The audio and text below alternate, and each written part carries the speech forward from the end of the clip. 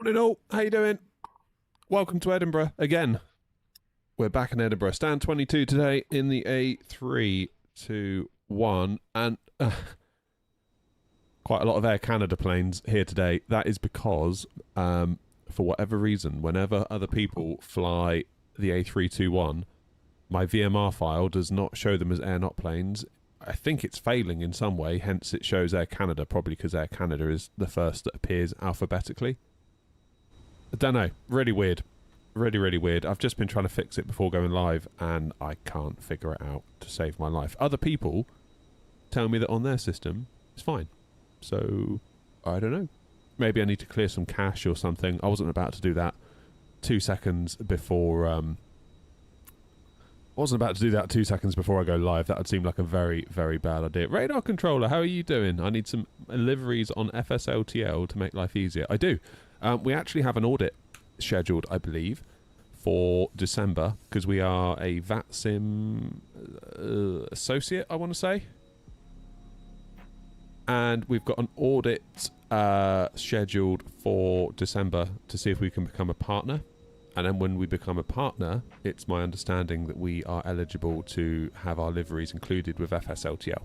At which point, no more VMR files, which would be amazing. Really amazing. Oh, right. What does the audit involve? Basically, I think they have to look into how many flights we've done, how many unique pilots we've had, and basically, are we kind of upholding... Are we representing VATSIM in a nice way, or are we going around being a bunch of clowns? Because that'd obviously be annoying for VATSIM, wouldn't it, if we were? Okay, fair warning. Today might be a bit of a low energy stream. I'm not feeling too good today. I woke up and I was like, oh no. Not feeling great, so that's cool. I look forward to that. I'm gonna have some tablets shortly. It won't just be coffee breaks today, it will be coffee and tablets. So that'll be good. That will be good. It seems I finally caught it, which is a bit of a shame, because I thought I'd gotten away with it, to be honest, but never mind. Never mind. Okay, let's get the navs aligning. That's good.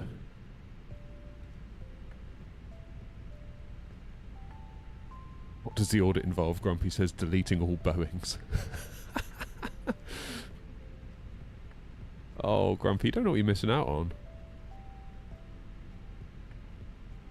Caught something from that nativity, yeah. Honestly, like, I was sat there just looking at all these people that were just, like, breathing germs everywhere.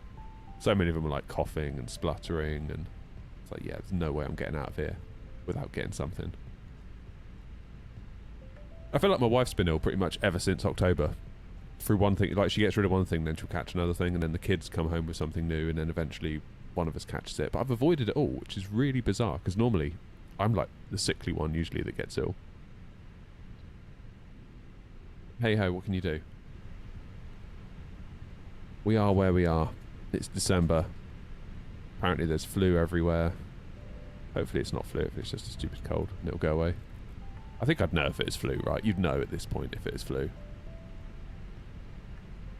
Take my approach and don't interact with others. Very hard to catch something. Well, that's solid advice, really. I remember, like, during COVID, just obviously getting ill from COVID to one side, which I luckily avoided. Just didn't get any colds, didn't get... Because obviously you don't see anyone, do you? It's like... Really weird that was. Why have I got part of this screen here?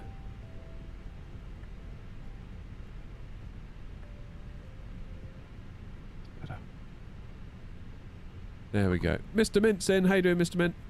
So, plan for today, in case you haven't figured it out for yourselves already, we're heading to Gatwick from Edinburgh, because there's an A321 here, or there is now that Grumpy's delivered one this morning, and then we're going to go down from Gatwick to Toulouse. That's going to be our little day out today. Hopefully I can maintain the energy throughout. Come on, high energy stream. Let's go. Let's go. As the cool kids would say. Alright, ATSU then. Let's have a look. Let's do some work. Time to go to work, buddy. AOC, flight init, and we'll get that one pulled in. Looks like Eddie. It is Eddie, yeah. We love a bit of Eddie, we do. EGPH, EGKK, alternates Brussels. Well, let's hope we don't have to go there. I'm not sure Brussels would be too keen to see us after last time.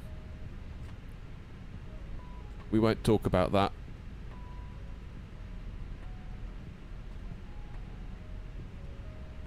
We were based there with Easy for just over 5 years. Nice. I've never actually been to Edinburgh. I'm here all the time in the sim. But I've never been there in real life. I'd like to. Always strikes me as a pretty cool city. Whoops. Cost index today is 60, and we're cruising at 330. And ground, I believe, has come online, so we'll go and give them a buzz.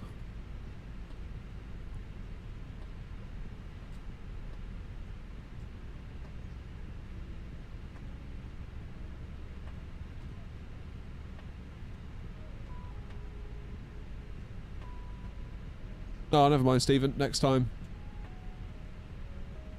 Are you in Edinburgh now? Sweet.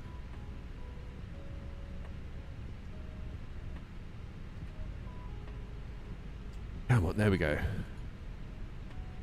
Right, ground is online on 121775. Yes, they are. I noticed that Navigraph's had an update. And the UI for the overlay VATSIM stuff has changed. So I'm quite keen to give that a go today. 755, not 775, you wally. Looking alright though. The issue I had with this was that what I would see on here would not be what I would see on this, for example. But this is looking fairly accurate. 1, 2, how many got here? 1, 2, 3, 4, 5. That's accurate. British Airways 22 is pushed back. Be interesting to see when this BA over here starts taxiing as to whether it will move at the same time on the charts. That'd be quite cool to find that out, actually. You're often at Stansted, is it? Why it's different. Right, let's get over to let's get over to ground. 121755. Was ground gone offline?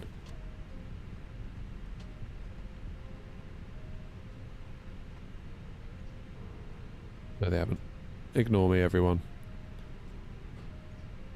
Why has it sent me to Brussels then and not Stansted?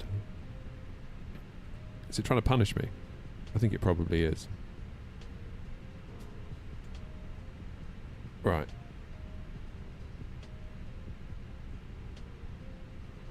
Passengers bus is coming.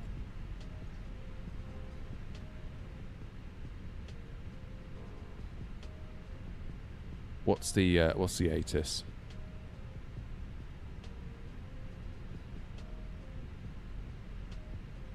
Information echo. Information. What's the QNH? 1006. Do nicely. Speedboat 22 ready for taxi. 022 taxi on point Delta 1 runway 24 via Golf Mike and Alpha. Right, they're going to start taxiing. Golf Mike Alpha, hold short Delta 1, runway 24, speedboat 22. Compare the two. Compare this one over here with this one over here. See if there's a delay. Edinburgh Grand, good morning, Ryanair 5 uniform. Oh, they're both moving, that. Alpha with information, Foxtrot, Boeing 738 MAX. I'm guessing I have all clearance to Ibiza. Pretty good. 5 uniform, good morning, cleared In fact, I would say the charts are more nuanced. 325, information, Foxtrot is correct. Cleared Ibiza, runway 24, go 71 Charlie, squawk 7325, Okay. information, Foxtrot, Ryanair 5 uniform. Ryanair 5 uniform, correct. Call me back when you're fully ready. Live in hope.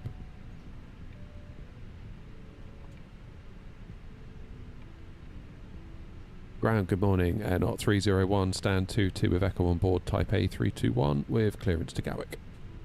Not 301, good morning, cleared Gatwick, Gotham 1 Charlie departure, runway 24, squawk 5476. It's just changed to Foxtrot. The QNH remains 1006. Cleared Gatwick on Gosam 1 Charlie, runway 24, squawk 5476, and we acknowledge Foxtrot, Air Not 301. Air Not 301, thank you. Call me back when you're fully ready. Let's get this squawk in 5476.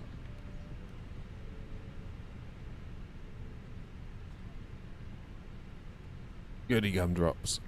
What screen size is that on the Boeing yoke? It's about, I think it's 12.9. It's about 22, nothing further for you. Unicom 122.8, cheerio. Unicom, speedbird 22, thank you, sir. Ciao. Ciao. IR a line in 1 minute. Good. It's taking its time this morning, isn't it? Ground aeronaut 35 Papa, CN20, ready for push and start. Eddie, departure 24, go someone Charlie. North aeronaut 35 Papa. I appreciate that the controller said it was runway 24. I know that quite often you can infer that based on the SID you get. Sometimes you don't always get that. What we're doing, Desert 1 Golf. We'll go via Willow. So that secondary flight plan I'm going to do in a knit of EGPH / EGPH. Pop that in there. Then we will pop in the arrival of ILS 24 no star.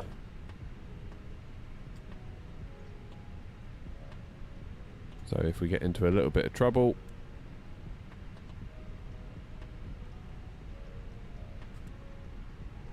we can whiz ourselves back around and in. Got an ILS set up for ourselves. That'll be okay. Click the high title bar on your pop-ups, give you more screen. Yeah, but then it goes weird if I do that. I need to have a proper look at it. I need to have a proper look at that. How you doing, Fuji? And Macabell's in as well. Nice. How much for the setup? Don't know. Never added it up. And I don't intend on starting today. That might end badly for us all. Okay, so go some 1 Charlie. We've got... My thing's frozen already. Brilliant.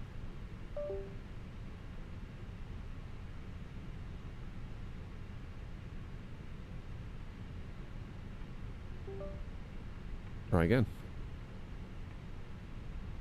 There it is. The alternate off and on trick. Got your yoke today. Nice. How are you finding it?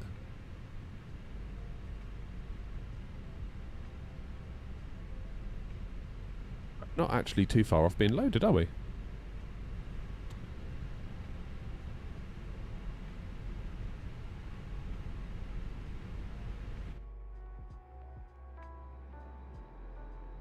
Why am I windmilling? Is that the wind?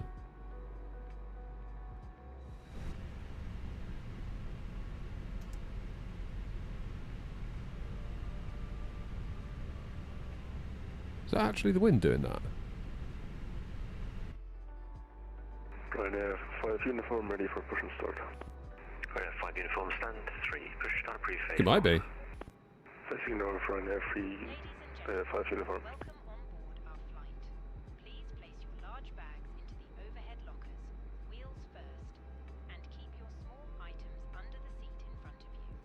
Which yoke did you get, Macabell? The Boeing one? Thrustmaster. Morning, Rob.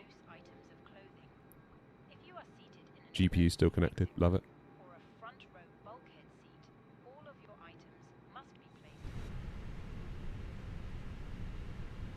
It's not New Sky, is it, that's injecting the 321?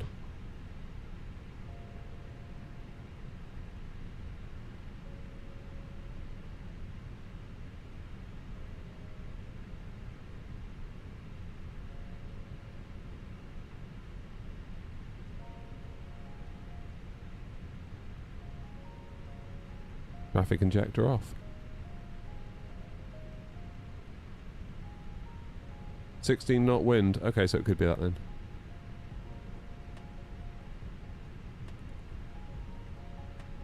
If you have your strobe set to auto, they'll show us on for other aircraft. Yeah, it's true. That is true.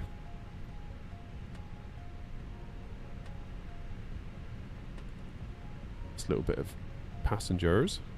Where's the last 10 gone? Are we waiting on another bus?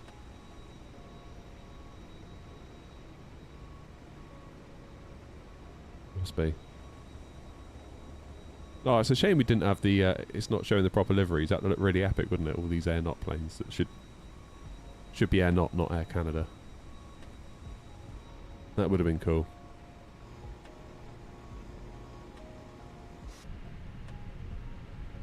Why does my plane keep dropping? Edinburgh Ground, good morning. Ryanair 93 Yankee Alpha Stand 26, requesting IFR clearance is filed to Prague. We are Boeing Type I've done that, Ryan. Max 8, and we have information on board. 93 Yankee Alpha, good morning, cleared Prague, Tower 6 Charlie, Oh, Prague. Squawk 4745. The information is Foxtrot, QNH1006. Where are my last 10? Clear to destination on the Tower 6 Charlie, Squawk 4745 with Foxtrot on board, with QNH1006. 93 Yankee Alpha, thanks, call me back when you're fully ready. Will the Air Not liveries ever be added to the global liveries pool? Trigger, do you mean like 56 Tango, stand 2 FSLTL? push and start. Is that what you mean?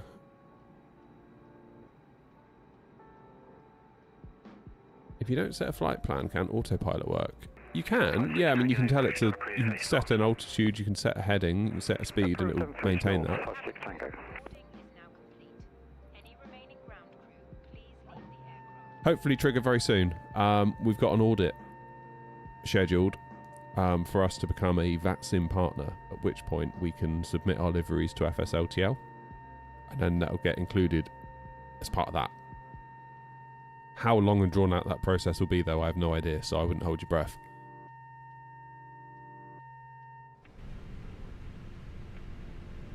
Hey, we're loaded. The last 10 finally made it. Right, let's send that over. Departure runway 24. It is dry. Sync the weather. It's going to be at flaps 2. Yeah, 142, 149, 150. Send that over. Init page B. Fuel, we got 8 tons. That's what we need. I'm just going to double check.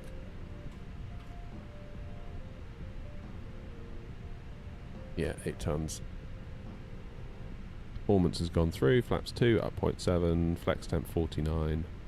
Ryanair 5 uniform ready for taxi. Ryanair 5 uniform, taxi point Delta 1, runway 24, fly Echo and Alpha.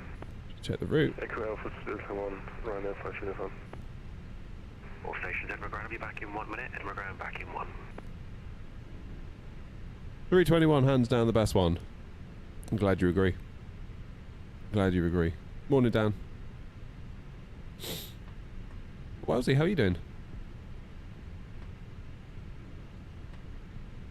What's the tablet I have displaying your PFD and MD? It's just a screen off Amazon.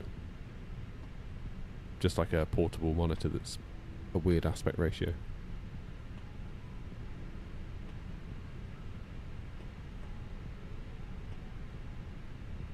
Edinburgh Ground is back.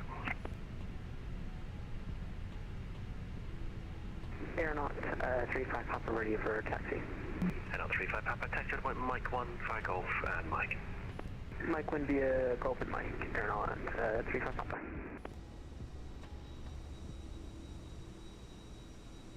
I do seem to be bouncing around a lot. Why do I keep doing that? Right, let's get the fuel pumps on. Ryanair 5 uniform, hold Alpha 16. Hold Alpha 16, yeah, Ryanair 5 uniform. Aeronaut 35 Papa, continue Delta 1 via Golf Mike and Alpha. Continue Delta 1 via Golf Mike and Delta. And Do you Alpha, have to do anything about 35 the Fly Live studio connection? Don't know what you mean. Would I like a coffee? I'm going to get a coffee very soon, and also some paracetamol because I don't feel very well today. Boo-hoo, I know.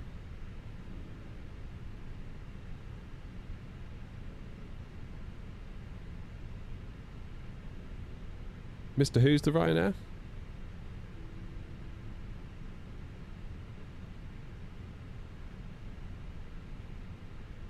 Oh no, Fly Live Studio is not the overlay.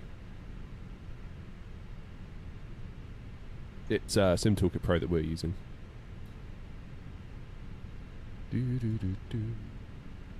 Where am I? Okay, Grumpy's there. Rhino's staying put for now. Rhino 5 uniform, give way to the A321 coming out of Mike. Follow them, Delta Point, Delta. Oh, he's a TikTok streamer. Nice. Give way to the A321, follow them to the Delta 1, Ryanair 5 uniform. NL 35 Papa, no, nothing further for you, Unicorn 122.8, cheerio. What airline we flying? We're flying as me. Not sure why I keep bouncing around. 122.8, adios. There we go, bounce again. 122.8, bye-bye. Don't know why it's doing that. I wish I did. Anyway, the APU's looking good, so let's get the beacon on. No more green screen crashes so far, Dunk. No.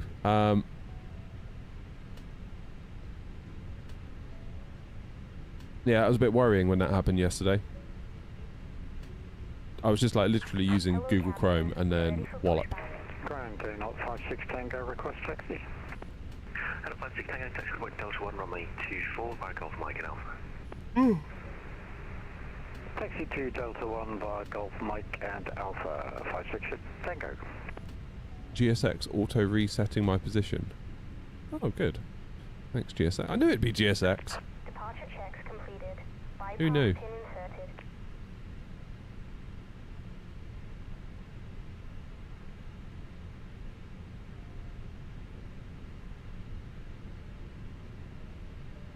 Ah, Dan, I did it myself.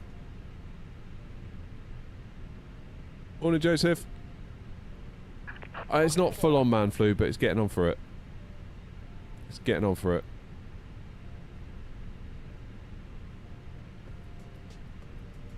Hey, Marcel.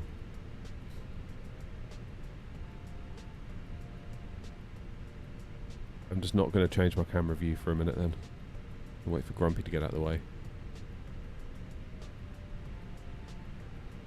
There's our good friend over here.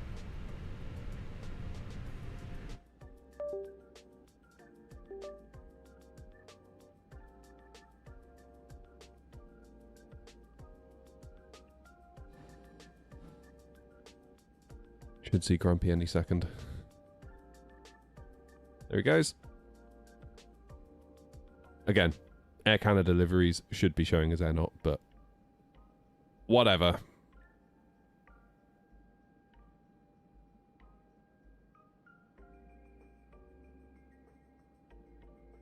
Co-pilot, it indeed does have sandals on. Does indeed. Right, are we ready for a taxi, GSX? Yes, we are. Ground Air Not 301, stand 2-2, ready for push and start. 301, push start approved, face north. Start approved, face north, Air Not 301. Pick, thank you for subbing. 4 months. 4 months. Amazing. Thank you, buddy. I really do appreciate that. Thank you. Okay, nose right, tail left. Release parking brakes, please. Commencing push. All engines clear. Start at will. Engine 1 start then. Cabin crew, arm doors and cross-check. Do you have to keep on resubbing? I don't know, Rob, actually. I imagine you probably do.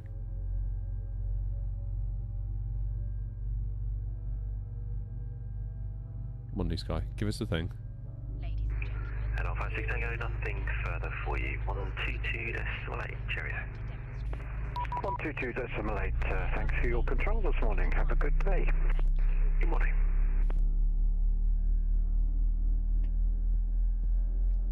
ladies and gentlemen, welcome aboard our Airbus A321.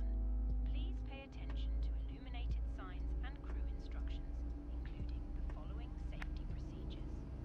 The safety card found in your seat pocket contains important information about exit routes, oxygen masks, kits, and the brace position, which you must adopt if you hear brace, brace.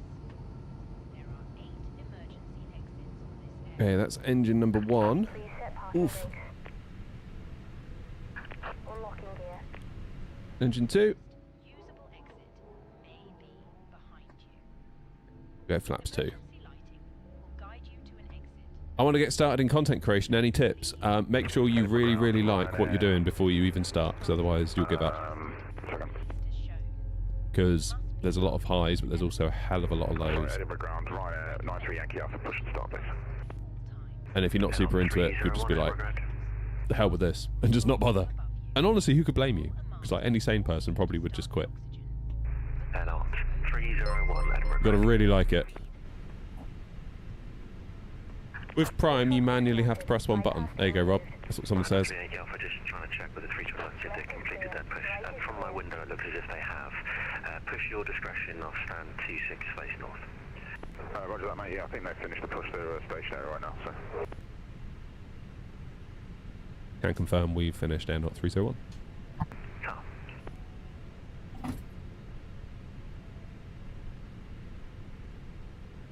Lovely jubbly. Right, that's 2 engines done. Let's get the taxi light on. APU off.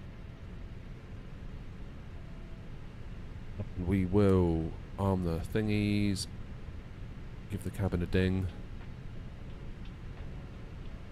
Just want to make sure our departure information. Yeah, flaps 2 up 0.7. 1, 2, 3, 4, 5, 6, 7. There we go.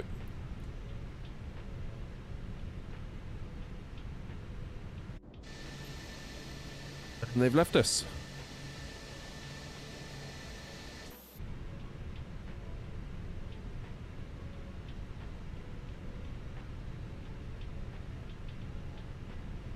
Yeah, I mean, Croft, it's like, if you're going to do it, if you're going to do content creation, you need to be in a position where you would do it anyway, even if no one watched. Because there is a very real chance that no one's going to watch. And you're going to have to push through a lot of like bad times in air quotes. So, yeah. If you're doing it just to get popular, and you don't get popular instantly, you're probably going to not want to continue doing it. Ground Air 301, ready for taxi. 301, taxi, holding point Delta 1, runway 24 for Golf Mike and Alpha. Delta 1 for 24 via Golf Mike and Alpha Air 301, thanks. Okay, that for us then is Golf. Second left onto Mike. Over there.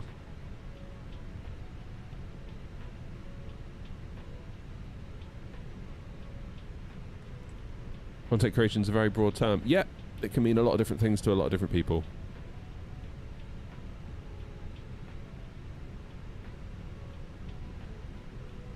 But if, like, you know, you don't fancy it one day, or, you know, numbers aren't what you hoped, if you're not actually, like with flight simming,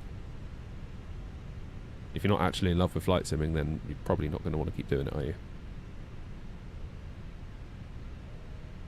So just make sure, whatever it is you're going to do content about, make sure that you do it anyway, even if the numbers weren't there. And they probably won't be to start with, is the harsh truth of it. It's a long, hard road. I nearly gave up. At like 250 subs I had, I was like, this is stupid, this is pointless, it's not working. This is taking so much time, I'm not getting anywhere. Like, am I better off just enjoying my life and not doing it? Came really close. I was in Prague, actually, on holiday. And I'd scheduled a load of YouTube shorts to go live while I was away. Like one every day, so like 5 or 6 of them that I'd queued up. And just none of them would get any traction at all. I was like, what is the point? Should I just enjoy flight sim and just be a simmer and not do the content side of it? Really glad I didn't. Really glad I persevered, but there was a genuine moment where I was like, I've got 2 small kids, I've got a busy life as it is, do I really need this as well? Causing me this background level of stress, and that's when I sort of decided not to care. I was like, I'm just going to do it because I want to do it, and I'll publish videos when I want to publish videos, and I'll go live when I want to go live, and that'll be that, and I'll enjoy it, and hopefully it'll be the better for it.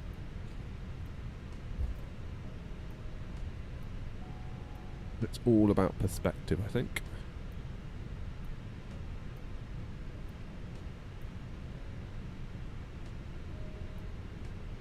Okay. Do you think it's worth buying Microsoft Flight Sim? I've got X-Plane, but I want better graphics.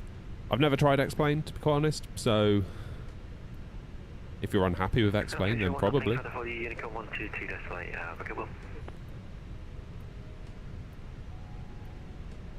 Is that for me? Is that for Air 301? Roger, thank you very much. Over to Unicom. Air 301. Cheerio. I sworn he said a different call sign. I thought I heard Shamrock.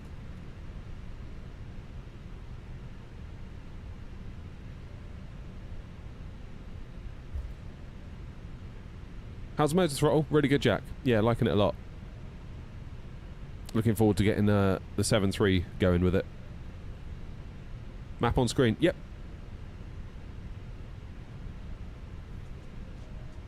Just thought I'd leave it on for the taxi.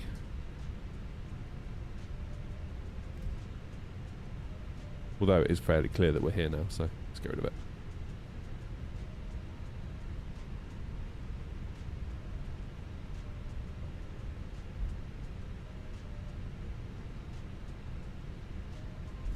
How long did it take me to start seeing decent numbers? About a year. Probably more than that, to be honest.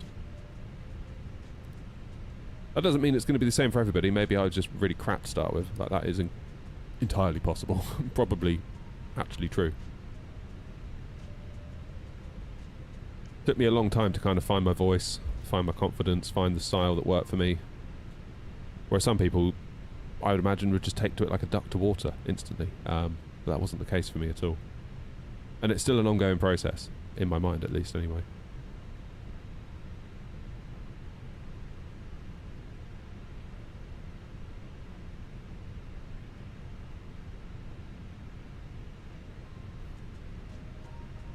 Alright, parking brakes on, let's get the lay of the land a minute. So we've got nothing coming in, which is good, so we can line up and take off on a Go Someone Charlie. Edinburgh traffic Air 056 Tango direct Elbus.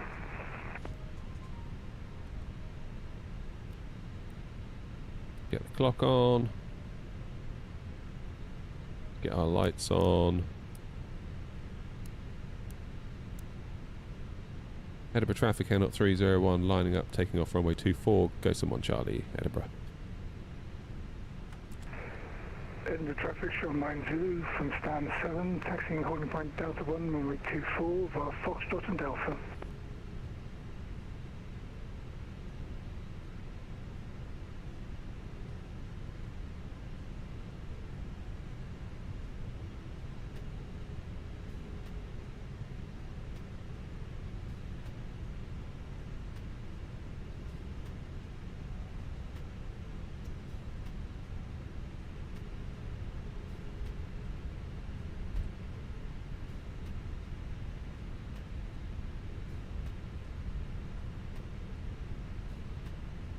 Right, let's get down to Gatwick and then on to Toulouse. Turn and burn.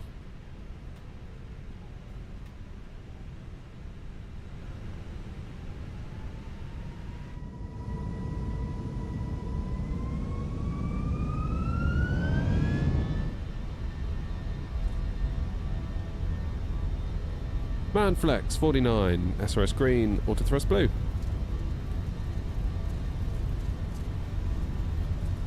Right Air 93 Yankee Alpha, taxiing runway 24.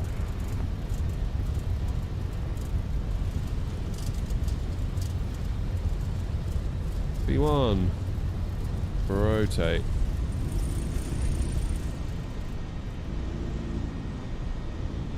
Positive climb.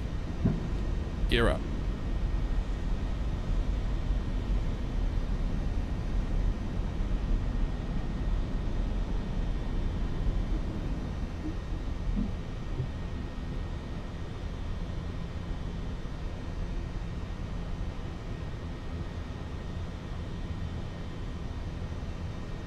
traffic, A321, airborne out of 24, go someone Charlie, passing 1,400.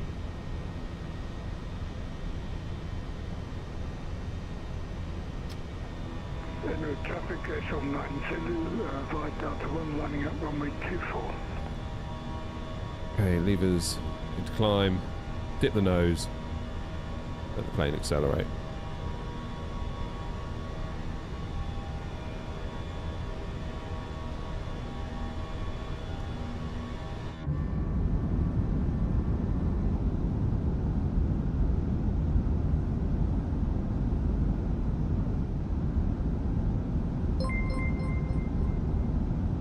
Cheers, Roof.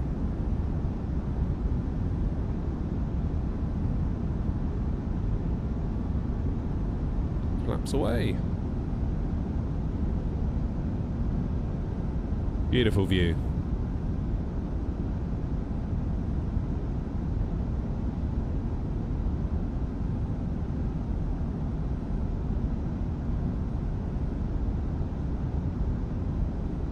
This is one of the perks.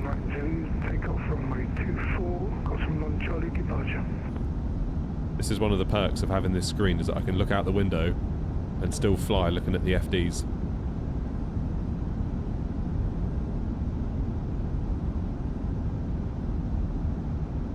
Love that. Okay, let's get that autopilot on. Hey, Clark. Do I have a wide body livery? For what plane? I've got 777 freighter, 777-300ER, A350, A380 fly-by-wire.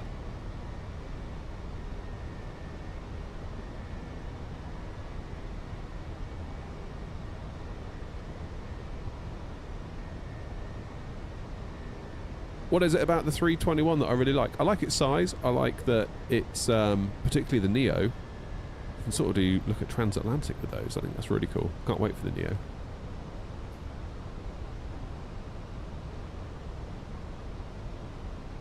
Right, can I go direct Elbus? Do a little shortcut. Ryanair, 93 Yankee Alpha, lining up runway 24. The traffic, Shell 9 Zulu, passing 2,000 feet, course 1 Charlie departure, last transmission.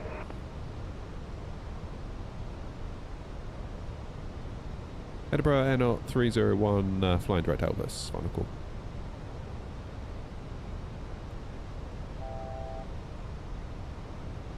Okay, let's climb 330.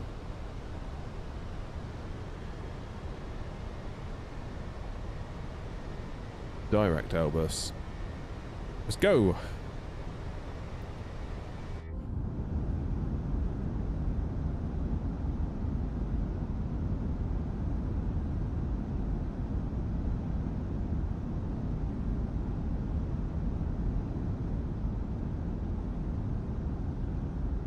What joystick? It's Moser AB9 with an FS Project stick on top. Really recommend it. It's not cheap. Especially the FS Project stick, because you have to like build to order those. But it's very nice. Noms, you just sent 5 memberships. Thank you, Noms. What a hero. Be sure to say thank you to Noms if you get a membership.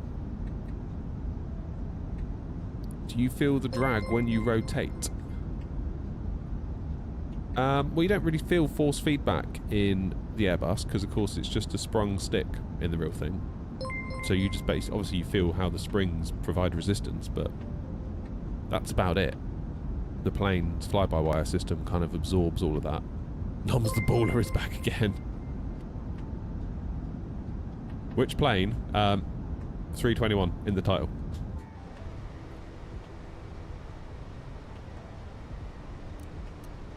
Okay, lights off.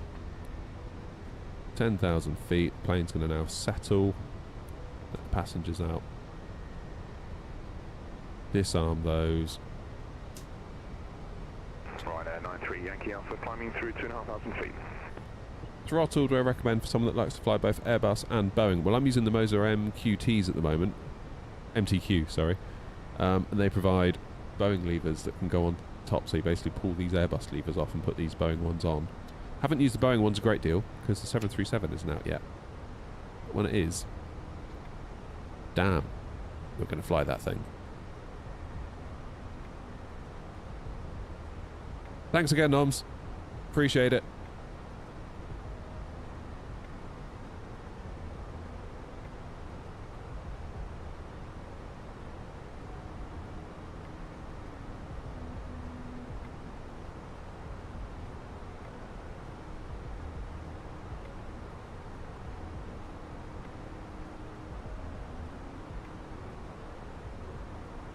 Get the fans on.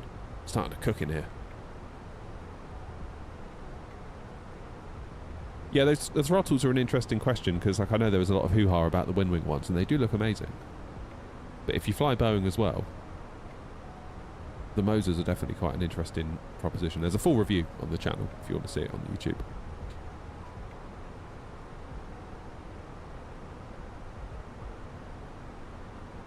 Not confirmed yet, Noms. Potentially on Tuesday before Christmas. Have I tried the Thrustmaster Boeing throttle? No, Jack, I haven't. Used to have the Thrustmaster Airbus. Well, I still do. It's in here with me somewhere.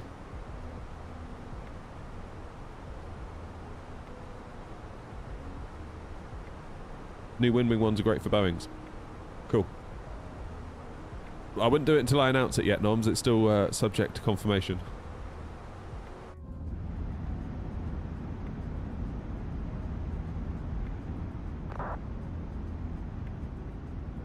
Yeah, Cyback. Sober did a good job with SU4. Don't know what we're getting at the moment. 55, 57. Yeah, it's pretty good, isn't it?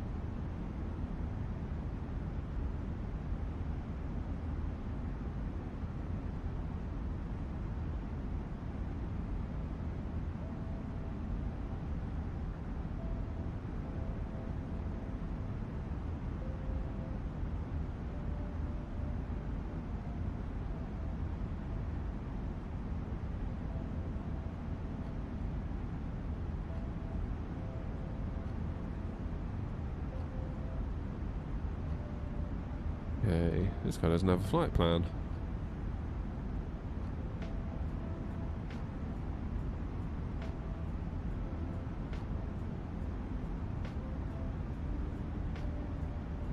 Anything on for us down at Gatwick?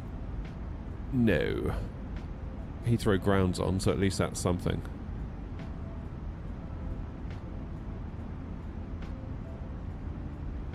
Rogue 57.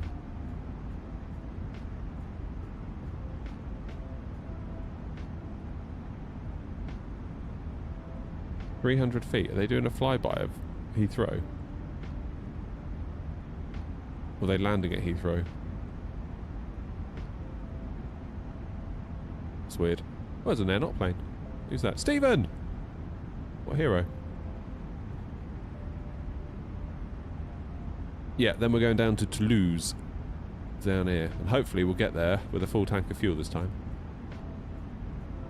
That's the idea anyway. That's a bit weird, Clark, isn't it, for that to happen at Heathrow?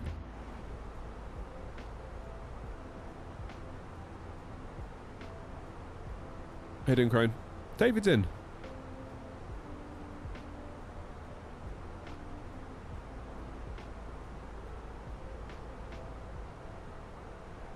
What I need to do, Noms, is just make sure that GSX actually fuels me.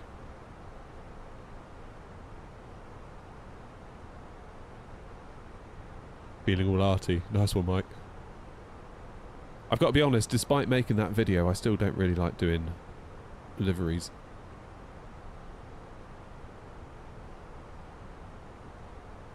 Do I prefer 2020 or 24? At the moment, 24. I feel like 24 is the way to go. Particularly when we get PMDGs 7.3, there'll be no reason for me to keep 2020 installed. I will probably uninstall it. To be honest. Is that allowed to do that? Because the flight plan on that fighter jet was not Heathrow. And yet... I don't know if they actually landed or just did like a super low flyby. Looks like a flyby. Like, is that allowed? Just to like whiz through Heathrow at 200 feet above the runway? That seems like maybe not to me. But where'd they come from? Seems like bad form, even if it is allowed. Let's put it that way.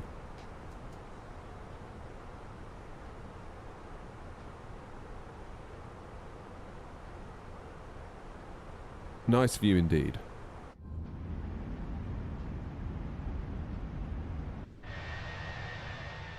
Let's have an external view for a bit, shall we?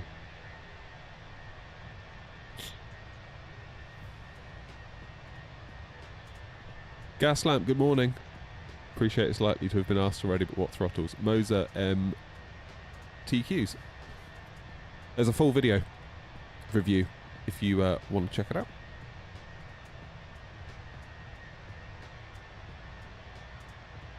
Do I know where Zone A is at Edinburgh? Oh.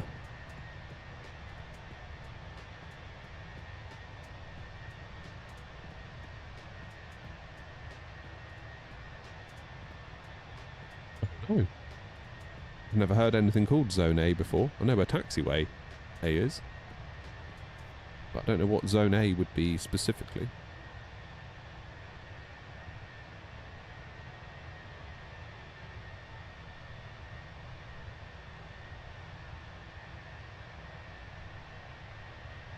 What runway at Gatwick? Well, I'm down for 26 left.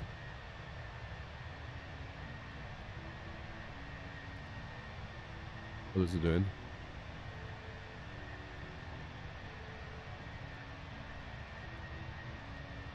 Let's have a look.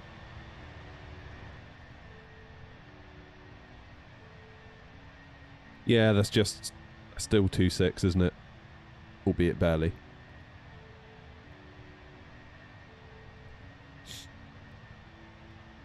Just finished up working on replacing a HF transceiver on a 321. Awesome. That's cool. How much did your yoke cost? All the system, all the throttles, and the side stick? I've never added it up, and I don't really want to start because it might frighten me to death. But yeah, it's one of those things where you buy it all in little bits, and then 3 years down the road, you look back and you're like, "Oh my god, I've bought all this stuff."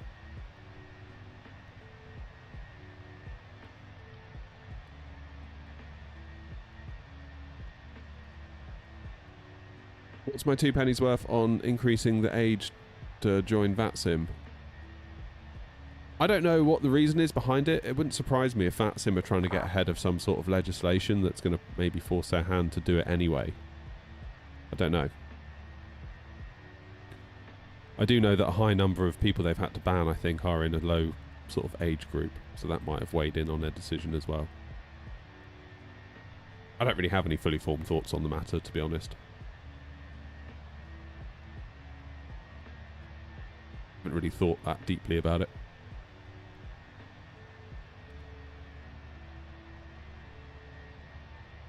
Social media is now banned in Australia for under 16s.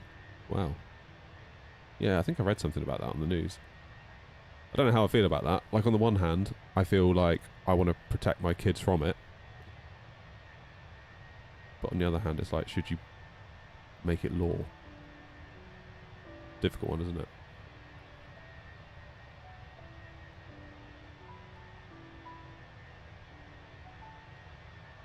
30% of all bans on VATSIM are under 16s.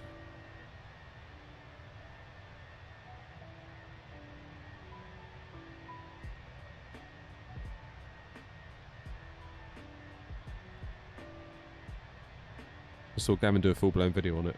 Yeah, I don't really have any thoughts, Bobby, to be honest. I tend not to think about things too much, to be honest. Like,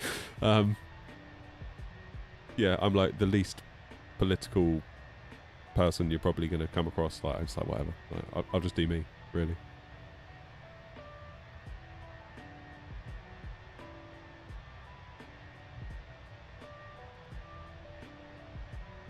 What did Gav say? Was he in favour of it or not?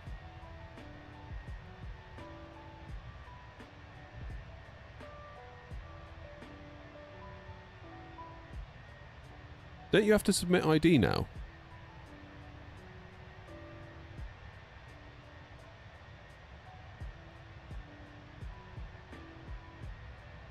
What mod am I using to show the route in the top right? SimToolkit Pro. It provides a little browser overlay that you can just put in. Am I flying the 320? No, 321.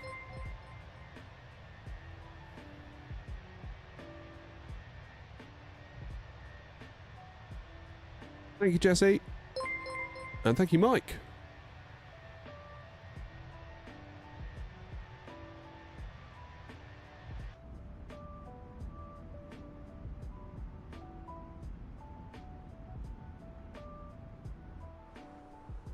I mean, I guess the question is social media like a net benefit for under 16-year-olds? I'd say probably not. But then is social media a net benefit for any age? And again, I'd also probably say probably not. I don't know.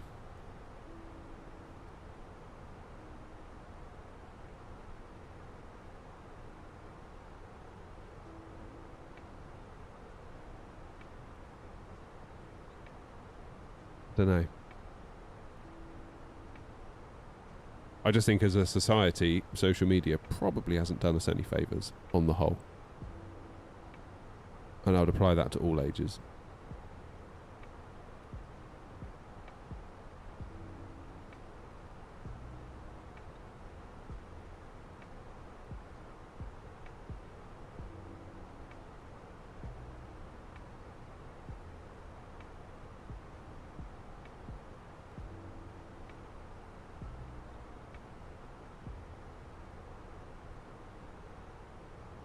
What did, Bobby, what did Gav conclude in the end?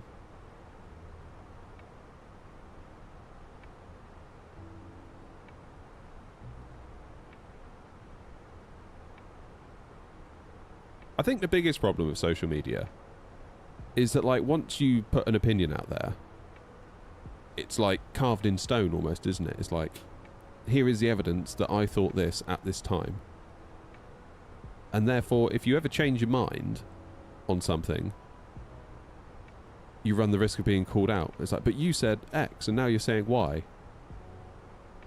And I guess the danger there is that it's easier just to dig your heels in and keep on saying X, even though you might start to think Y, because you don't want to look stupid. He was non-committal. Okay.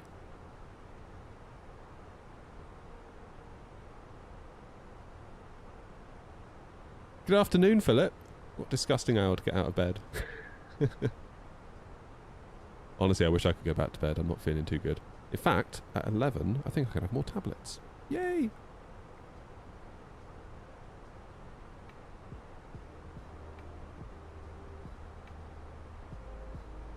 Arsenal, yes, for the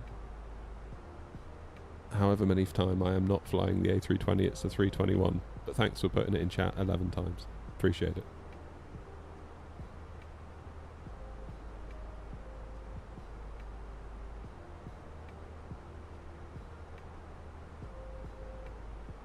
Tablets, yeah, paracetamol, Philip.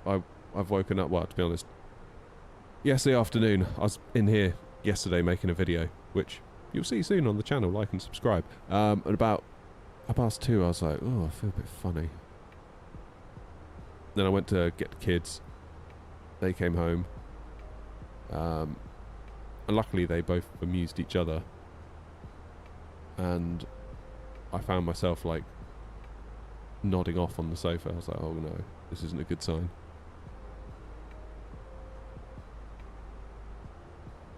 Rolling cash, Paul, is, I think I've set it to 500 gig, which I do kind of regret. I want to try and clear it actually and see if that gets rid of the whole Air Canada livery issue.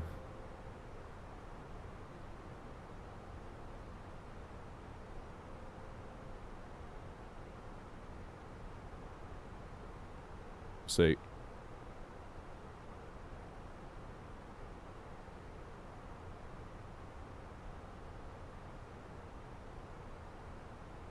How you doing, Benjamin? We are finally at cruise. Let's clear the scratch pad, otherwise that's going to upset Grumpy. How long we got to go?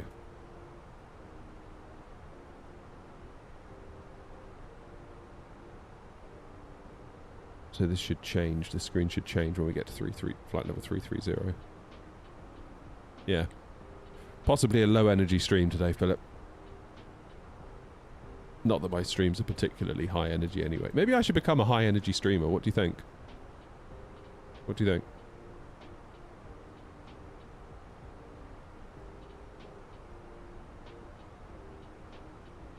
Did I get to the bottom of the performance issues the other day? Yes and no. It's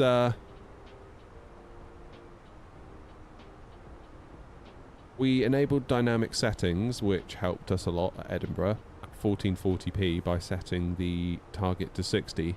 However, going to 4K, there was just no way it could ever meet it, because at 4K it's quite hard to reliably get 60. So I've set a target of 40. I've started taking those effervescent vitamins, Philip. I don't know if they're any good. Yeah, the little tablets you put in the water and they fizz. Benjamin, I'm fighting a cold today, mate.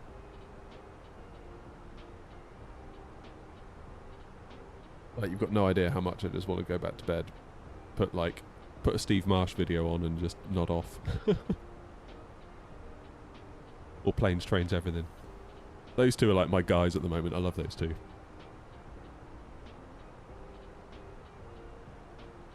Incredible YouTubers.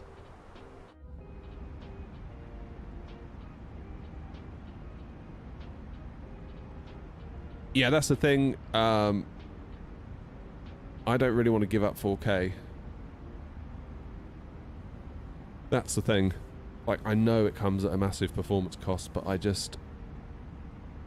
got a 32-inch 1440p monitor in the house, and I bought it thinking I might use it for out here, and if I don't use it for out here, I'll use it for in the house. And I plugged it in, and immediately I was like, nope, don't like that.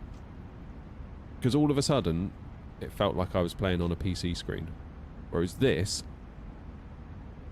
feels very... I know it's only a cheap 43-inch 4K telly, but the size and the distance I am from it, like... Very cool. Very, very cool. Like, it feels roughly... Everything's like roughly the size it should be. Like the little dials here, I feel like I can reach out and...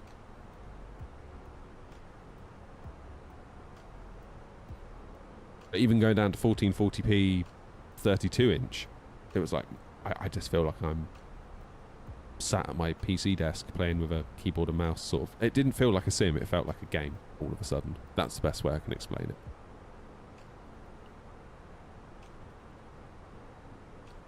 PMDG scrambled to release their 777 for SU4. What's happened, Noms? Morning, Sid.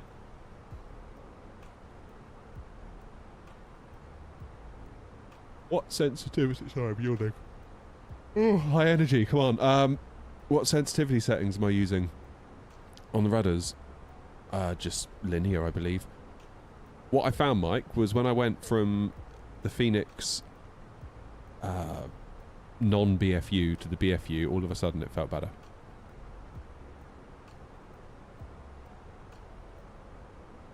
It felt a lot better really quickly.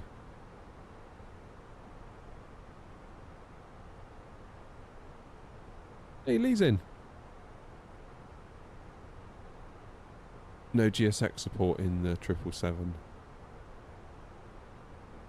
Is there none at all? Got a cheap 43-inch TCL on Black Friday, and wow, what a difference. Yeah, that's it. It doesn't have to be much, and especially for the sim, because you're unlikely to get much above 60 FPS anyway, unless you just frame gen it.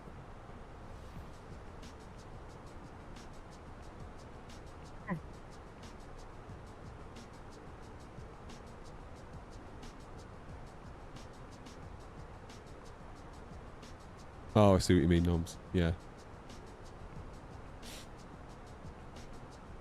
I did wonder whether PMDG were holding off for the public release of Sim Update 4 before they brought the 7.3 in, but I think maybe there's slightly more going on. It seems to me like, unless they like release it today, I think, or haven't they chosen to like redo a load of stuff based on feedback? Is that right? Oh, bloody hell.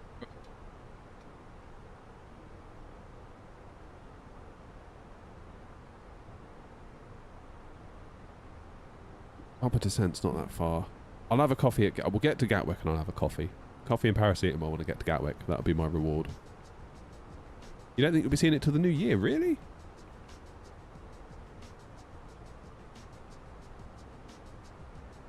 I've got to be honest, I don't really get all the hate. Like, I was watching the videos and I was like, yeah, it looks great. Like, can we have it?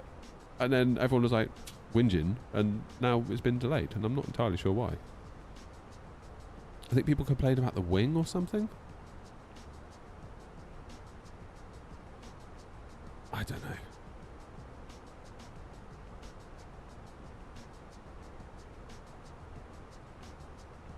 Don't know.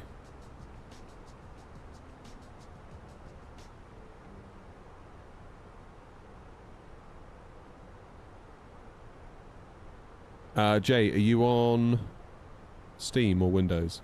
I can only really help you if you're on Steam, because that's what I have.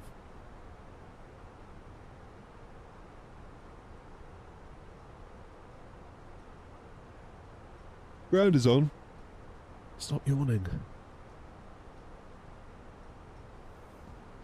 Brilliant. They are on. Looks like 26 left is... Guessing if this Tomjet's going 26 left. No other reason they'd be taxiing around there if they weren't.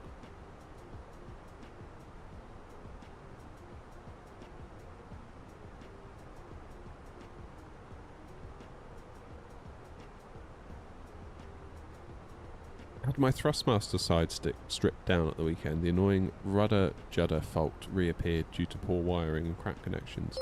Yeah, mine's got that. I need to figure that out. Do I have the freeware Gatwick or the Innie builds? I have... Oh.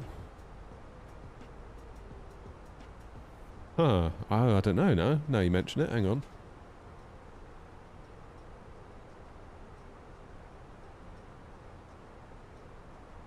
Gatwick, Innie builds. I did a video the other day where I used a freeware one, and I was like, have I still got that installed? Yep. Freeware. No. Innie builds. God, I'm so stupid today. This could be a right blinder of a stream at this rate.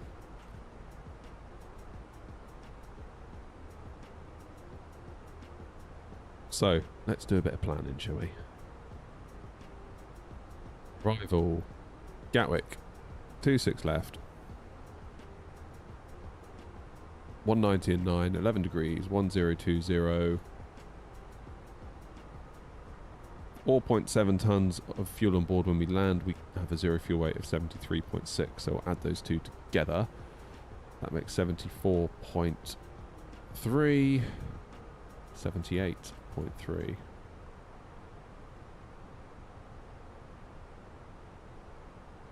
Which makes us overweight.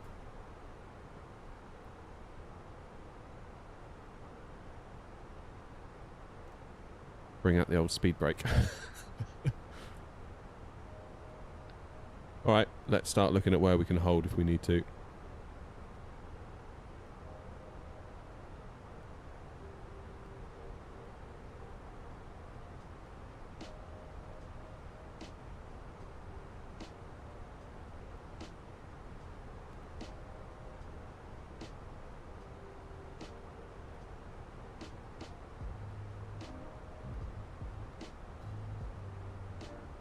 My livery video still work for the BFU? Well, the livery video was done in the context of the fly-by-wire A321X.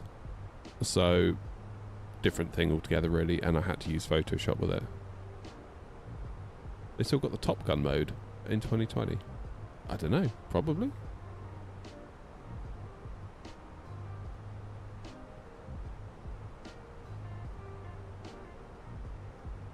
Probably.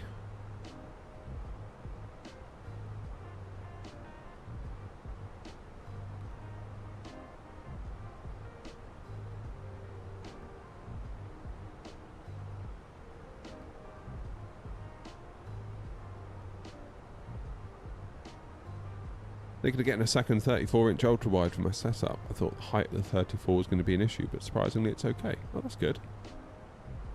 Is it worth getting the Indie-Builds Gatwick? No Top Gun anymore, the license ran out. Oh, there you go. That answers that then. The Gatwick from Indie-Builds is good, but then the freeware one isn't exactly bad either. I picked it up on a sale for like 12 quid. So, I don't feel too bad about it. Had I paid 20 odd, I'd have been a bit like... Meh. I did, Grumpy, yeah. I did.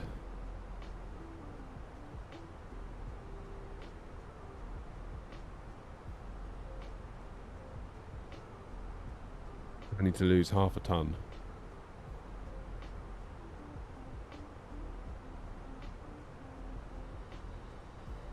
Let's see if there's anyone. There's no one around me. I'm going to go fly over.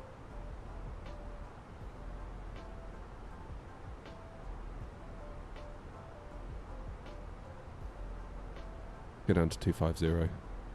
That'll help. Oh, Ryan, thank you for the $5, but I'm having a bit of a hard time with that. 772 livery when you finish it. I'm having a hard time with that at the moment. It's weird because I think the paint kit the PMDG provide is actually a 2020 paint kit, so I have to convert all the DDS files back to PNG, then into KTX2. It could be a very long, drawn-out process, Ryan. Particularly as I don't have the plane to test.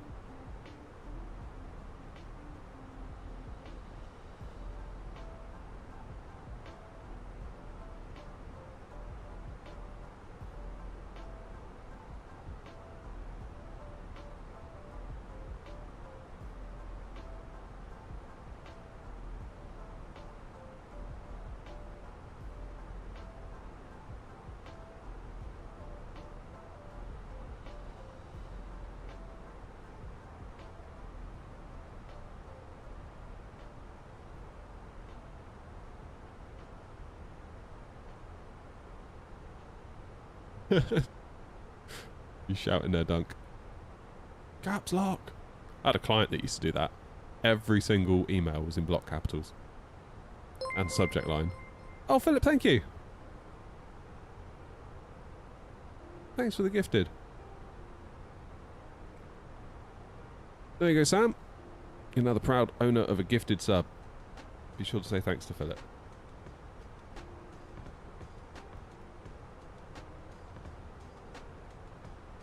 I've reduced my height now to 25,000 feet.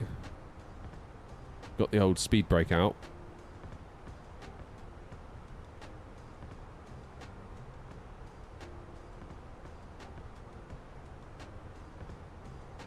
We can get our fuel burning.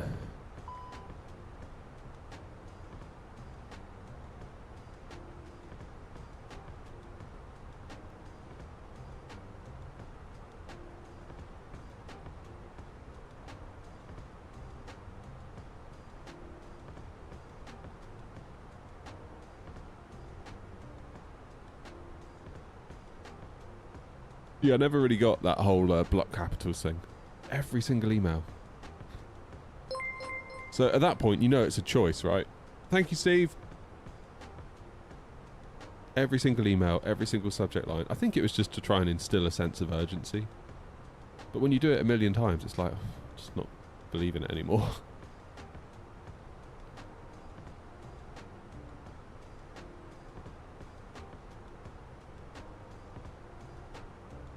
Right, let's do our desk data. QNH is still 1020. Temperature is 11. What's the wind? 190 and 9.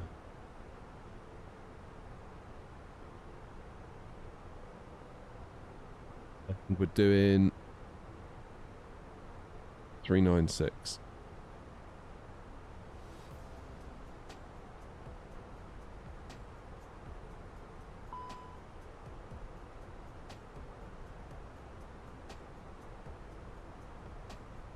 Cool.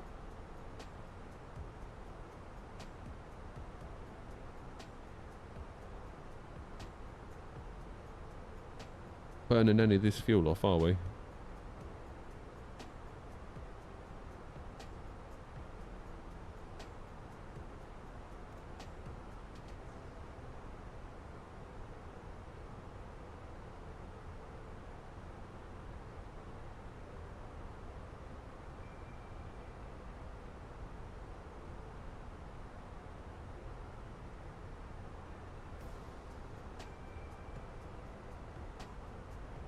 There's Grumpy, there is Ryan.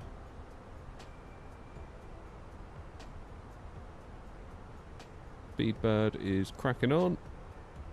Gatwick's looking a bit busier as well, that's nice.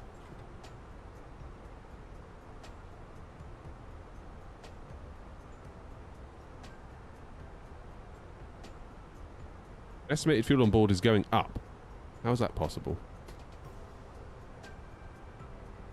Does Moser have detents for the 737 flaps? Yeah, that's one disadvantage. It still feels like Airbus style detents.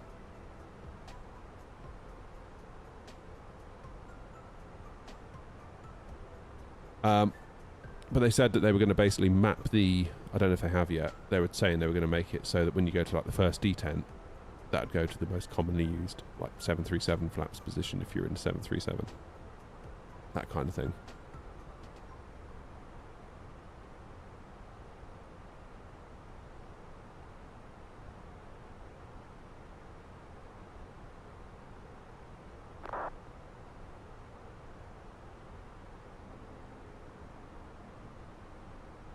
Right.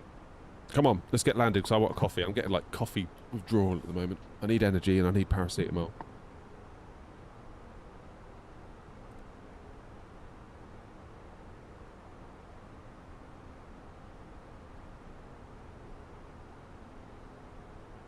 Maybe we have to hold at Willow at this rate.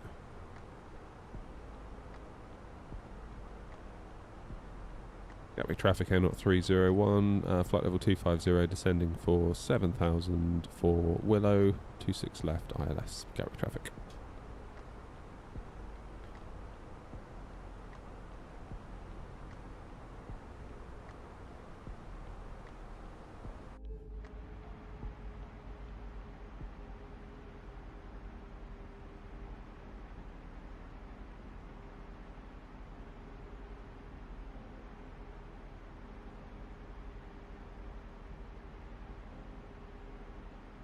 Hello Steve, what's Steve saying? I've been watching your YouTube videos recently as I've bought and waiting for the Moser AB6 and throttle. Nice.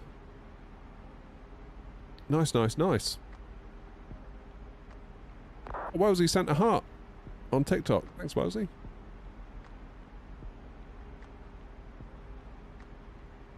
Yeah, the AB6 is good value. It's a good value. Good value stick. Like I say, you get everything for $399, which is a far cry from the AB9. So if you're looking to save a bit of money, the AB6 is a good choice. If you don't mind it being gear driven. And I think at that price point, it's acceptable for it to be gear driven. I really do think that.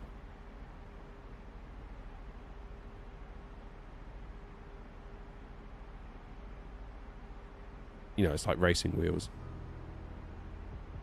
You can spend a fortune on belt and direct drive, but then if you want something that's going to be affordable, you end up with a gear-driven wheel, and they're fine. They work.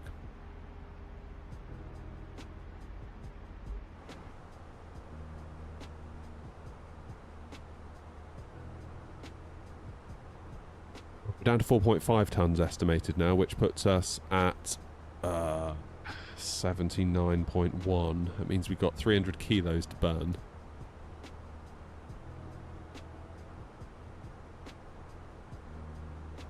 Will we do it? To be honest, Steve, I thought it was alright. Like, but I needed to mention it in the review. Because imagine if I didn't. Imagine if I was like, it's just an AB9, but smaller and slightly less powerful. And I didn't mention that, and people got it, and they were like, what the hell? You know, like, why didn't you tell me it was going to feel like this? Because some people will mind it, and others won't. So I have to tell you. I was surprised at the number of reviewers that didn't mention it, because I did watch a lot of them. I was like, why aren't you mentioning the gear driven thing? Did you not notice, or did you just not want to mention it? I don't know, it's weird that, I thought. G-Lock did. And as soon as I saw his video, I was like, he's going to mention it. There's no way he's not noticing that. And lo and behold, he noticed it. So good for him. He's a good egg. I like G-Lock. Have I flown the Concorde? Nope. No, I have not.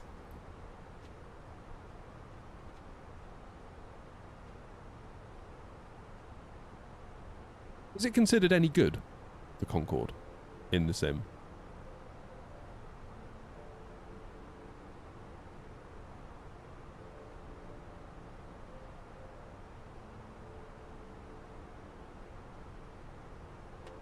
So it's got to be quite hard to, like...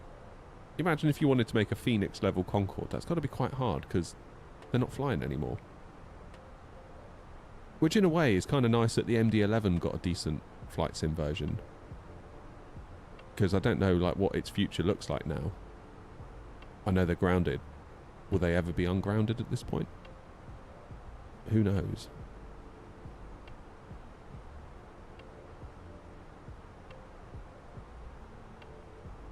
Who knows? Come on. I need to get you down to 4.2.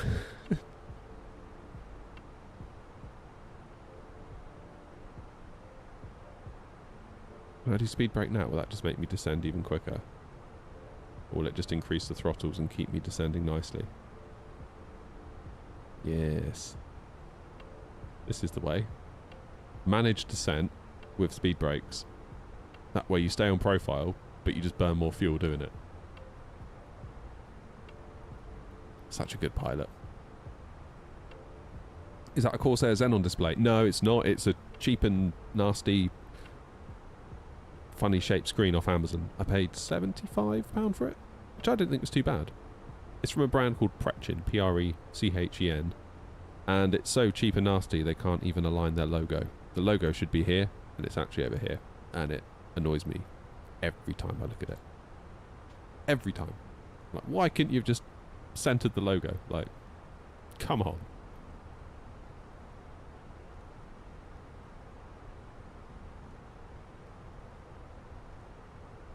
Yeah, all it is, it gets its power from a USB-C cable that I've got plugged into a power thing. It's just HDMI. And then I use Pop-Out Manager to pop the windows where they are. The logo's a feature. I never thought of that. Sorry. Sorry, Steve.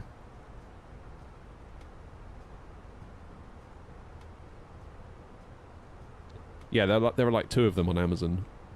From what I can gather, they are the same product. It's just they've been white labelled by two different people that can't, one of which can't put the logo centered on the screen. So that's good. What's the throttle? Moser MQT. MTQ, sorry. I always say MTQ. I always say it the wrong way around. I even wrote it the wrong way around on the review. My contact at Moser was like, you realise you spelt that wrong? I was like, oh god, I'm so sorry. Fixed.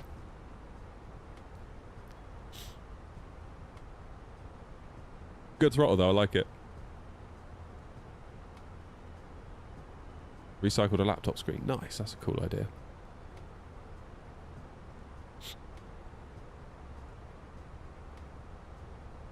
That's a cool idea.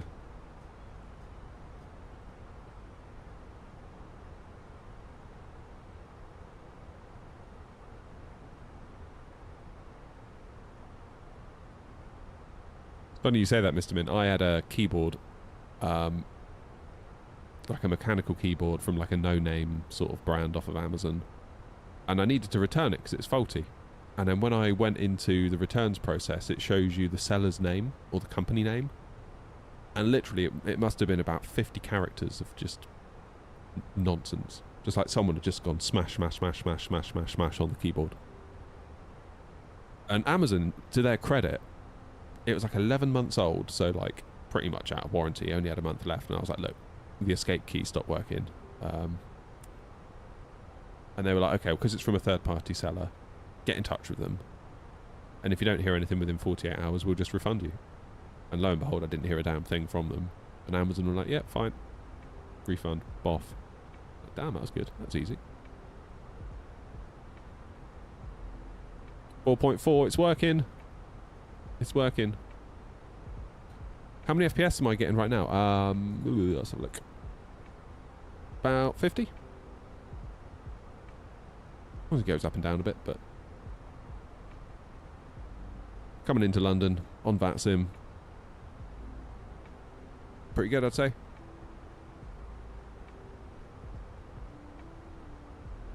I guess in the end, that third-party seller would have ended up paying that refund. It's just Amazon forced their hand.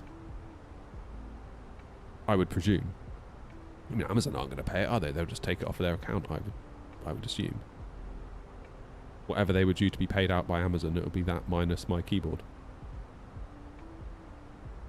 But in fairness, they gave them 48 hours to resolve it themselves. They could have got in touch and were like, we'll just put a new... Because you can remove the keys.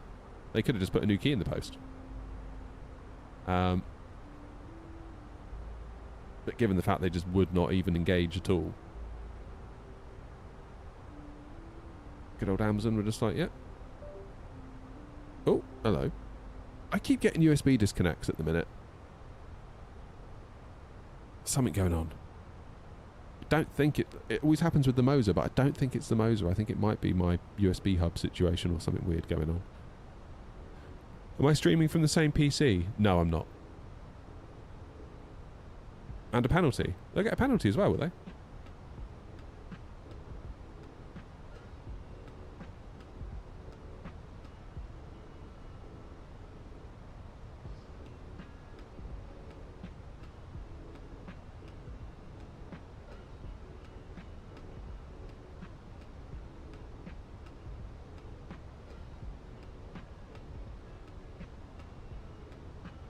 Okay. Heathrow's off to our left. Can we see it? Might be able to, actually.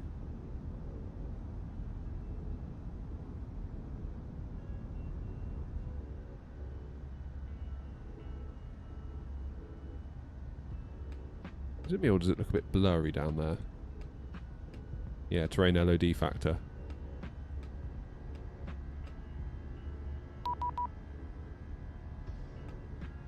London Control's just logged on.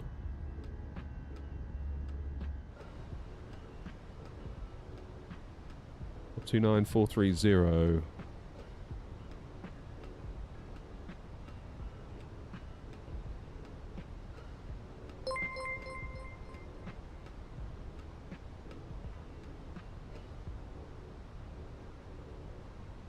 Left, no delay, descend flight level 70.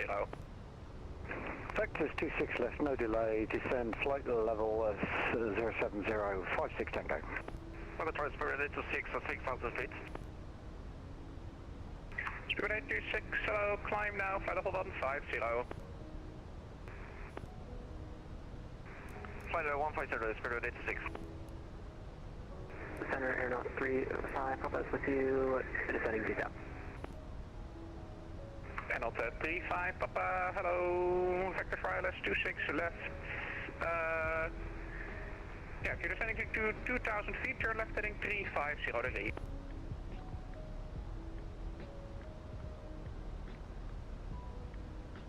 Oh, cheers, Lanky. 12 months on Twitch, it's crazy. London, Bergen 1, telescope 3720, out Gatwick, Northern 1 X-ray 4000. First Aeronaut 35, Papa, descend 2,000 feet, fly heading 350 degrees.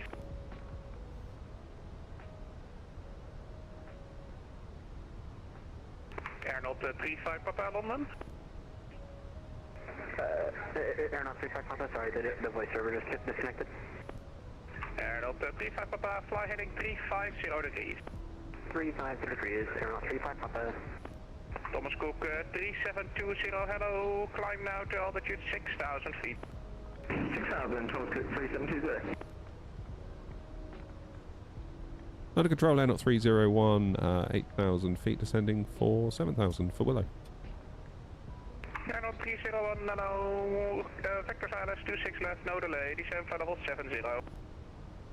Just for the ILS 26 left, no delay, and we'll descend to flight level 70, Aeronaut 301. To Charlie, Clement, Traveler 120 back to... Honeycomb Bravo? Is that the new one? KLM 2 Charlie, hello, squawk 6025. Alright guys, Now that London Control's online, I might have to be a bad host. Just saying. I've got to pay attention for this bit. London Control, Air Sweden 423 with you, flight level 230. Air Sweden 423, hello, squawk 7017. It'll be a Lelna 1 Juliet for Jersey. Cheers, hi.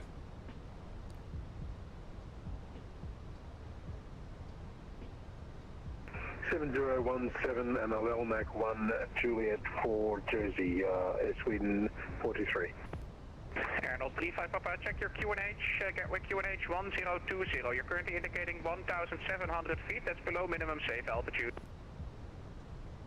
We have QNH 1020 for Arnold 35 Papa. Arnold 35 Papa, roger, turn left, heading 280 degrees, cleared ILS approach, runway 26 left. 280 degrees, cleared ILS approach, 26 left, Hey, fly Sam. Arnold 35 Papa. Arnold 56 Tango, fly heading 060 degrees. 060456 Tango. Speedbird 826, nothing further, Monad advisory, bye-bye. Switch to Indigo, Speedbird 826, bye-bye.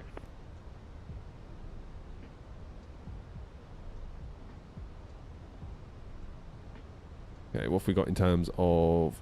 Thomas Cook 3720, climb now, flight level 260. 121805. 260, Thomas Cook 3720. 121805. Okay. Ground is all tuned in, ready to go.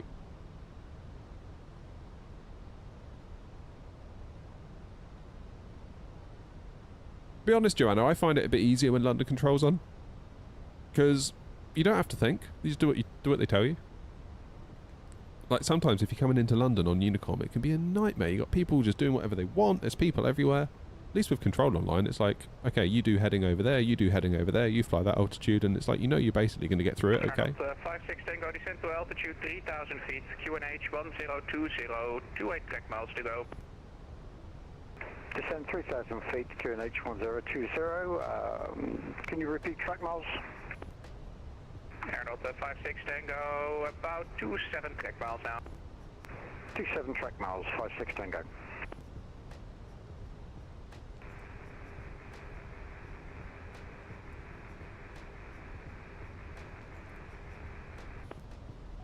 Station calling, unreadable, only static. Roger, it's London Control, good morning, Griffin 9 moments you do, we're just holding Alpha 2, can we get 1 to 2 minutes holding for our brakes?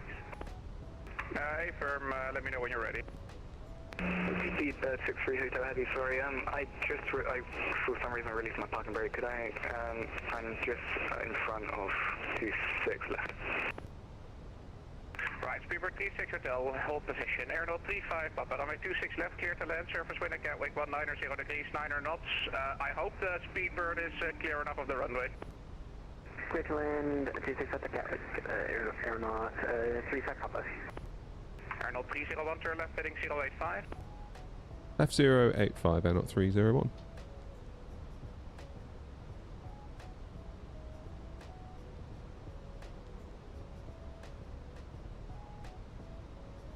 We go.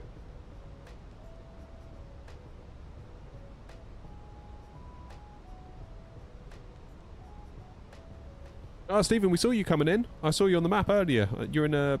What are you in today? You're in a 350 again. London Centre, good morning. Please digit 573, climbing to flight level 410, inbound Bedford.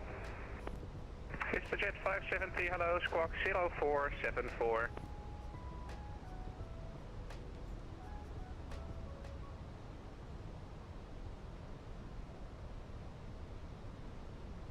Squawk 0474 for Vista Jet 573. Yeah, let's put 76.3 in. Low water brake will be fine.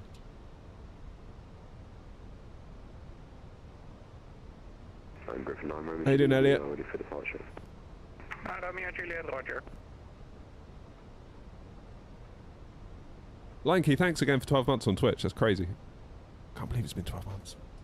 Speedbird 60 Hotel, behind the landing, Arnold A321, line up, runway 26 left behind.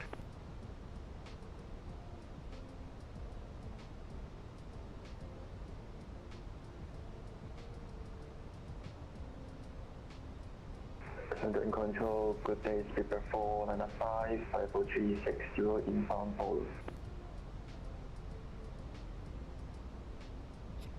Speedbird 4905, hello, Rocksock, 1 hotel arrival. Rocksock 1 hotel arrival, Speedbird 4905. Airnaut 56 Tango left turn heading 310 degrees. You're indicating 2,700 feet, check UNH 1020. Left 310 degrees and check 1020. Has live weather gone out?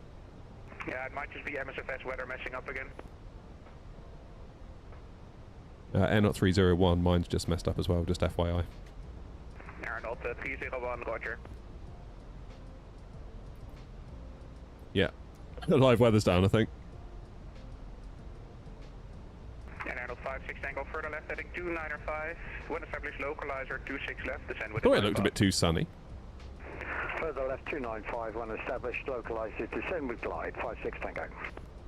Speedbird 63 Hotel, line up, runway 27 left, question 26 left. Line up 26 left, Speedbird 63 Hotel heavy. Airnaut 35 Papa, second right Juliet, short of Tango. Second right Juliet, short of Tango, Airnaut 35 Papa. Airnaut 301, descend to altitude 3,500 feet, QNH 1020, 26 tech miles for 26 left. 3,500 QNH 1020 for 26 left, Airnaut 301. Air Sweden 423, when ready, descend flight level 200, level by Lelna. Descend 200, level by, say again, sorry? Level by Lelna, Sweden, Sweden 423. Speedbird 4905, squawk 4473, when ready, descend flight level 240. So it seems that we've been given an additional 500 feet to account for the fact that live weather's bugged.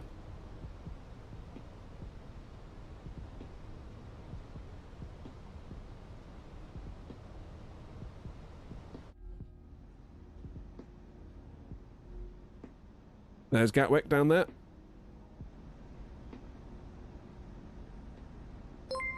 Oh, cheers, Steve. 573, proceed direct to Thank you very much indeed. Appreciate that. Direct kilo after kilo, Mr. Jet 573. Airnaut 301, turn left heading 055, speed 220 knots or less. Left 055 and 220 or less, Airnaut 301. Good morning, Golf Papa Oscar Sierra Hotels, flight level 360 for flight level 450 inbound Finland. Golf Papa Oscar Sierra Hotel, hello, squawk 6237. Squawk 6237, Golf Sierra Hotel. KLM 2 Charlie, descent, flight level 70, vectors for the ILS 26 left, no delay. Descent Chapel 70 left, just for the ILS 26 left, KLM 2 Charlie.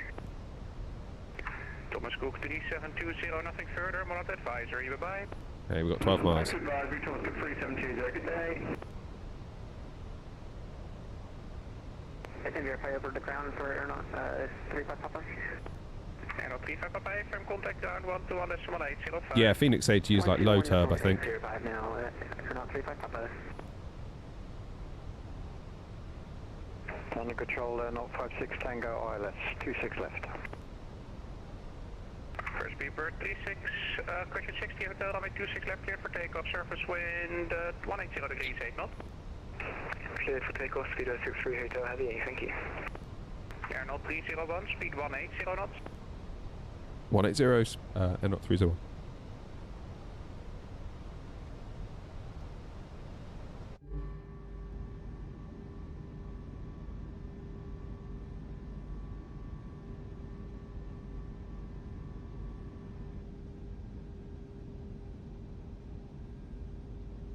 We can blame live weather, Joseph, yes. Good to see you're on the ball this morning. Jason 9 Romeo Zulu behind the next landing, Airnaut A321, line up runway 26 left via Alpha 1 behind. Thank you, line up 26 left behind the day flying Airnaut by Alpha 1 behind, Griffin 9 Romeo Zulu. Airnaut 301, left turn heading 285, when established localizer 26 left, descend with the glide path. Left 285, then descend with the glide once established on 26 left ILS, air 0301. It's a mouthful, isn't it? Speedbird 495, proceed direct to Hazel. Direct to Hazel, Speedbird 495. Speedbird 495, descend flight level 130, level by Hazel. Level 130, level by Hazel, Speedbird 495. How long till Gatwick? Like, literally any second. Just turning on to final. Switch to going on, Golf Sierra Hotel.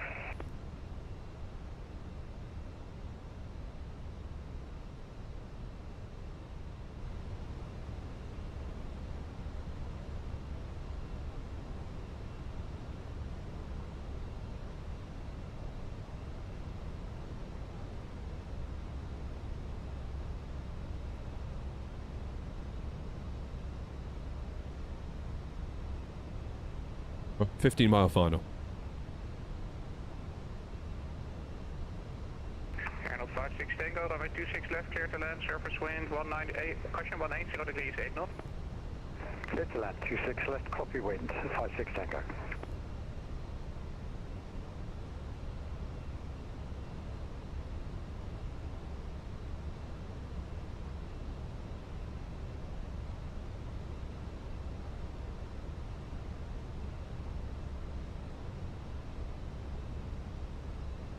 So we should start to turn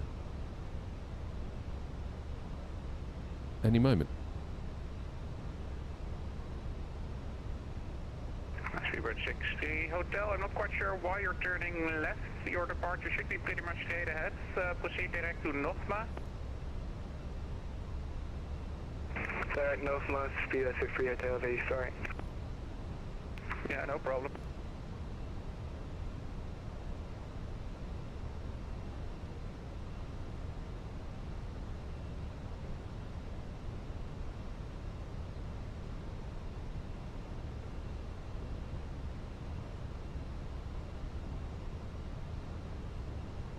Go.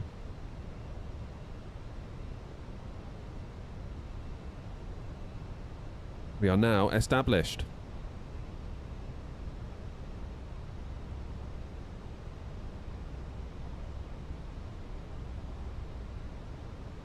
I don't have a Boeing yoke, Marcel.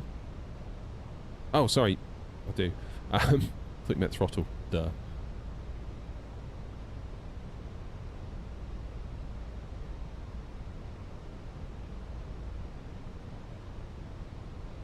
Captain 9 Romeo Zulu, runway 26 left, clear for takeoff, surface wind 180 degrees, 8 knots.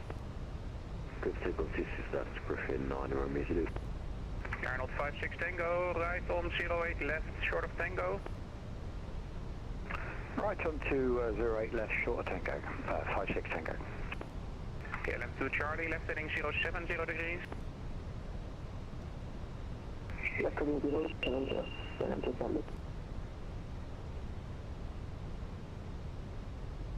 2,500.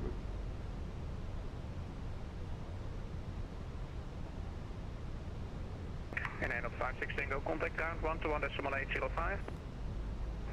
Over to ground 121.805, 56 Tango, thank you for your service. Captain 9 Zulu, Romeo Zulu, I assume you've rejected another takeoff? If our agent's doing the same thing, can we get somewhere to hold just to fix this up? Captain 9 Romeo Zulu, are your intentions to go again? Hey, Bombard, I need to hold for about 5 or so minutes. Right, Captain 9 Romeo Zulu, Roger, standby.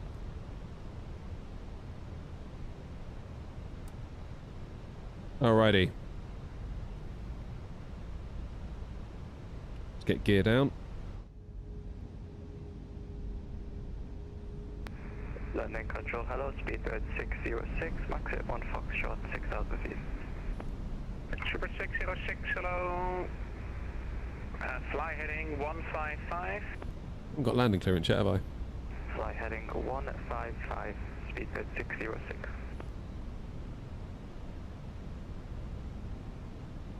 And air 0301, 5 miles now on the ILS to 26 left. Air 301, runway 26 left, clear to land, surface wind 180 degrees, 9 knots. Good to land 26 left, air 0301. Jolly good.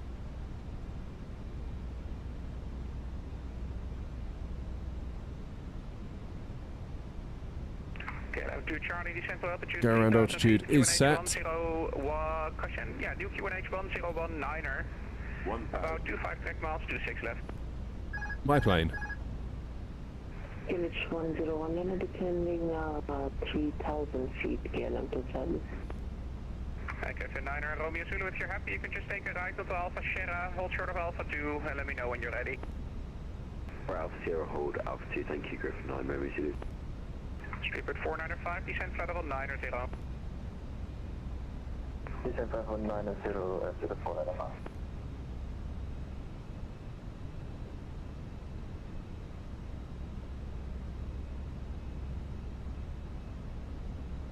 Speedbird 606, climb now, flight level 80. Climb now, flight level 80, Speedbird 606. London Control, good morning, PZ93 Delta Lima, I've got the confirm 12-3. Easy 9er 8, caution 9er 3 Delta Lima behind the next landing, Air not A321 on short final, line up, runway 26 left by Alpha 1 behind. Behind the landing, A321, then up and wait by Alpha 1, runway 26 left behind, PZ93 Delta Lima. 50, 40, 30, 20, retard.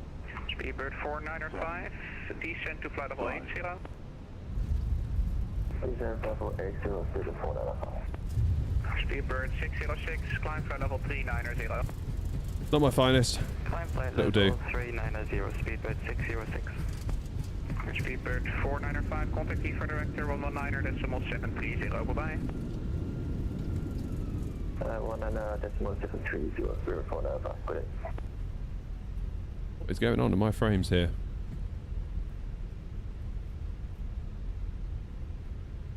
That didn't feel good. Right, 74 Golf with you, flight level 350. 74 Golf, hello. I have no flight plan for you. Can you check if you can refile it? Yeah, do a flight. I forgot to file it, standby. Lava Charlie, Mosquito 09 Golf. Air Mosquito 09 Golf, hello, squawk 1437. Squawk 1437, Mosquito 90 Golf. KLM2 Charlie, left turn heading 295. Left turn 295, KLM2 Charlie. Speedbird 606, resume our navigation, direct to Xamap. Resume on navigation, direct Xamap, Speedbird 606. Aeronaut 301, second right Juliet, hold short of Tango. Second right Juliet, hold short Tango, Air not 301.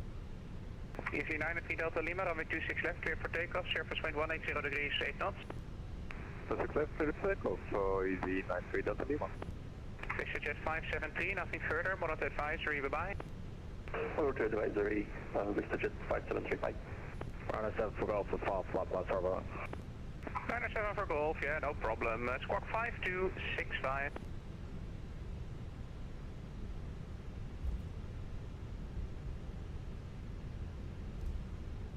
Squawk 5265, runner 7 for Golf, thank you, sorry about that. No problem, Mosquito 09 Golf. Everyone's a Juliet then. Begin, climb flight level 340. Begin, climb flight level 340. Get the APU on. Griffin 9, I miss you, apologies for that, we're now ready for departure and we fix the issue. It's a 9er Zulu, Romeo, Roger. Control, Easy 6 Alpha, holding climb Mike 126 left. Easy 6 Alpha, via Mike 1, line up, 26 left. Okay, we need to hold Tango. KLM2 Charlie, left heading 280 degrees, will establish a localizer, 26 left, descend with the glide path. Controller's busy, huh? 280 establish on localizer, descend on the glide path, KLM2 Charlie. Aeronaut 301, contact ground 121.805, bye-bye. Over to ground, thanks very much, Air 301. Sweden. Ground Air 301 with you on Juliet. Air 301, Gabigan, taxi stand 555 via Romeo, Lima and Quebec Alpha. 555 via Romeo, Lima and Quebec Alpha Air 0301.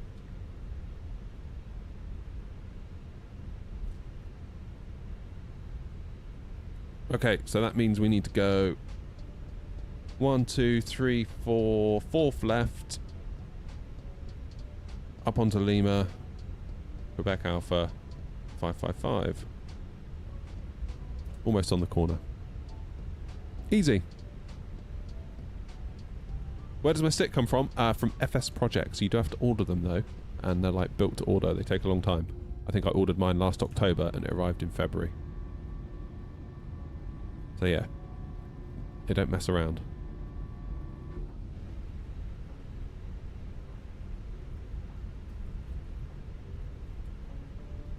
And they ain't cheap. I think all with the like the rubber, blue rubber foot thing, the gator as they call it. Yeah, we were getting on for like 230 euros, I think. Doing another flight. Yep, we're going to Toulouse. Oh, hey Ben. Came over from TikTok, nice.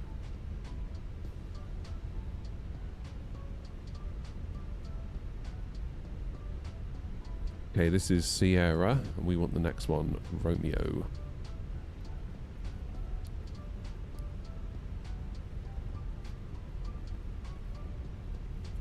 Reasonably challenging, I thought, with the wind coming into Gatwick. There was quite a bit of wind coming across us there.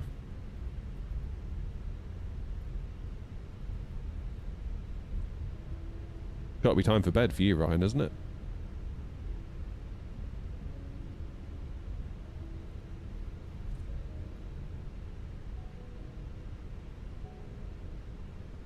Okay, this is us. Next left. Does it feel nice? Oh yeah, it feels great. It's an awesome stick. Fairly certain it's 3D printed, and then they sort of like dip it in this like resin thing, but it feels very much like the real thing. I enjoy it muchly. Okay, is Romeo. I can see a load of Air Canada tails, so that'll be that lot.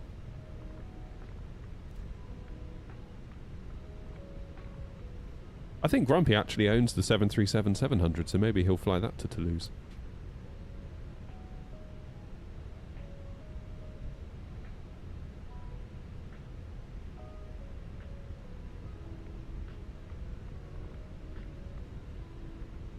You never know.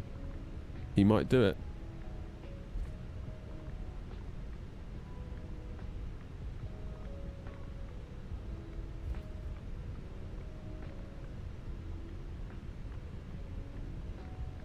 Uninstalled years ago. Yeah, but Grumpy, whatever. I bet Grumpy's got like a secret cockpit. He's bought all the Boeing gear. All the Wing stuff. In fairness, I can really see the appeal of like just going all Airbus like you have, Grumpy. Just like there's so much hardware on the market right now. It feels like Airbusers are treated as like the preferred citizen by both, like, you know, the airplane makers, the hardware makers. Like, it's really good, isn't it?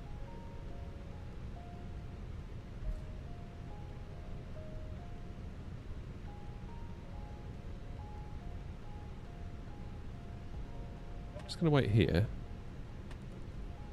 I don't fancy getting around with that EasyJet there. EV14 Kilo Delta request taxi. C14 Kilo Delta taxi out of Alpha 2 via Papa and Alpha Sierra. Just tell GSX where we're going as well, that'd be helpful, wouldn't it? Taxi order point Alpha 2 via Papa and Alpha Sierra. Here 5. 555. We'll have British Airways unload us today. Honestly, Joanna, this walkway in the Indie one isn't as good as the freeware one, because in the freeware one, you can see little people wandering across the bridge. Have I got the Monza side stick? Moza side stick? Yeah, I got the AB9. I've also got an AB6 upstairs in the house that they sent us for review. Need to figure out what I'm going to do with that, actually. How you doing, Dan? Yeah, I might have to ask for clearance to go Quebec Alpha.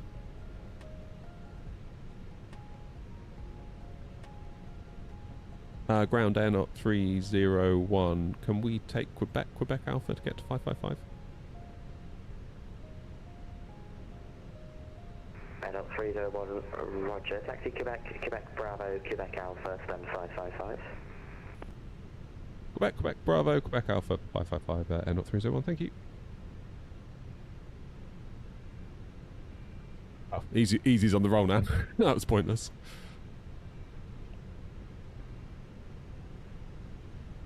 What's the difference between the 20 and the 21? 21 is a lot longer. Feels different to land, for sure.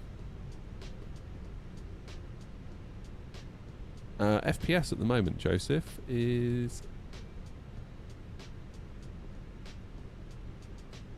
35.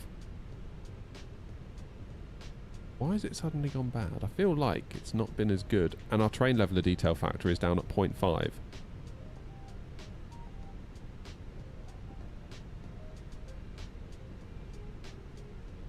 Could be the fact we're connected to VATSIM, of course. Gatwick Ground, good morning. Ryanair 50 Zulu with you. Stand 4. Information Alpha, request IFR clearance to Dublin. Ryanair 50 Gatwick Ground, port aircraft side.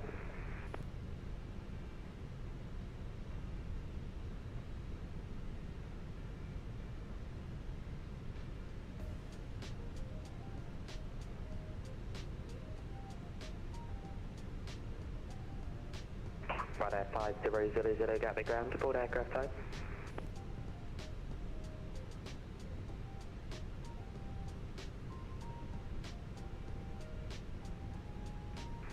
Gatwick Ground, Galen to Charlie on Tango, requesting taxi. Courtesy Charlie Gatwick Ground, taxi stand 552 via Juliet, Romeo and Lima. Sure, I agree with the positioning GSX is trying to get us to do. Easy 14 Kilo Delta, contact London Control 129. Stop. Okay. I will stop here then. London Control 129.430, easy 14 Kilo Delta. Doesn't seem as great, does it, the FPS numbers? Anyway. Apologies for technical difficulties. Ryanair 50 Zulu is 737-800. Ryanair 50 roger, clear to Dublin, Northnight 1 X-ray departure, squawk 5662, QNH 1019. It's Dublin via the Northnight. Hey, that was alright. 10 out of 10. Squawk 5662, QNH is 1019, Ryanair 50 Zulu. Ryanair 50 correct. Will do. Right, next flight. We're going to Toulouse.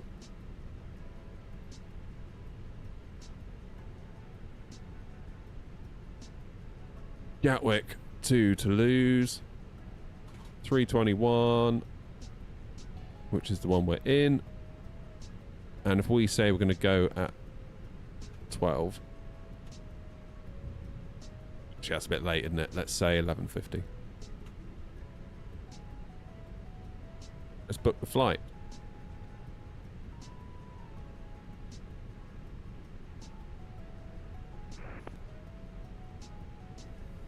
Tail strike is more likely with a 321, you're quite right. Ground, easy 91 November Papa, stand 557 with BDC, requesting pushback and start, please. Sit down 1 November Papa Gatwick Ground, stand 557, push and start please, QNH 1019. Push and start approved, QNH 1019, easy 91 November Papa. Ground, hello, Ryanair 8762, stand 5737, take information Alpha, correct please to Dublin. Yeah, don't worry, Philip, I won't. It's on the forefront of my mind. One X-ray departure. Right, let's take the power. QNH 1019. Clear Dublin, number 1 X-ray departure, squawk 0556, QNH 1019, Ryanair 8762. Need to get everyone deboarding.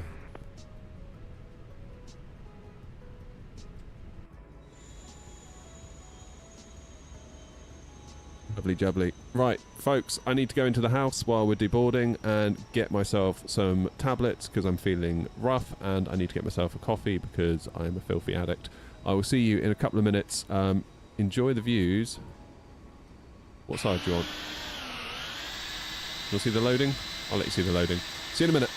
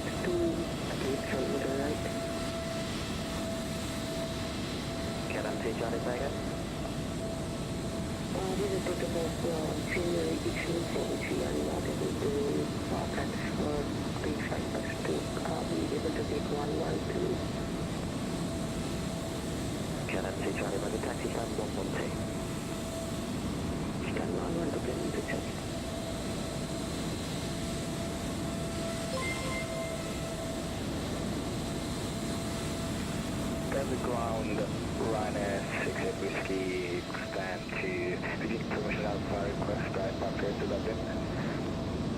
68 Whiskey, Gatwick ground, report aircraft type.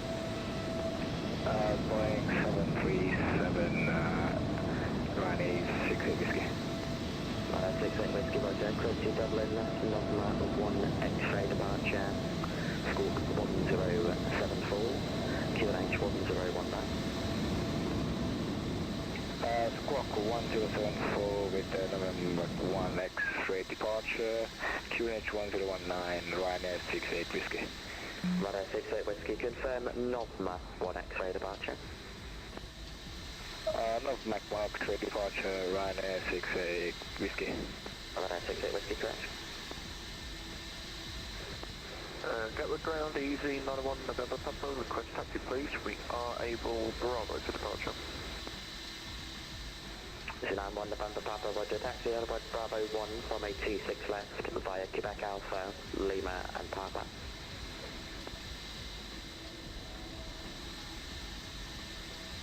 Taxi 2 holding point Bravo 1 for 26 left via Quebec Alpha, Lima and Papa, so easy 91 November Papa, thanks.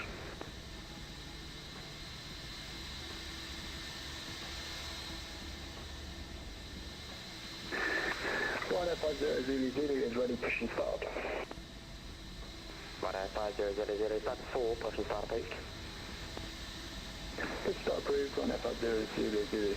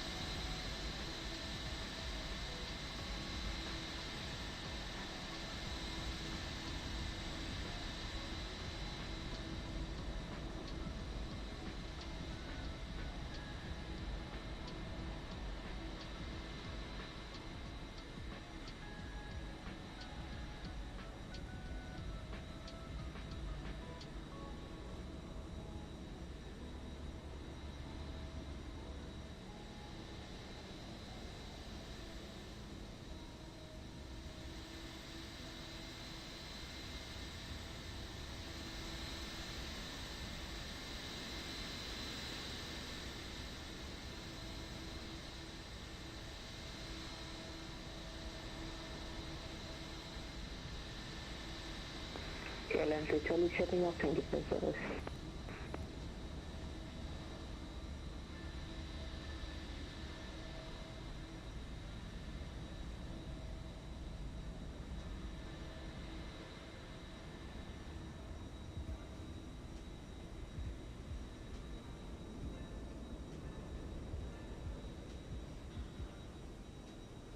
I'm back. Tablets are inside of me, so that's good. 762, stand 5, request push start after the company. Runway 762, roger, hold position. Hold position, runway 762. Imposter, thank you for the follow. Wonder if SU4 means sceneries need an update to clean up performance. I don't know, actually. Maybe. Yeah, I would say the performance isn't too brilliant today, to be quite honest with you. Okay, that is all pretty much main thread, isn't it? Let's just test that theory. Let's go 1440 just to make sure it's not some sort of GPU overhead, driver overhead.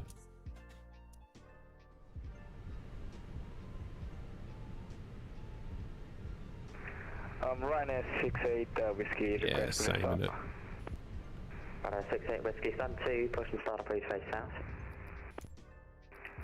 Facing south, Ryanair 68 whiskey.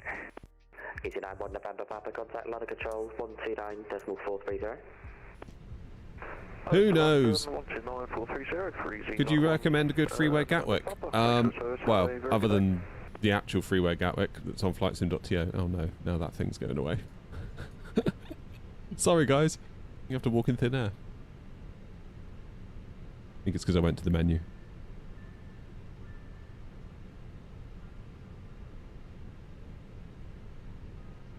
$16.5 gig of VRAM in use. God damn. Is that what it is? Is it doing swap out of my GPU VRAM? Is that what's keeping the main thread so busy? Ryanair 50 ready for taxi. Well, Jenny, how you doing, mate? Ryanair 50 taxi out about Mike 1 from A26 left via Mike. Right. Last 30 to get off. Runway 26 left, Here they come, look. So good. Oh, I felt all shivery when I went in the house. That's not a good sign, is it? I stood there making my coffee. I was just like, ugh, all of a sudden. I feel like Sideshow Bob when he walks into those rakes. Again, Air 56 Tango, stand 553. Request IFR clearance to Toulouse and A321 with information Alpha on board. Air 56 Tango, Gatwick Grand, cleared to Toulouse, Bogner 1 X-ray departure, Squawk 7233, QNH 1019. Air 118, got your number.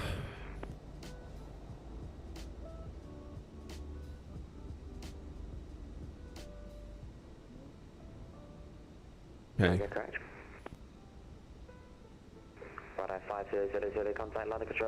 I need a new notepad, I'm running out of pages here. 129.430 for Ryanair 50 Zulu, thank you. Right, Air 118. We are 310, cost index of 12. That's a new one. Oh, what have I just done? You stupid boy Pike. We're on the Bogner 1 X-ray.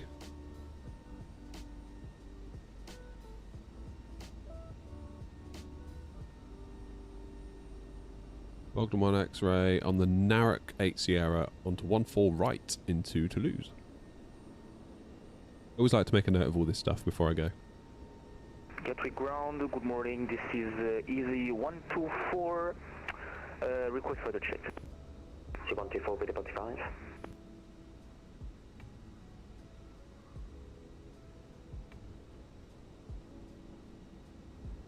And Easy 124, react at the gate 104, Airbus A320, with information Alpha, request clearance to Innsbruck.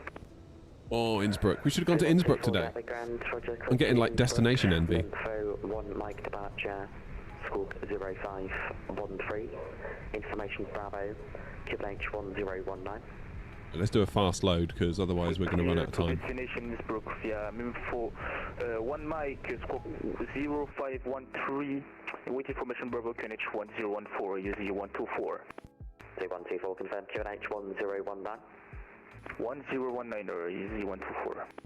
C124, correct.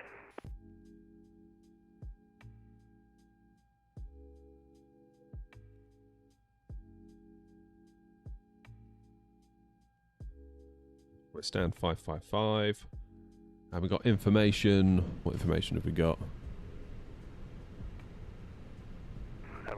Bravo. 1019. 60, taxi out point Mike 1 from 826 left, fire Mike. Mike 126 left, fire Mike, front end 8760. And our departure.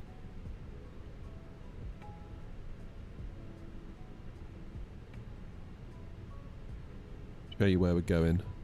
Let's load in the plan a minute. Ryanair 68 Whiskey, request taxi. Ryanair 68 Whiskey, taxi, Whiskey, hold short to fix it. Okay, that's what's going to happen in Toulouse. I'm not worried about that for right now. We're worried about what's going to happen here. Taxi, so straight out and make a left. Victor. Bognor. Why is it called Bognor? Is that Bognor Regis? Must be, right? Anyway, 6,000.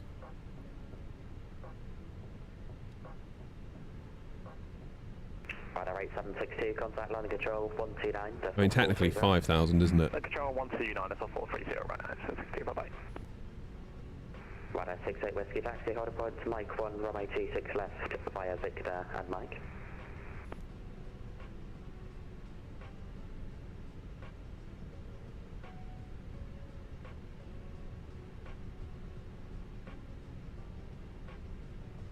Ryanair 68 Whiskey, taxi, hold point Mike 1 from 86 left. I do love a cup of coffee. I won't lie to you. Taxi via Whiskey, Victor, Mike 1, hold short, Ryanair 68 Whiskey.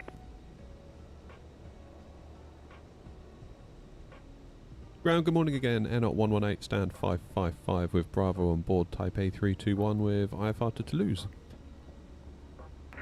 Air 118, Gatwick Ground, you cleared to Toulouse, Bognor 1 X-ray departure, Squawk 3373, QNH 1019.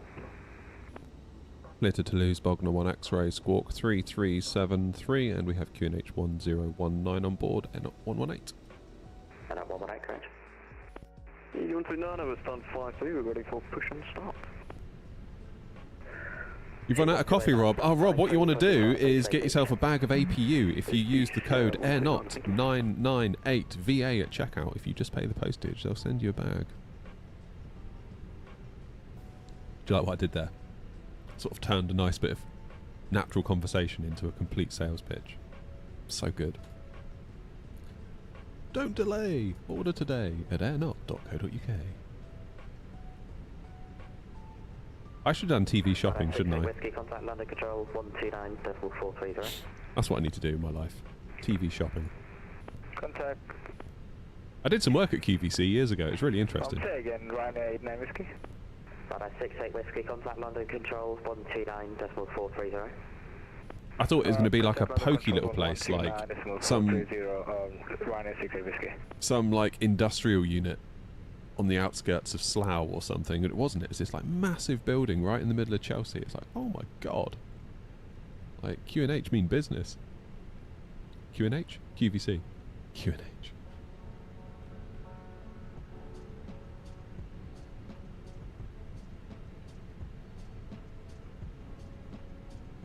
Do I get commission or some sort of kickback for each coffee purchase? Well, I do, but I don't think I do on the free ones, because obviously that'd be a bit unfair, wouldn't it, if they're giving it out for free and still paying me money. But I think if you buy, then yeah, I do for sure.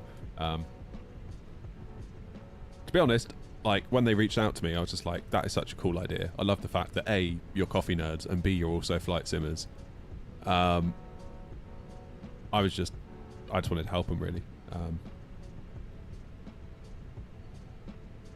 It seemed like too good of a fit, really, to not do it.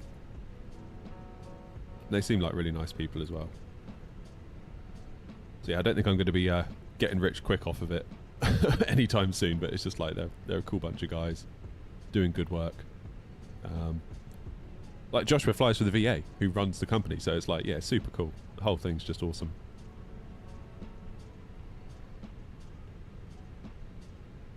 (26) left, Bogner 1 X-ray,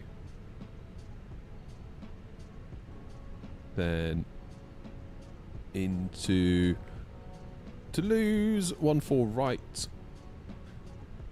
Oh man.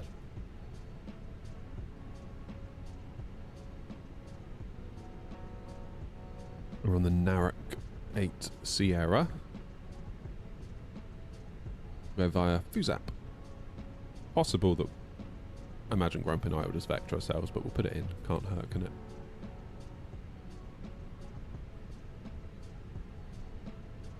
Do you think Beyond ATC with a one-time payment is better than Say Intentions with a monthly fee? I've probably spent over $200 with Say Intentions. It's getting a bit crazy. I've recently done a video with both, and my takeaway was that Beyond ATC was a little bit more on rails than Say Intentions. But then Say Intentions has this like giant GPT-style AI back end, so it's no wonder.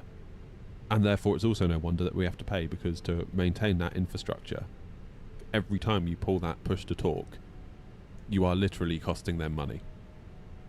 There is a direct cost to them, because that server has to process your request, work out the response, send it back, and if they're being charged per... I don't know how they get charged, whether it's per teraflop of AI compute or whatever it is, you are costing them.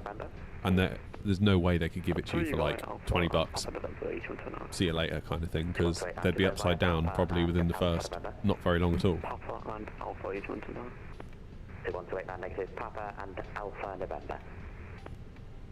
How am I streaming vertically and horizontally?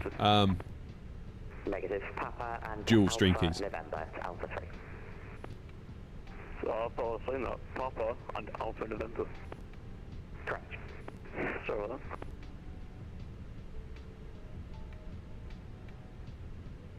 I mean, really, for me, there's no replacement for VATSIM. Like, VATSIM is just like...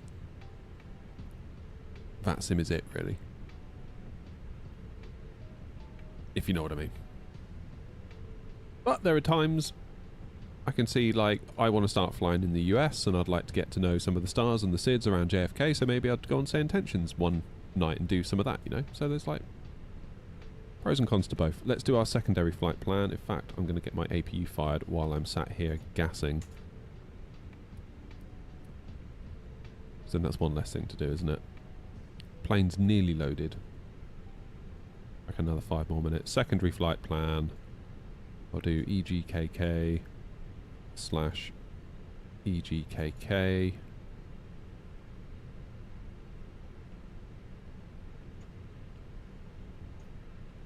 Pop that in there.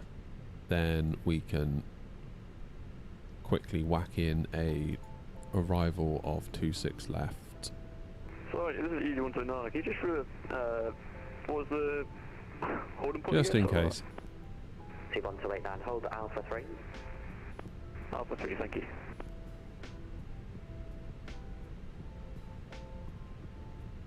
You think the AI bubble will burst one day? I don't know. I don't know. Like, there are going to be some companies that don't make it. Does that constitute a bubble bursting? Probably not. Are companies overvalued right now? Maybe. I would say it's here to stay. Like, yeah, there you go. Noms has just said it. Get to ground, DZ124. The challenge will be getting people to pay for it. 104. 2124, stand 104, push and start breach face east. Push that approved, face east. That'll be the thing. Once you get people to open their wallets willingly, being like, oh god, yeah, of course I'll pay for this, it's so useful, then you know you've made it. But while you're still riding on like VC money, still a bit of an unknown, isn't it? Because you need to build an audience with that VC money and convert them to willingly paying customers, like monetize them.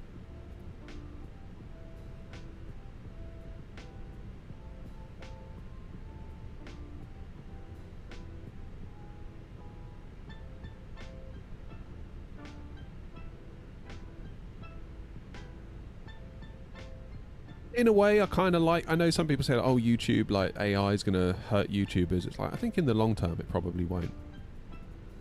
I think it probably won't. I think actually what people will appreciate is authenticity in the long term. Because there's going to be so much AI garbage on YouTube that people will be able to smell it. You can almost taste it. Even if it's really, really good and it's done super, super well, you can still... There's still that aftertaste of AI. And I think people are going to recognise, actually, the real people doing the real human element, if you know what I mean. So I think, actually, while it might be... There might be a bit of pain short term. Longer term, I think actually the authentic ones will win.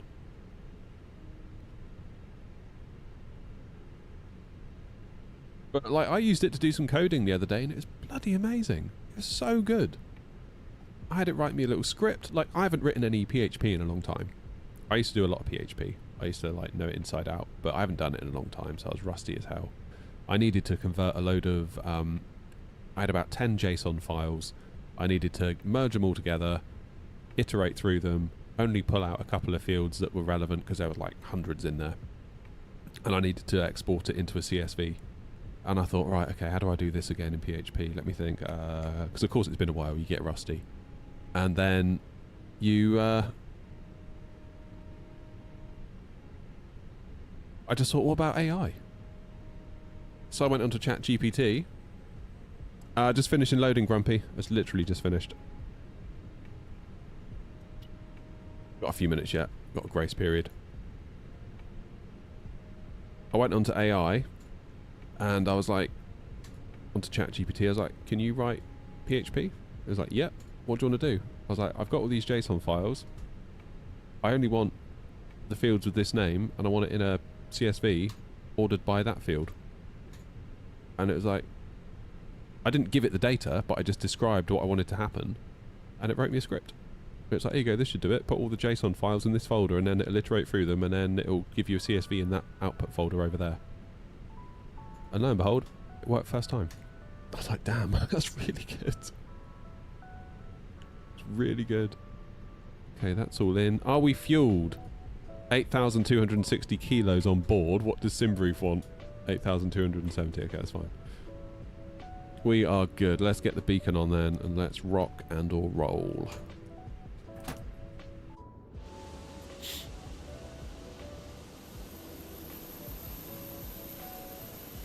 But yeah, you couldn't fault it. Like, obviously it's been a minute since I've written any serious PHP code, but you still know good code when you see it, and I read through it and it was like, that was pretty tidy. That's pretty tidy. Can't really grumble at that.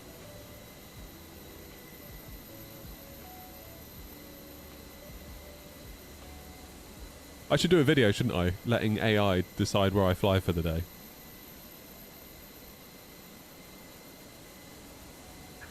Departure check completed. Bypass ground easy 124 request taxi. Oh, imagine if it could make a livery for me. If I just gave it the assets. Hold the point Alpha 3 via Papa and Alpha November, easy 124.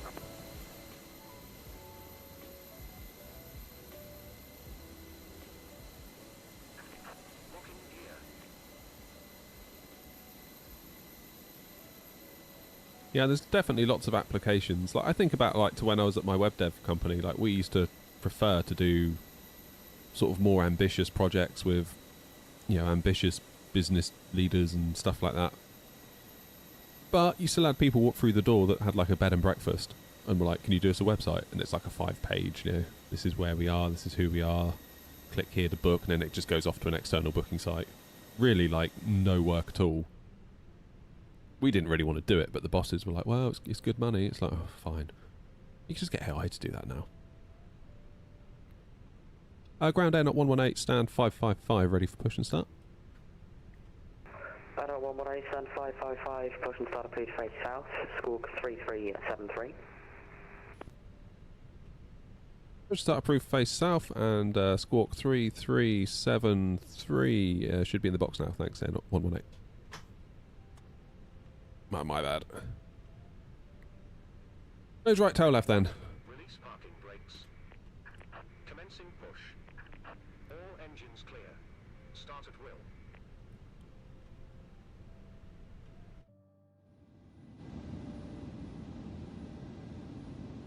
Cabin crew, arm doors and cross-check. Hi, trigger.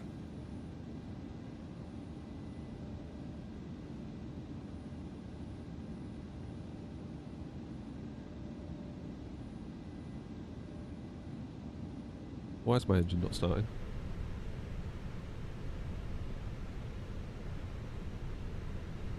Oh, because I turned that the wrong way. Ha!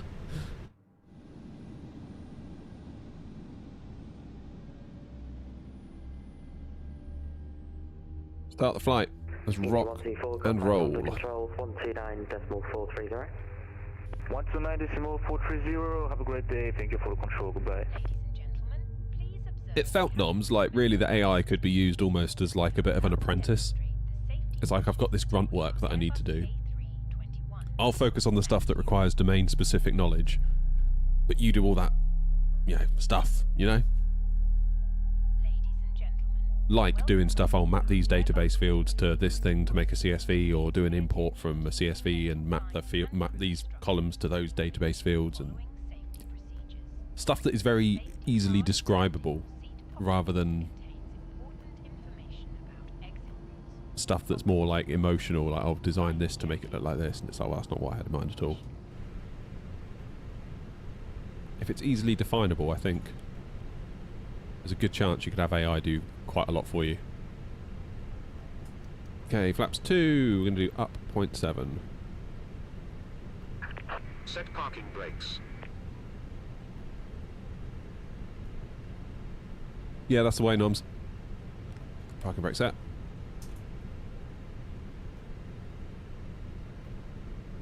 Phoenix or PMDG? I sort of...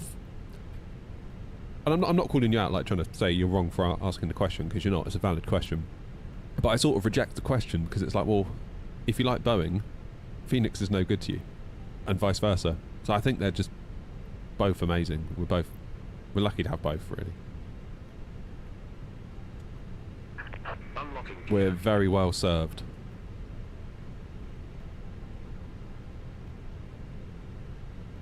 If you want good Boeings, you've got PMDG. If you want good Airbus, you've got Phoenix.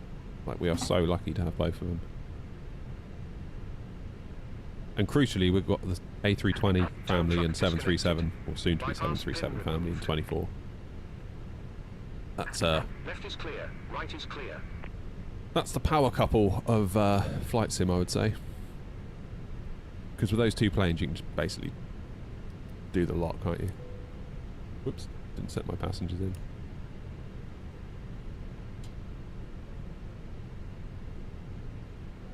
Ground air, not 118, ready for taxi. Not 118, taxi, holding point to Alpha 2 via Lima, Papa and Alpha Sierra. Alpha 2, Lima, Papa, Alpha Sierra, not 118.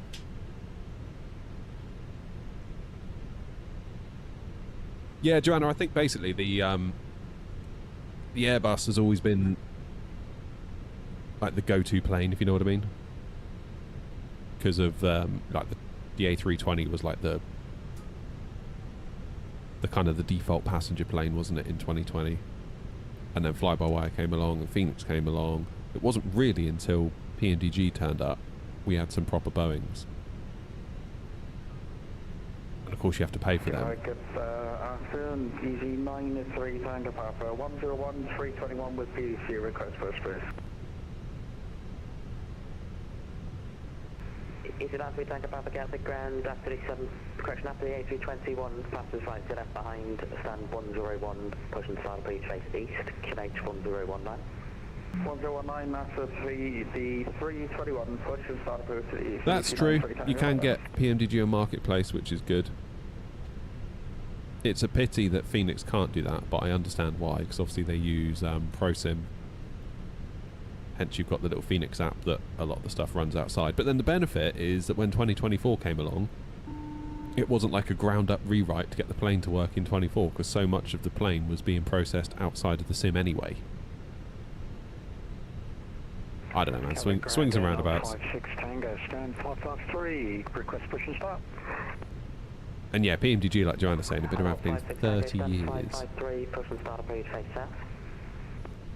Approved face south, 56. You really get the sense when you like listen to RSR and interviews that like they just really know what they're talking about, like, and they care deeply, like deeply about how the plane behaves and sweat in the details, like really small details. And he made a good point actually last time on, I think he was talking to V1 on his channel, and he was saying, you know, if you know nothing about the plane, you can come to us and we'll carry you all the way through to essentially going off and being type rated on the real thing. Like, there's that much detail in it. But you can still go at your own pace and learn it. Similar with the Phoenix. We're very lucky to have them. I think like there's a lot of hate in the community. A lot of complaining. And I'm guilty of it too sometimes. I think we just need to be a bit more grateful for things.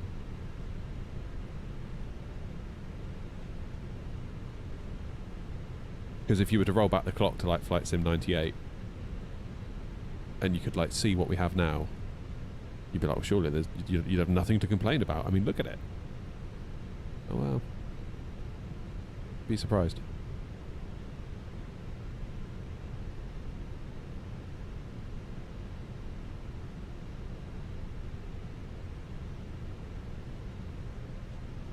I'm sure it's not a one-time payment. You have to pay for voice credits unless they've changed it with Beyond ATC. Yeah, so for premium voices you have to pay per character spoken, but if you're happy to have like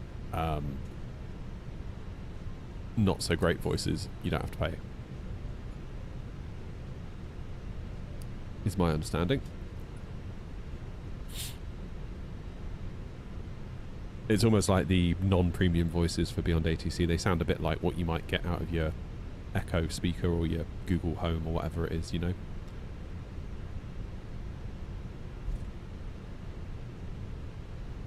They're okay.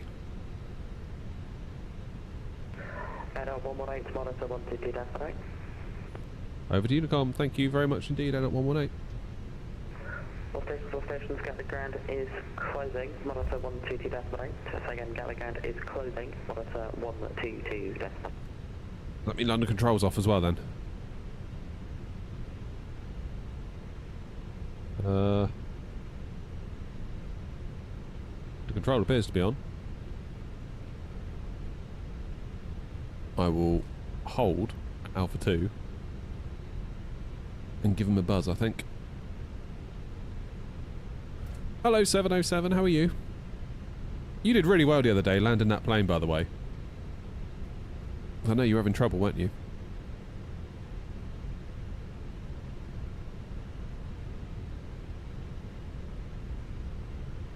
What's my livery? I'll show you in a minute when we're parked up.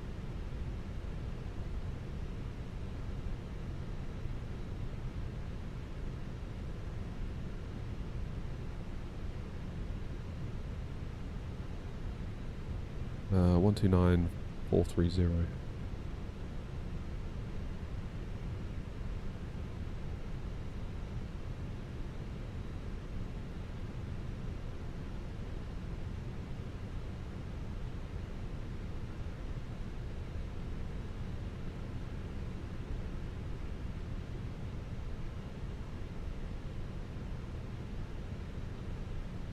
This is why we need a physical radio panel.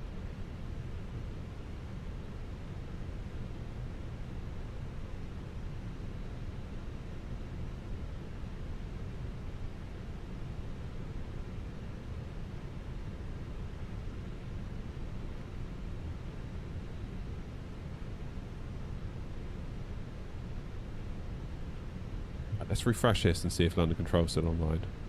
It's still online. 129430.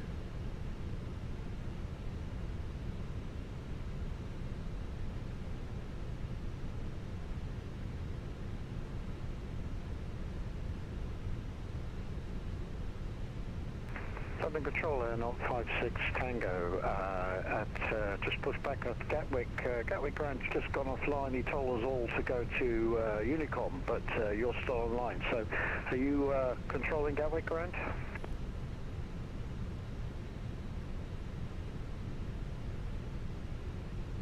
I think none of control's also offline.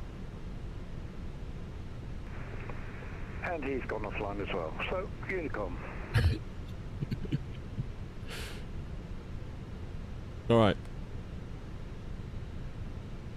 That'll be why the ground controller told us to go to Unicom, because the ground controller knew what they were talking about. Gatwick traffic, Air 118 via Alpha 2, lining up runway 26 left on a Bogner 1 X-ray departure. Gatwick traffic. On, strobe light on. Gatwick traffic, Air 56 Tango. Taxi into holding point 26 left via Lima Papa Alpha November.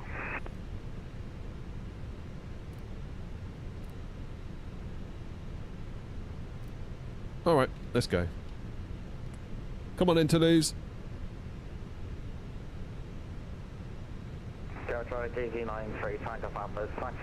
Fly A350 tomorrow. I've got to go to work tomorrow, mate. The fun stops tonight. Well, the fun stops today. I would love that if I could fly tomorrow with you all, but sadly,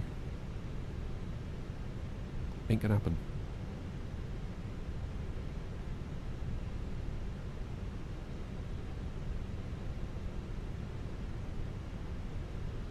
I was daring to dream the other day. I was sort of mapping out what my weekly schedule could look like if I didn't have to go to work.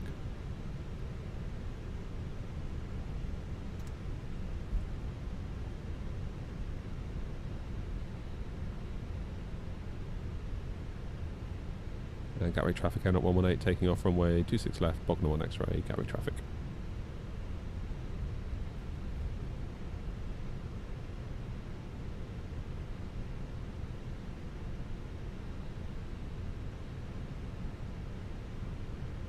Dokily dokily. Sound like Flanders.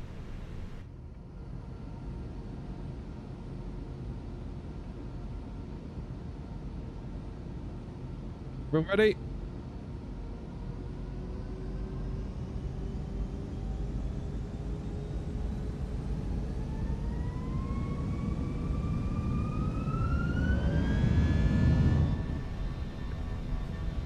Flex 52 SRS green, auto thrust blue. Let's go Toulouse.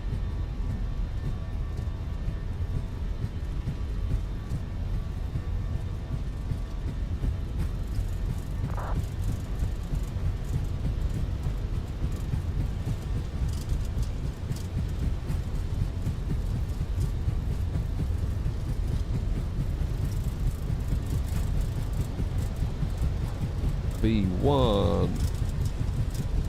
Rotate.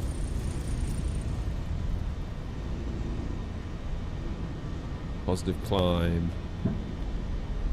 Gear up.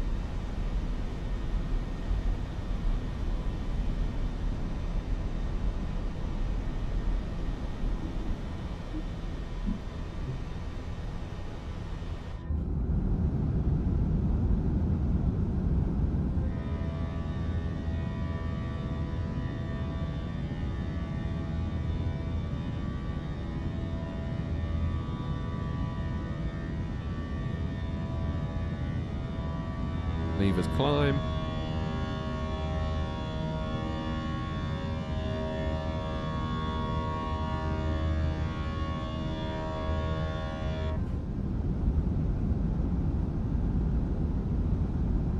Beautiful.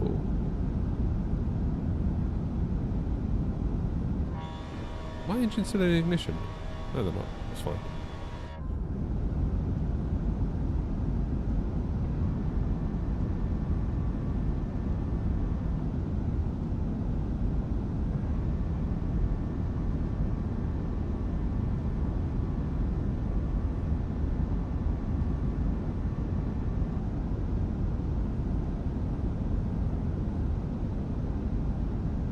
Now, I don't know what the live weather's doing.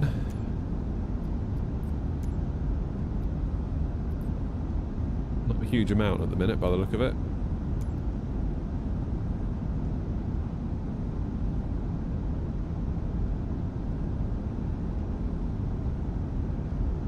And Gatwick traffic, Air 118 passing 3,800 out of 26 left, Gatwick on the Bognor 1 X-ray. Final call, Gatwick traffic.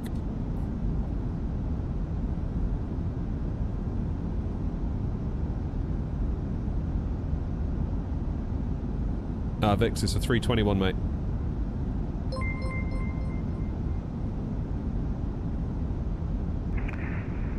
Just out. Ladies and gentlemen, please keep your seat. Gatwick traffic, Air 056 Tango via Alpha 1, lining up runway 26 left. Whenever you are seated. Toilets are located at each end of the cabin. Remember that smoking is not.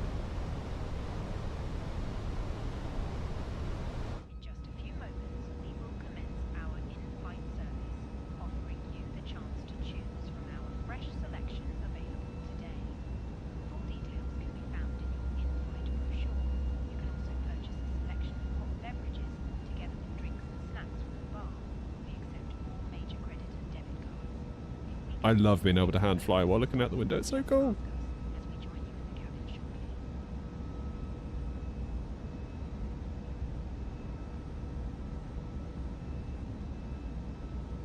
Like a boss. There we go.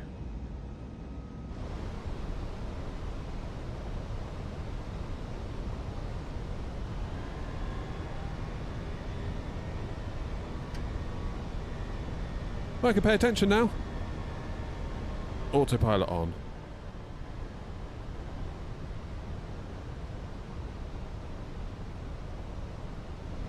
Gatwick traffic, Air 056 Tango, takeoff 26 left, Bognor 1 X-ray departure.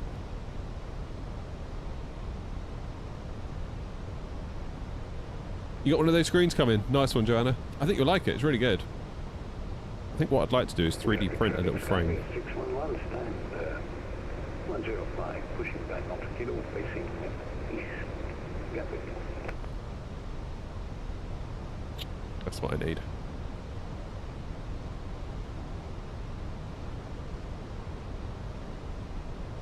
Off-world's in. How you doing, Off-world?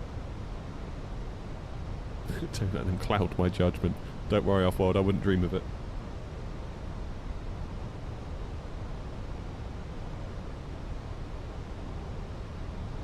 Right, can I just climb to 310? Is there anyone ahead of me? Ah, Stephen's flying. He came out of Toulouse, look.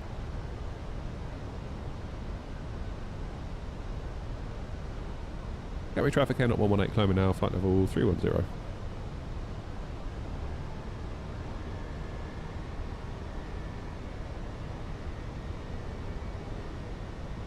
Will I exit my flying computer Airbus arc once the 7.3 comes out? What I'll do, I'll probably split the difference most of the time. A320, 737, or A320 family, 737 from PMDG will be kind of probably my core aircraft, I suppose you could say. And then we will sprinkle in things like the 777 freighter, we'll sprinkle in things like the A340, the A350, so on and so forth. But yeah, I think I just can't get away from the 320 737 family. It's such a versatile pair of aircraft, you know. You can do all sorts of fun routes with them. You can do quite long routes if you want to, particularly when we get the Neos as well. The 321 Neo, you could take that across the pond if you wanted. Like Aer Lingus do a Dublin to New York service. So you've really got a transatlantic airliner with the 321 Neo, which is crazy.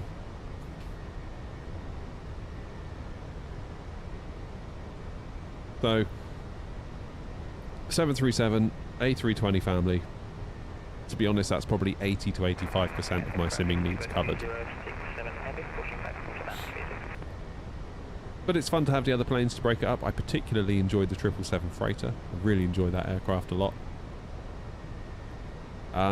But for me, as somebody that doesn't really long haul, I do find it difficult to enthuse fully about things like the Dreamliners, the A350s, the 777, 300s, 200s. Like, I don't mind flying them on routes such as this, but it does feel a little bit weird doing so at the same time, doesn't it?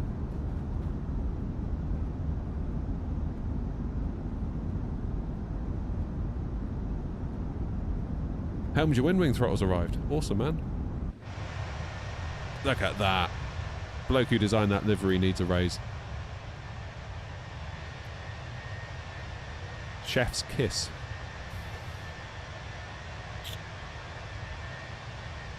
I can't wait until they get into FSLTL. That's going to be a proud day when they get into FSLTL.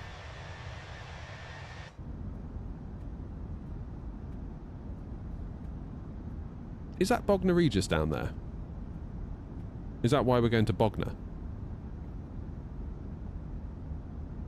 Who? How dare you? Dear, oh dear. 73900 is E-Tops rated. Cool. Where am I? We're just pulling out of Gatwick. That is Bognor Regis. Okay, fine. My geography on the south coast is not the greatest.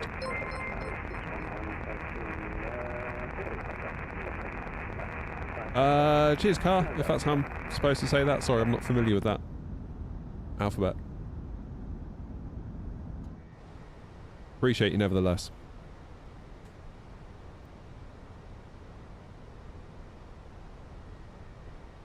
Alright, everything's coming up Millhouse. How far? What time is it that we're going to get there? 1:30. What are we now? 12:15. That's a nice little flight down to Toulouse, actually. Oh, damn it. Noms, what did I tell you? I told you, make sure you remind me about Sim Toolkit Pro. Did you? Did you, Heck? I've had it with you, Noms.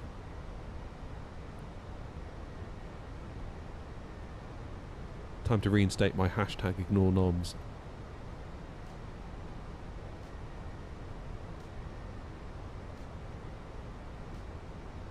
Come on.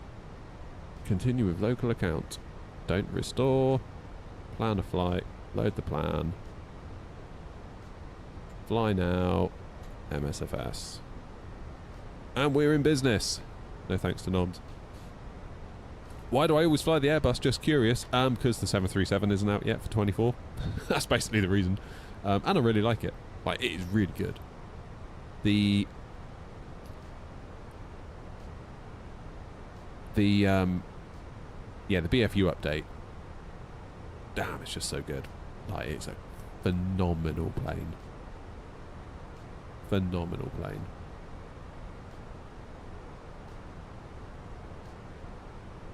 And also, how it feels to fly.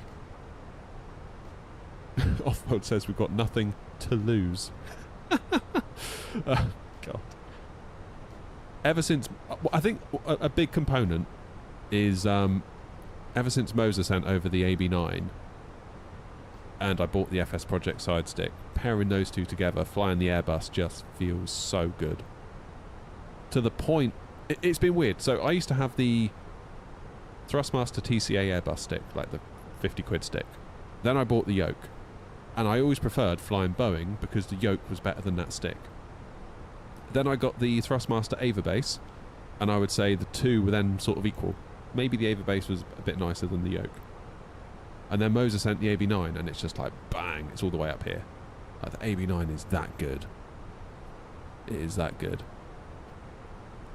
To the point now where you go back to the yoke, which used to be the good one, and it's like, it's not quite as good, is it?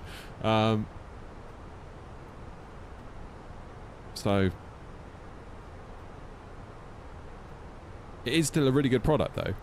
It's just that when you compare it to the AB9, you can just feel like the way it moves, like the dampening, the way the force feedback motors recreate that Airbusy sprung, dampened feel, and it felt just like the one at Infinity Simwings. Like it's that good.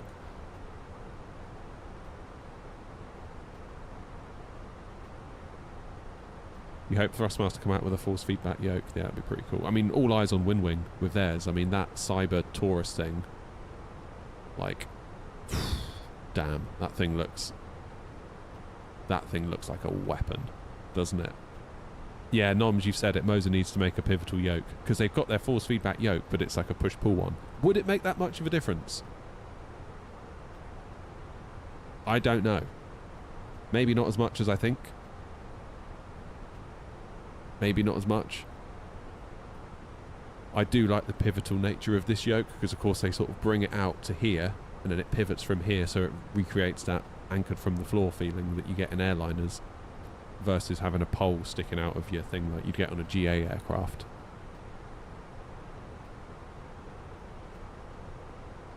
Would that be too much of a trade-off? Sitting here now, I think maybe it would, but I suspect if I used it, I'd be like, no, actually, it's all right.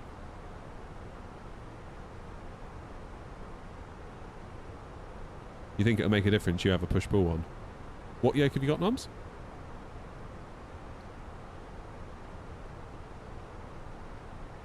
I mean, there's no doubt about it, Moser are making some really good gear. Like, they're making bloody good gear at the minute. Well, they always were, I suppose, but... yeah, they're not mucking around, are they? I think what they need to do next also is do some force feedback throttles. Then you really could do one throttle to rule them all, couldn't you? If you got the force feedback motors to create the detents, then you could just have like infinite detent configurations, or none at all. And if you had a Boeing, they could actually move when you're in cruise. Like, how cool would that be? The old SATEC one. Yeah. All eyes on that wing yoke. I can't see it being any less than 1,000 though. I can't see it being any less than 1,000. It has to be 4 figures, surely. If that thing comes out and it's like 699, I'll be like, damn, that's impressive. But I mean, that thing looks like a serious bit of kit, doesn't it? Have you seen it? I'll bring it up on the browser a minute. Then we'll do Wordle.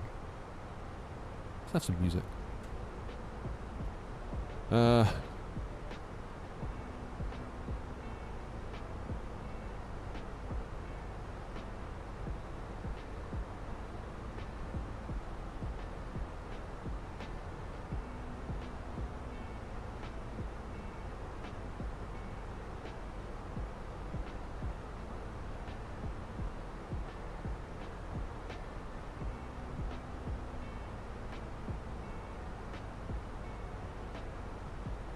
Yeah, here we go. Look at that. Like, oh my god. Look at it, man. I mean, they've done the rudder pedals, Cyber Taurus rudder pedals, and they're going to be $800. So if the rudder pedals that go in this are $800, then surely all the rest of this has got to be 1,000 to 1,500. Surely. Grumpy's not happy. Only thing I don't like about this idea, though, is, of course, that unless I'm mistaken, you have to get their rudder pedals if you want rudder pedals, because how else is it going to work? Because theirs are designed to fit into this metal frame. That's what bothers me. Is like this kind of implicit lock-in. So yeah, if Moser could do a little Thrustmaster style yoke but make it force feedback, then we could be cooking, you know?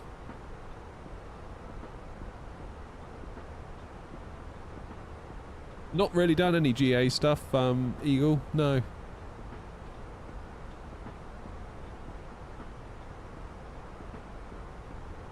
Yeah, that's got to be some big money, isn't it? They'll probably add configurable pedals to swap in and out. Yeah, I mean, what I mean though, Joanne, imagine if you've already got some nice rudder pedals. Imagine if you got some TPRs that are like already 500 quid and you wanted to use those with this. I can't see how that's going to work with the way this frame has been constructed. It's almost like you have to buy their option so that it fits.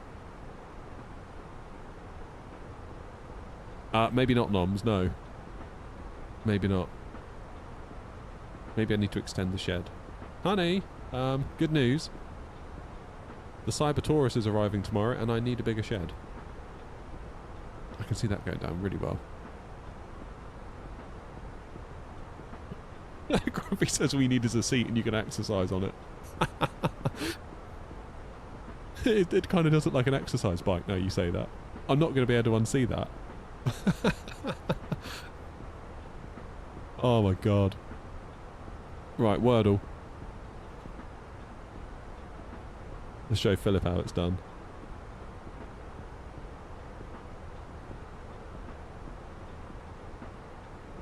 Right, let's go with early as our starter word. Okay. And then we'll go with outer. Ooh, okay.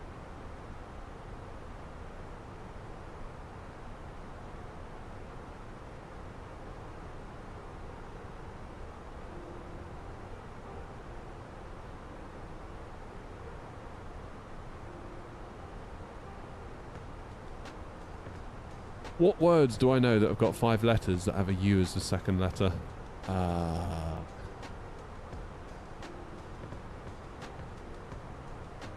And also have an E somewhere, but not first or fourth. Probably at the end, right?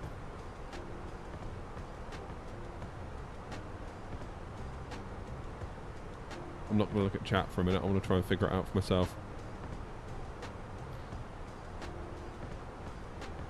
What about Sunday? Is that how you spell Sunday? It's not, is it? No, it's not.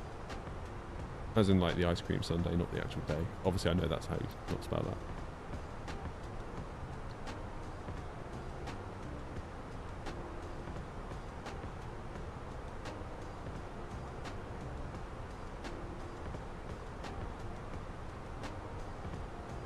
Alright, I'm going to have to look at chat for some advice.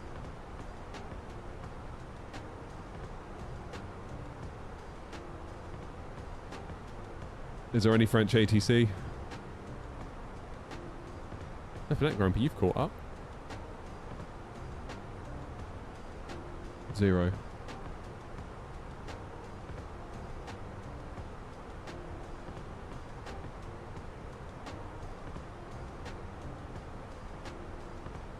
Philip did say this was a tricky one. Can't be fumes off-world because of the E. Oh, yeah, could be a QU, couldn't it? QU. Could be Q. That'd work, wouldn't it? Joseph could be onto something here. Ooh. Alright. That's not what I expected. Ah, I really thought you were going to get that then, Joseph.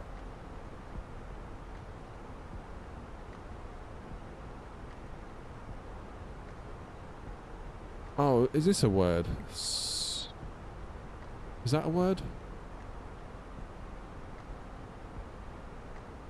See, it is, but it's the wrong word. And obviously it wasn't going to work because of the E. Idiot, I've just burnt a go. You'd? No, because the D's gone. The answer's ironic.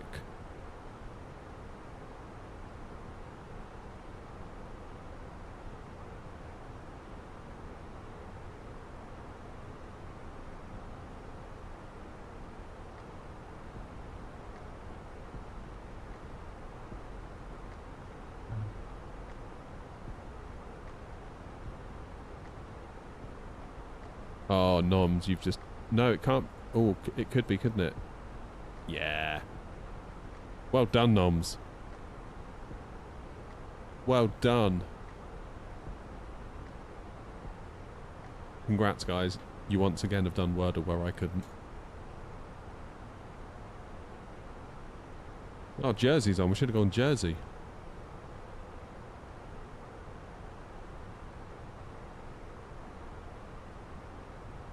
Greg setting off from Bristol. Good on you, Greg. See you down there. Beat Bristol, can you? Well, you can. But. So what are we doing? 1-4 right. And we need to be over this side, so we're probably going to jump off here and then cross 1-4 left.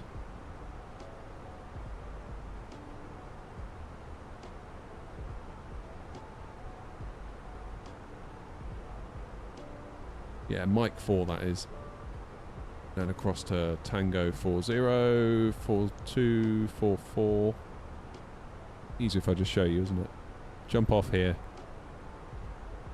And we'll probably go for like Echo or Foxtrot 20, maybe.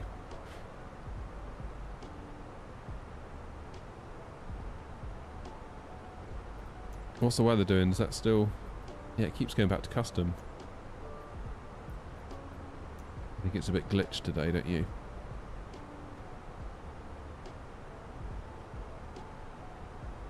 So yeah, I don't know about that yoke, that wind wing yoke. It looks utterly amazing on the face of it, but I don't like the fact that it could potentially lock you into a rudder pedal set that, again, on their own is £800. Philip! You've gifted another one! Who got it? Oh, Trigger got it. Nice one. Nice one, Trig. Alright, let's let the packs out, as they say. Chloe, thanks. Hope I said that right. Maybe I didn't. Great day for flying. Yes, it is. Always a good day for flying. Can't beat it. You canny beat it. Yeah, I mean, just look at that. Good God. Crazy. And again, that can, if it's force feedback, that can like move in flight, can't it? As like you're in cruise. Like, man, it's gonna be so good. That is gonna be so good. I would like to try the Moser push-pull one, just to see if the push-pull really is as much of a deal breaker as I think perhaps it might be. I've got a horrible feeling that I'm gonna try it and be like, oh no, this is actually alright. I missed the word. What was it? It was guess. But yeah, they've done some serious stuff, haven't they? Like, look at all that. It's all Boeing gear as well, look. 84.95 for the EFIS each. It's pretty crazy. That looks alright, doesn't it? Ah, man. 149 for that Boeing panel. Again, that's really good, isn't it? Get that and an EFIS.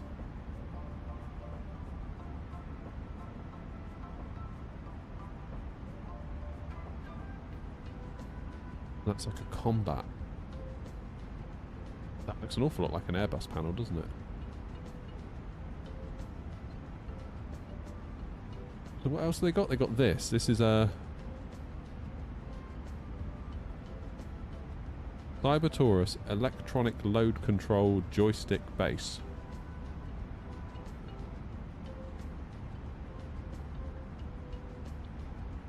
Looks like it's belt. Is that belt driven? It looks like it might be.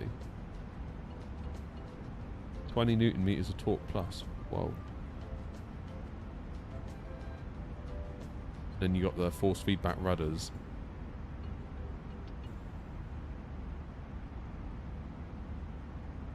$800. Flip. Yeah, I mean, if those pedals are 800, which are currently in there, yeah, rudder sold separately. This has got to be.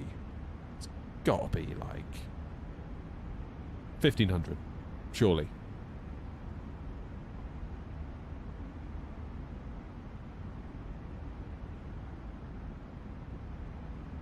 Mount it under the desk. Yeah, I probably would do that. Probably would do that. But then, like, this isn't exactly small either, is it?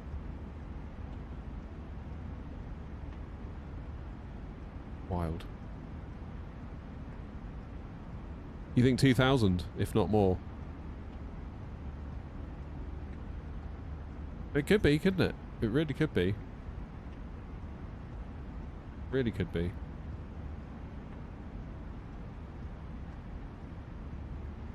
Yeah. Where do you stop? That's the thing, isn't it? Where does it end? I feel like with the side stick, I'm done now. Like, and I realise I could end up eating my own words here, but I feel like side stick has been completed. There is nowhere else I can go now where I could improve upon it, I don't think. Other than the way I've mounted it in this little pedestal thing I've built, I could maybe build a better version of that if I had better tools. But the stick itself and the Moser AB9 base, I can't really see how I could make it feel any better than it does. It feels so much like the one at Infinity Sim Wings, which is a Scalarchy one, I believe. And speaking to Hanny at Infinity Sim Wings, he was like, yeah, this is as good as. And it was such good timing that I came home that week. I think Moser emailed like the next day. I got home from Infinity Sim Wings. Moser emailed being like, would you like to review the AB9? And I was like, oh yeah, that would be really good actually. And then a few days later it turned up. So I had Infinity Sim Wings fresh in my mind of how that stick felt. And yeah, like, as soon as I turned it on, it was like, once I put in the V1 profile, it's like, this feels like it. Tick. Side stick complete.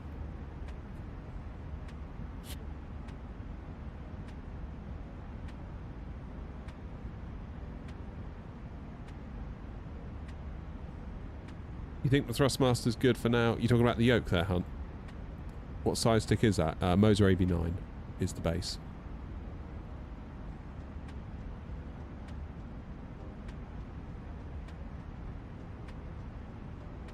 Yeah, crazy. Crazy good. And I think that's what makes me want to fly the Airbus so much, just so I get to fly with this stick, because it's so enjoyable.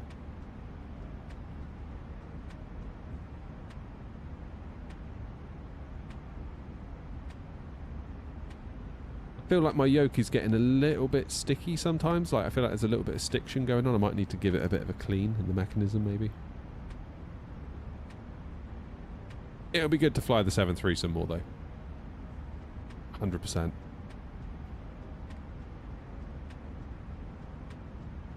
I mean, it could be today, couldn't it? Really?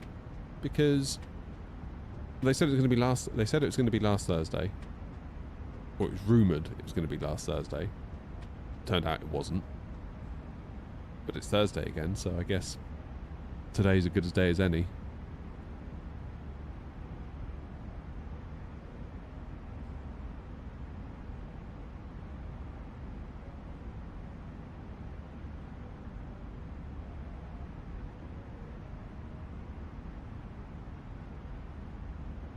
Have you added the 4th spring, Hunt, that came with it? Because mine came with 3 out of the 4 springs installed. Once I installed the 4th, that did help a little bit.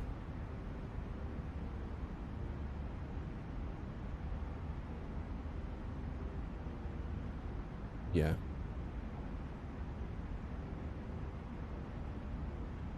What's my flight number? Air 118. Got your number. Hope the upgrade isn't too much. If they don't make it $7.37, I really feel like they've missed a massive marketing opportunity. Because I think people are freaking out that they have to pay.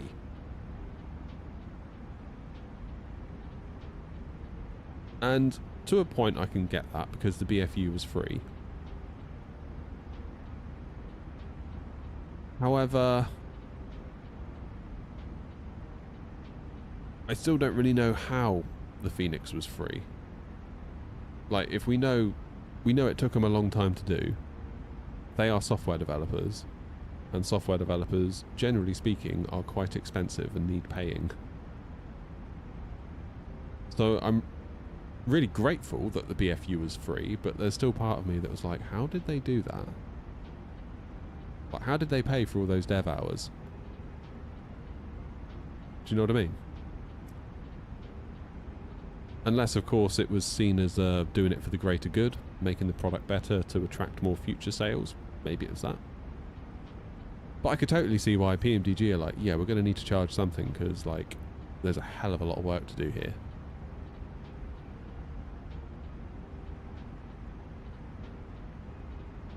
And they've said it's going to be, what, the price of a couple of cups of coffee? Isn't Amir a streamer himself? I don't know. I don't know.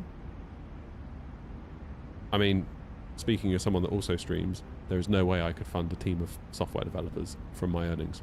I could barely afford to fund myself, never mind a team of devs. So, unless he's like a crazy popular streamer.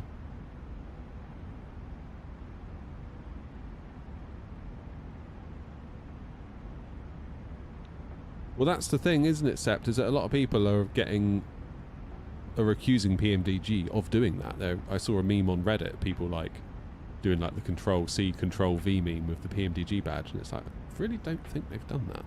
Like, I really don't think they have. I guess a lot of people just have an intense dislike for them. I don't really get it, because it's like they do some of the best products in the sim, so like why would we be mad at them? Somebody's repeatedly typing the word nerd at me in YouTube vertical. Shock horror, an idiot turns up in YouTube vertical. Bless their heart. Awesome.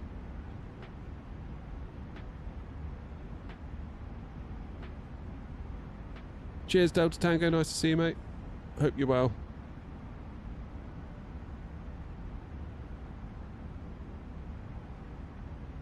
They Control C'd it and it was free of charge. They didn't Control C it though, did they? They did a lot of 2024 upgrades. That's what I'm saying. I can't really understand how they did that. Like, very grateful that they did. But where on earth did all that money come from? Flaner, how you doing?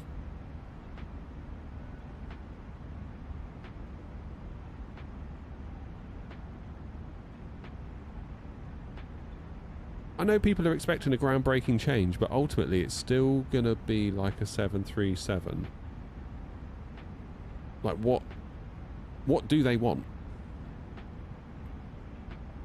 I guess would be my question. Like, they've redone the cabin and all that stuff to make it all like, you know, fun.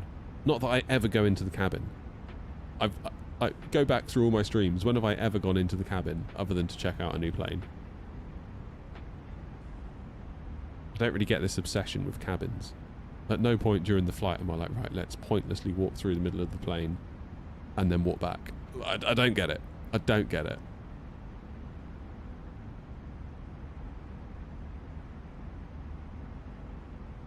Even the walk around mode, I'm just like, nah, screw that. Straight into the plane.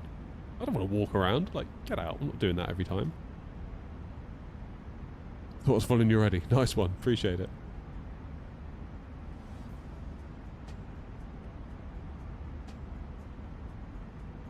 Maybe the BFU, like, maybe that's what it is. Maybe a lot of the BFU work had to be done for the Neo anyway, therefore they could chalk it up as a cost of developing the Neo, and then they'll get that back when they charge for the Neo.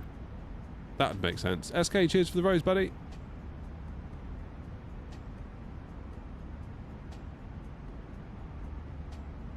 And yes, I am absolutely paying for the Neo on day one. 100%. That'd be amazing.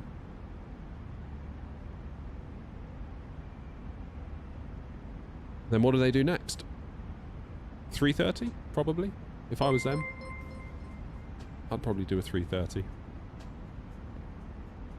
Because they've got so much base material from the 320. And I know the 330 is a very different plane, but ultimately it does share a lot of heritage, doesn't it, with the 320? How did my last Bristol go? Yeah, it was alright. All things considered. Could have been worse. Could have been a hell of a sight worse, actually.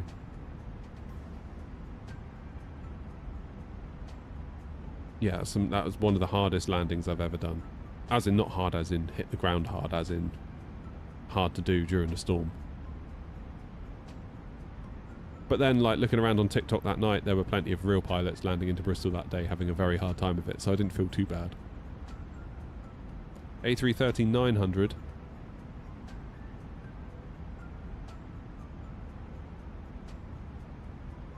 I think if they're going to do a big plane, I'd need a freighter for me to fly it regularly. For me, big stuff is freighter. How you doing, Evelyn?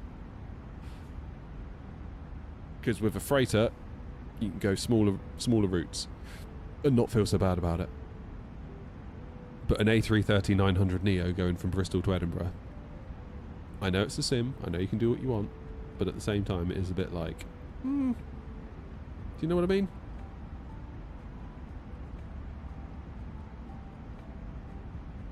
A330 then into A340 would probably make the most sense financially for them, I would have said. Because what's the alternative? Start again and do an A350.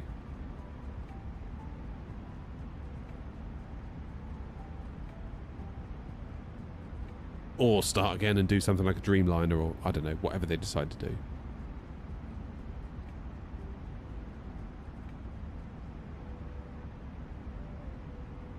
It is Microsoft Flight Sim, yeah. 2024. Any builds got there already? Yeah, but I would still buy a Phoenix version and probably just not fly the indie builds anymore, to be honest.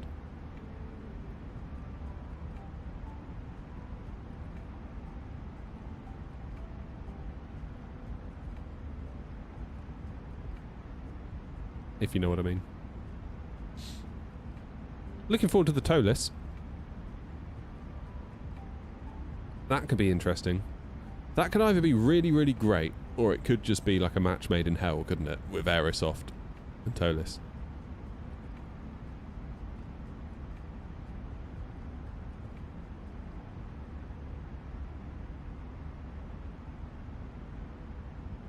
We're flying to Toulouse, Badgie. Toulouse.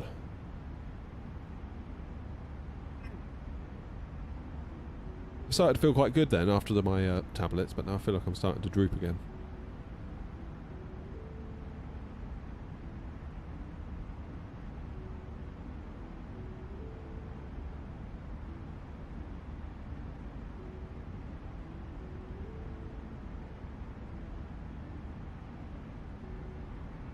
Noms, you might be able to answer this for me. I asked this on the last stream. I don't think you were in it. Some people were saying we need a high fidelity A330.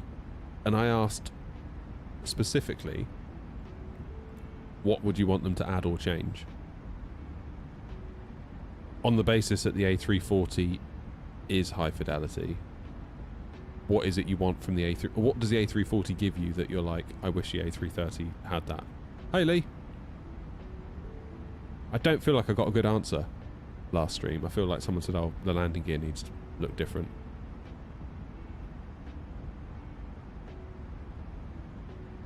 You're hoping PMDG make a decision on developing a 757?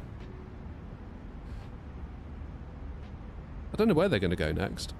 And they're going to finish their 7.4s, aren't they? 7.3, then 7.4, then you've got the triple, the 7.4, the 7.3. PMDG Dreamliner wouldn't be a bad shout, would it? Once they've done the max. 7.3. Is that the mini FCU? No, it's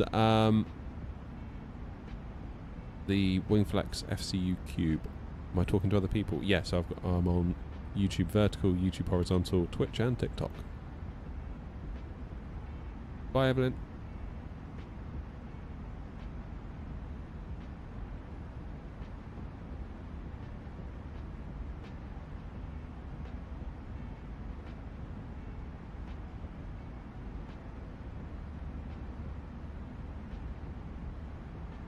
Aren't Bluebird developing a 7.5? They are.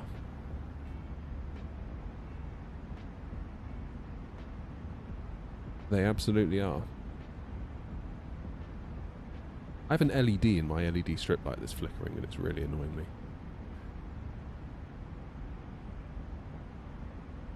So yeah.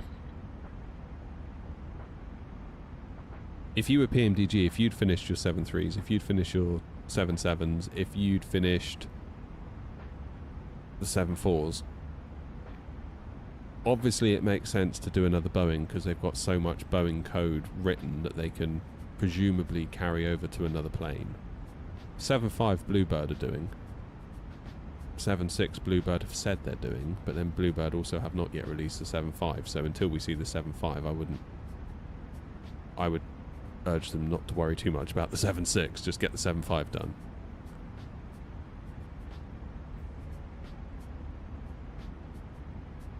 So, you know.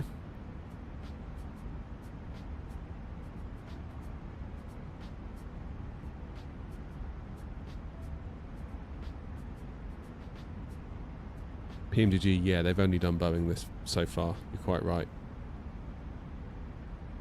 Yeah, high fidelity PMDG 787 wouldn't be a bad shout, would it? Because if you're type rated on a 777, can't you also be type rated on a 787?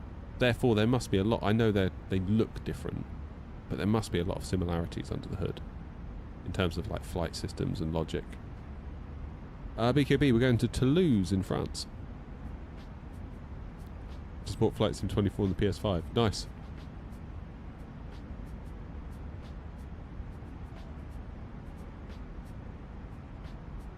And it's difficult because at the end of the day, like, you could end up not developing something because you think someone else might also develop it. I think you just got to build. You just got to do it at a certain point. How far have we got left to go? It's 10 to 1. We're due in at 1:30. 115 miles till top of descent. We've got loads of time.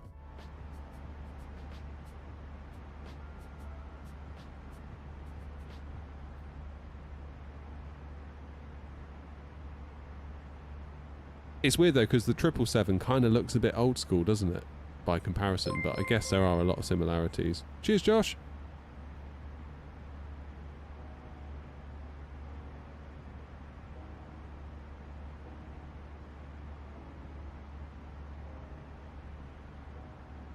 Yeah, if I were Phoenix, I would go 330, then into the 340s. And then that's kind of like your classic Airbus cockpit style planes. Pretty much done, isn't it? Then I guess if they wanted, they could go A350, A380. I know Anybuilds are doing that too, but be honest, if Anybuilds made one, if Phoenix made one, would you still buy it even if you owned the Anybuilds? I know I would. 318, Joanna, good point. Good point. I'm guessing that's like a market thing. Like there probably just isn't enough demand. Would you say? Like I know as completionists we want it. But are there that many flyers that would want to fly it? Did I see my note above that in real life? Sorry. So tired. FedEx flies an 82-mile route where I live with a wide body. So you're correct about freighters. That's really cool. I didn't know it was that. What's the plan for a Christmas stream? Probably I will do it on Tuesday. The Tuesday before Christmas. Because then Wednesday's Christmas Eve. I'll probably hang out with the kids and the family. And then obviously Christmas Day. You can forget it if you think I'm streaming on Christmas Day. I'll be probably swimming in a bath of Baileys and port, I would imagine. And then Boxing Day, similar story. Day after Boxing Day, I'm in work. Day after that, I've got a day off. But then the Outlaws are coming on either Boxing Day or the day after. So it might not be a bad idea to stream then, actually, thinking about it. Nice to see you. Hi, great. Merry Christmas. Right, I'm off now. I'm going to shed. See you later.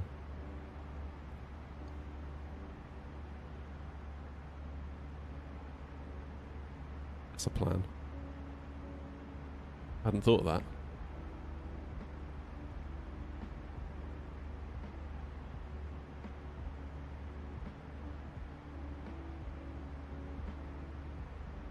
Gav is doing his Christmas stream on Friday the 19th.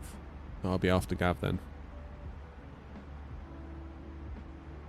I'll do Tuesday the 23rd.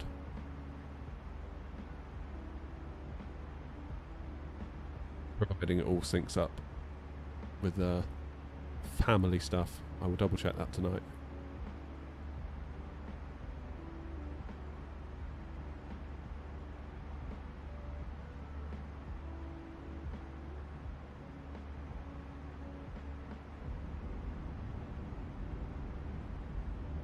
We'll do nicely. If not, do the 16th. Can't do the 16th. My wife's birthday. Don't think that'll go down very well, Noms.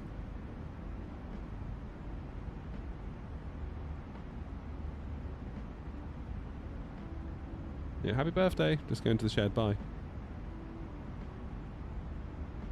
What day's the 18th? Be this time next week, right?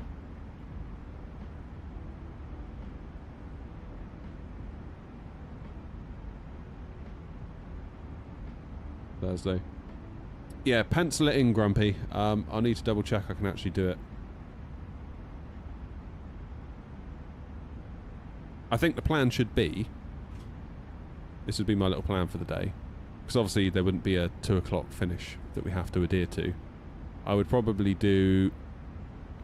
Eddie Bergen. Then Bergen to... Where would we go after that?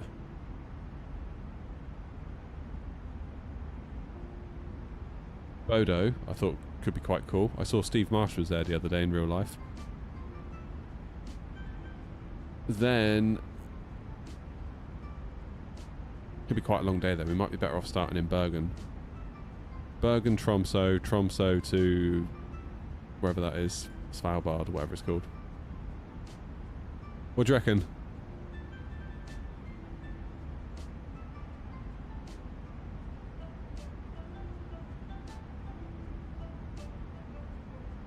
I mean, we'll obviously end in Svalbard, that's not in question. The question is, where do we go on the way to get there?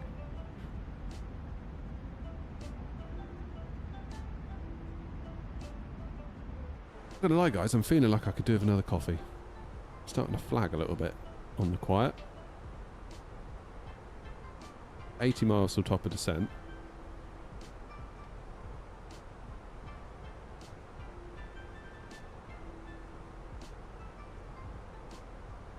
Hopers to Bergen.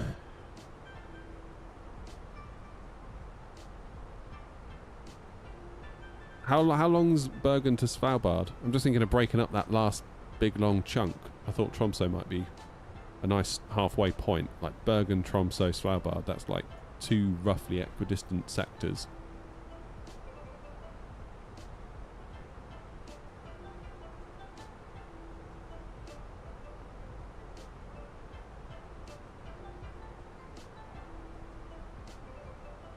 Where is Lapland? People say Lapland. I don't really know where that is.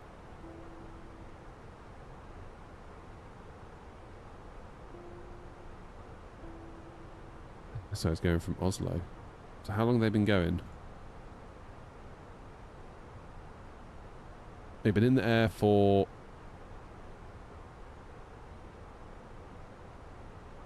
So does it?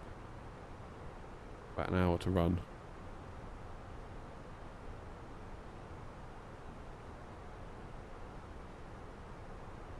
What's the code?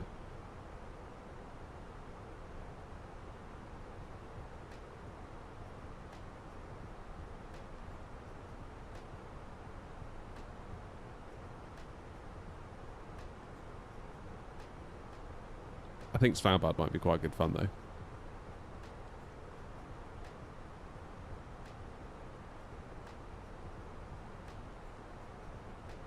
ESNB is technically the most northern pole. Yeah, I think we should go Svalbard. That's probably the thing to do, right?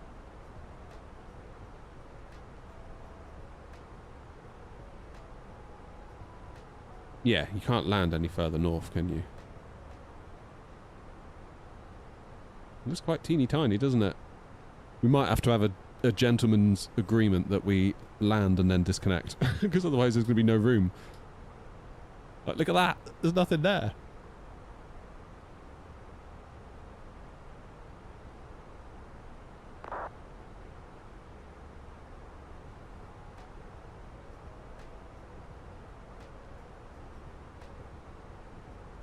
It's crazy, isn't it?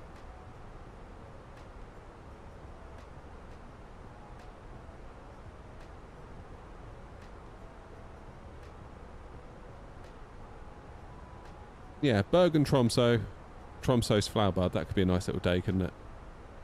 Thoughts on that? I mean, if you want to do a third leg, we could always do Eddie to Bergen first. And then Bergen, Tromsø, Tromsø. Make it a 3-sector day.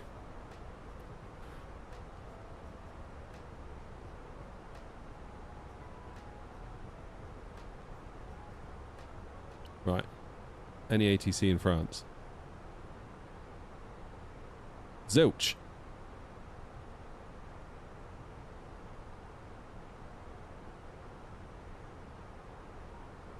Yeah, don't worry, Lee, I'm on it. I is on it.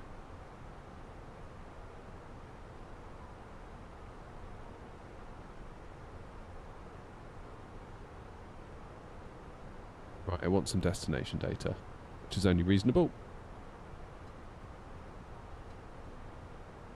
So then, QNH.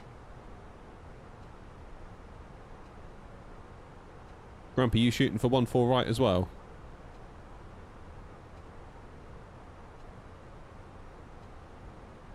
What, 021?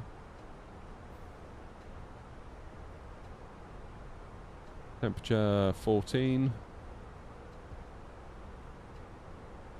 And 140 and 12.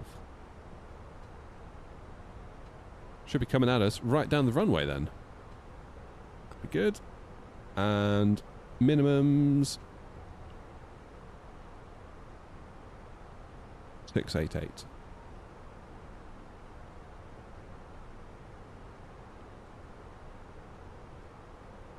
The star, I'm doing the Narrow 8 Sierra, transitioning at Fuzap.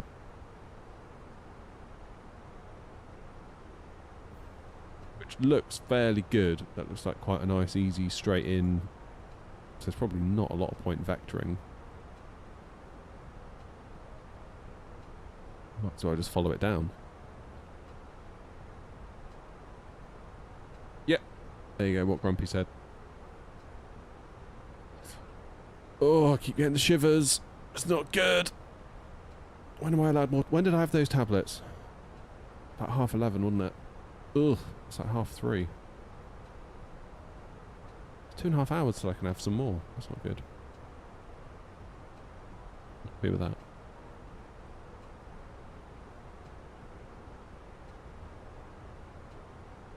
Approach into runway 18 is quite nice in real life. Low over the mountains and a final right turn before the landing in Tromsø. Cool. I've never been up there. How you doing, eh?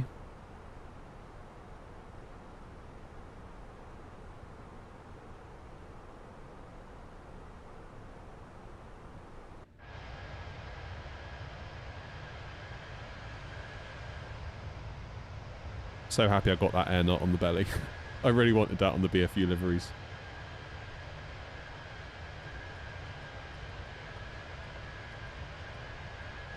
Getting the MCDU from Windwing soon, I can't wait. Awesome. Cabin crew for Wizz Air UK Gatwick base. Could I fly the A321neo in Wizz Air livery one day? When the Phoenix comes out with it, yes. Until that day, probably not. But it shouldn't be too long, hopefully. I mean, they did say by the end of this year, but they've delayed it a little bit. Which is only right. If it's not right, it's not right.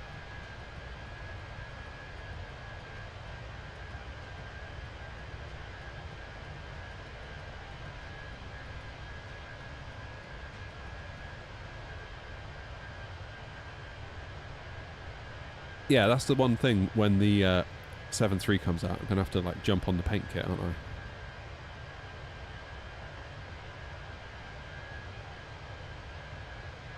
Any thoughts on the A320neo from Phoenix after watching the preview video? Can't wait. Can't wait. No, you'll be alright, eh? Don't worry. Seatbelts are optional. Gonna be brilliant.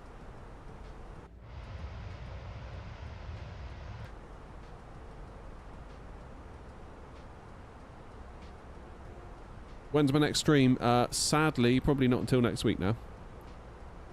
I have to work over the weekend, so Tuesday's my next day off.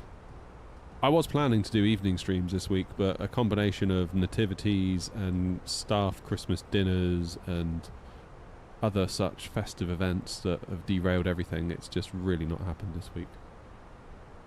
I feel like there's always a reason. There's always a reason why like I can't do an evening stream. Like something comes up just constantly. Just life stuff, you know? Which is why when people say, why do you stream in the daytime? Well, that's why. Because it's a real struggle to do it at night reliably. Plus we can't really stream for as long. Because even if I start at say 7:30, sort of come 10:30, I really want to be logged off by 10:30 because I want to be thinking about going to bed, to be honest.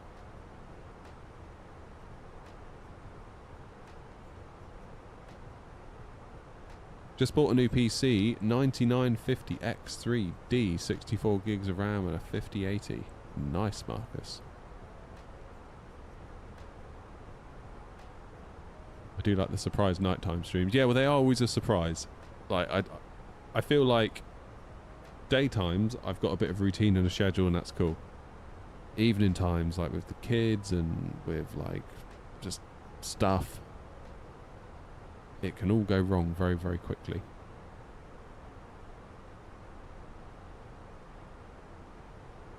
What are my thoughts on Phoenix postponing Neos to work on LNAV and VNAV? Good. Let them postpone it.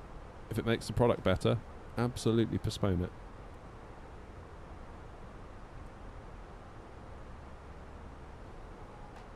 Have I ever crashed before? I landed once, I forgot to put my landing gear down.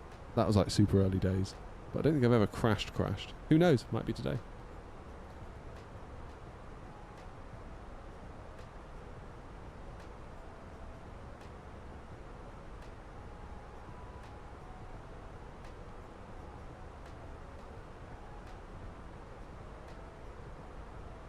Yeah, I was sort of like mapping out what my weekly schedule could look like if I didn't have the day job. Hey, Pine. Brussels was average, Grumpy. This new Sky said so. Average touchdown. That was not a crash. It's perfect.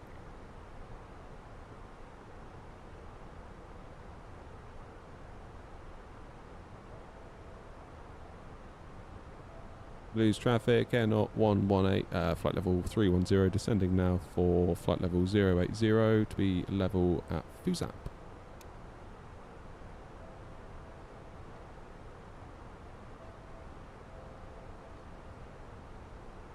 Yeah, I was thinking about what like a week would look like if all I had to do was this channel. And I think I would probably do stream Monday daytime,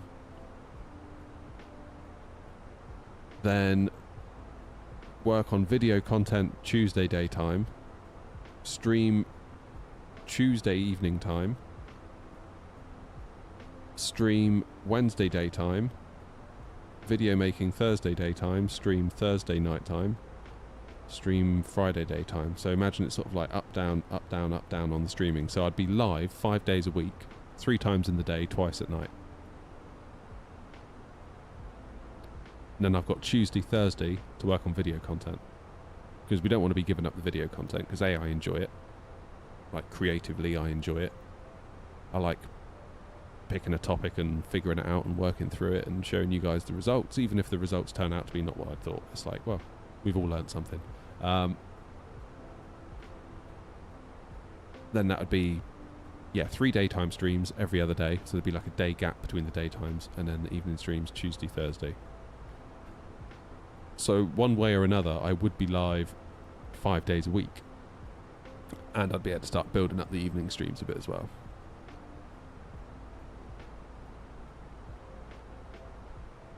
That would be the plan.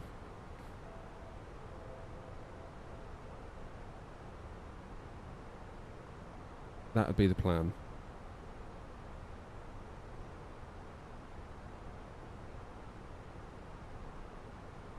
Because at the moment, it feels like on a Thursday, I'm sort of like, right, bye everyone. And it's a big old gap until Tuesday. And that bothers me. It's like I'm here, and then it's like I'm gone for what feels like quite a long time. And obviously I would take the weekends for myself. Take the kids somewhere or something, you know. Not do any work.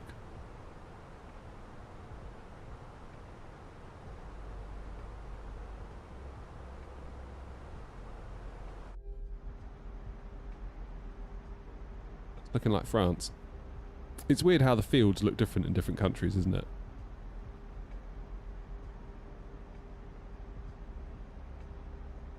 They definitely do look different in different countries. I don't know what it is. Is it the shape of the fields? Is it the colour of the grass? Like, what is it?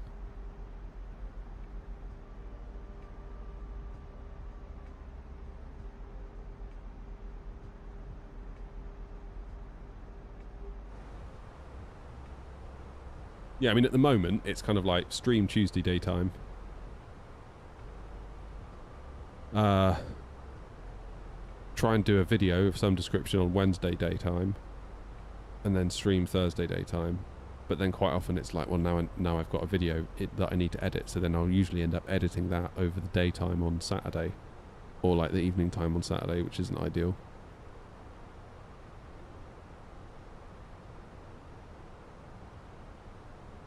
Who knows?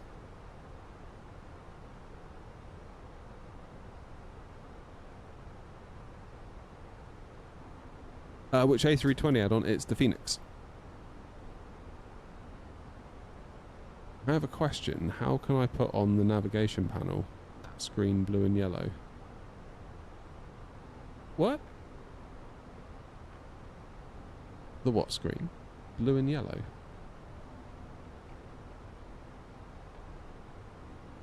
You don't mean this one here?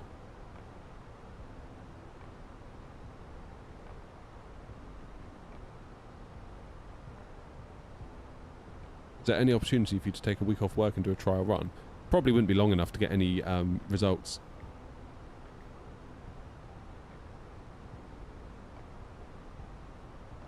Yeah, I wouldn't be able to do weekends really, Noms. I mean, the whole point of it would be to free up weekends to be around for the kids a bit more. Rather than locking myself in a shed streaming.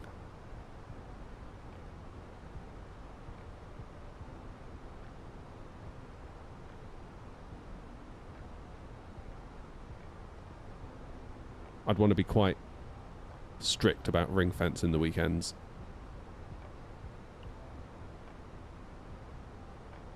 Drop my days. I can't drop my days anymore. I'm already on the minimum amount they'll allow me to work. If I want to drop any more, I have to leave. And that's not complaining, it's great, because the channel has allowed me to do that.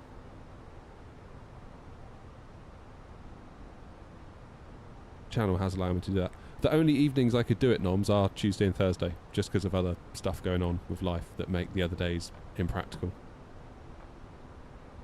Mondays I can't, Wednesdays I can't, Fridays I can't. Hence, I stream so much in the daytime. There's a big old world out there, like what's daytime for me is nighttime for someone else, so it's like, that's all good.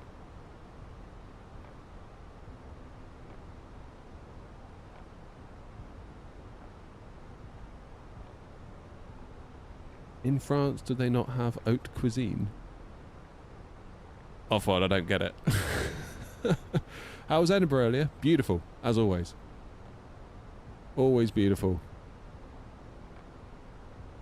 And thank you for the heart on TikTok.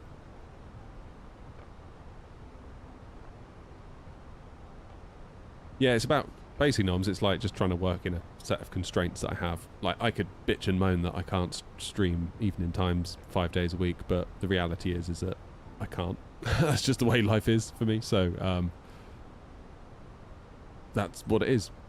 Those are the constraints, and we'll mould around them.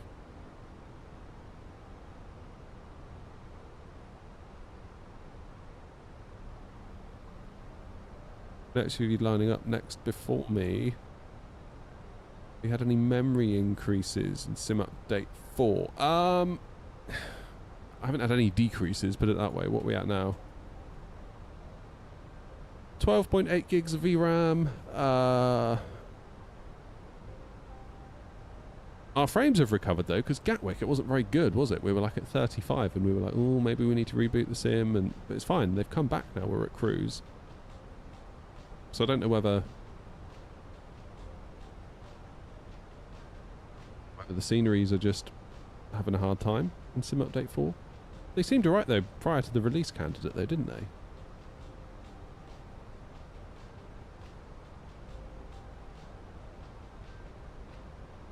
I mean, I've got VSync on, so it is actually capping me at 60. So potentially we could be getting a bit more were it not for that some of the time. See what Toulouse is like when we get on the ground. I've got a feeling Toulouse might be okay.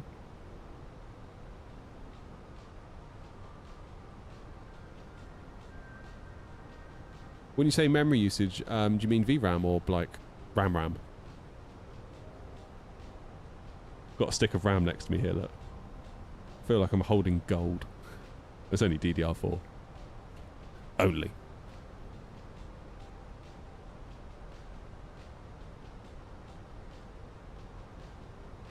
Your revenue stream. I'm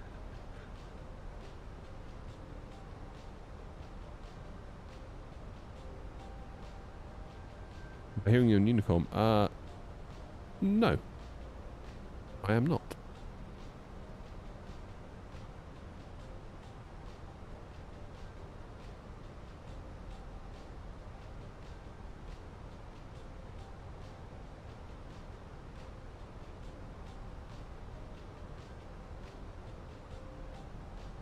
The kit's gone up to £1,200. Wow.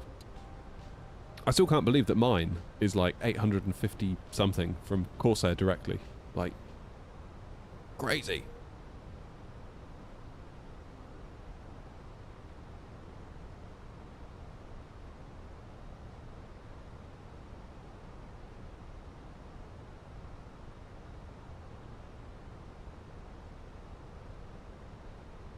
Okay, that one's just left. Stephen's on the way in. Stephen's on final by the look of it. And it'll be me and the Grumpy. Greg made it down from Bristol. That's good. Beautiful. What throttle quadrant is that? I'm looking for a small one. I can fit on my desk for A320 and 737. That one looks pretty good. Yes, it's the Moser MQT. There's a video on the channel that I put out about 2-3 weeks ago where we reviewed it. But yeah, you can take off the Airbus handles. And you can buy a set of Boeing handles to go with it as well. Very cool. Little reverse thrust levers.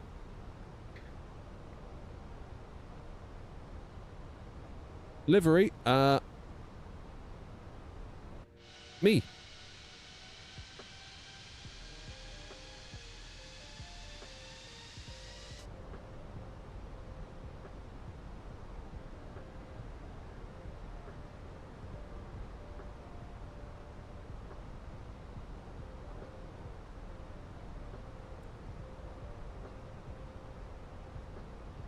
Okay, let's get the landing system on. We're a bit far out yet.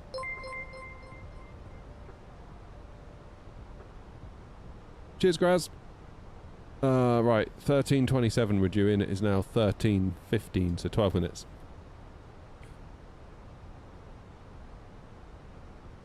Want chase plane now? Yeah. Yep. Chase plane, FS Realistic Plus, 737 from PMDG. Then we're all right, aren't we? Then we're... I would say that ties a bow on 2024.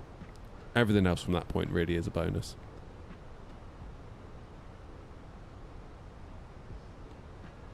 Do I have a Moser affiliate link? I don't think I do. No. No, all the links I've put in my videos have just been like... just a link to their product page. And they've never once brought it up, so... I don't know if even if they have a program. I'll have to ask them.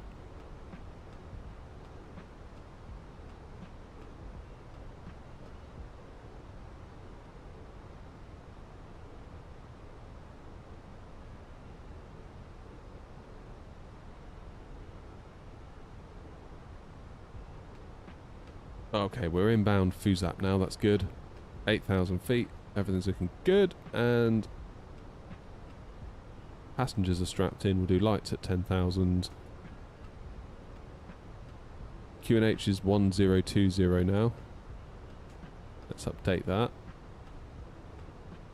1020. How do you think the Phoenix A321, excuse me, compares to the FS Labs?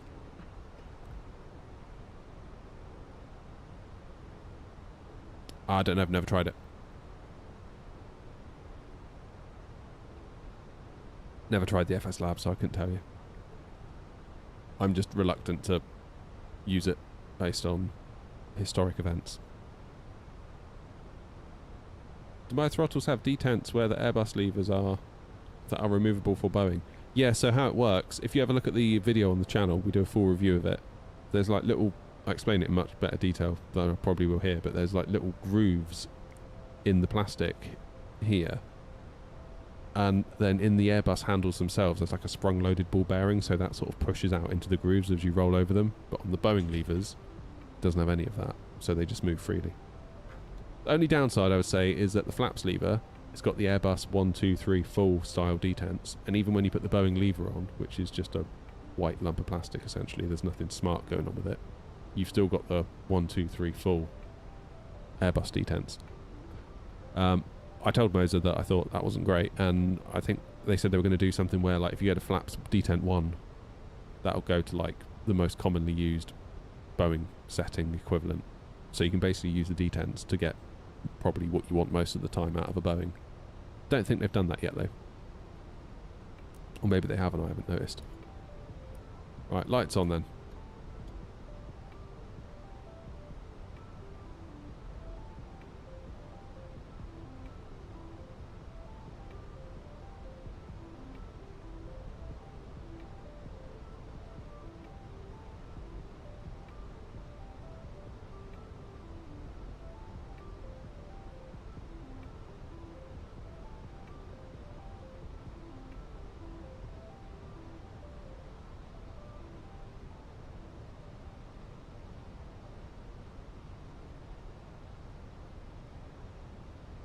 Toulouse traffic, Air 118 overhead, FUSAP for the ILS Zulu, runway 14 right, Narek 8 Sierra transitioning FUSAP, Toulouse traffic.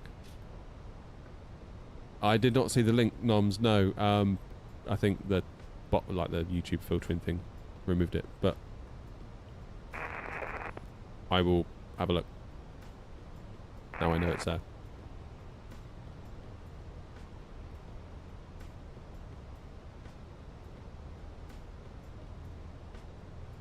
Cool, cheers, Noms.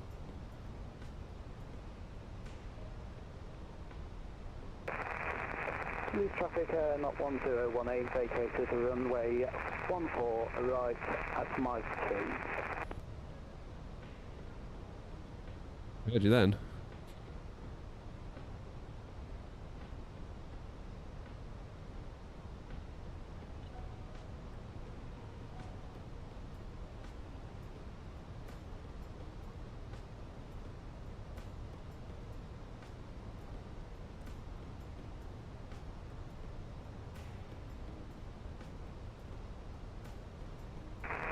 Police traffic, not 1018, crossing runway 14 left at Mike 2 on November 2.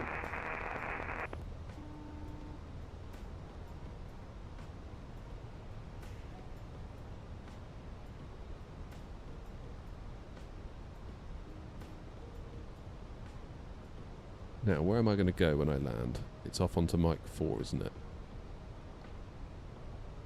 Left onto Mike 4 or Mike 2, crossing 14 left, then we'll find ourselves a gate.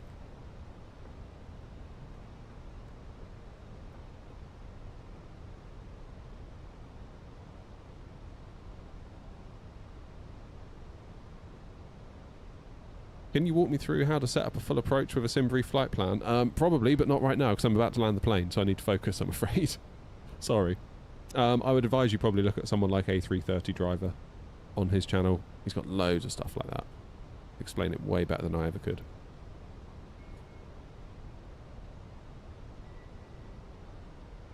Okay, QNH 1020.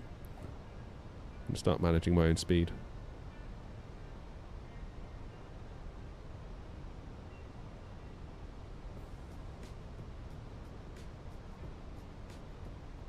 Let's go 180 knots. To lose traffic in at 118, slowing speed 180 knots.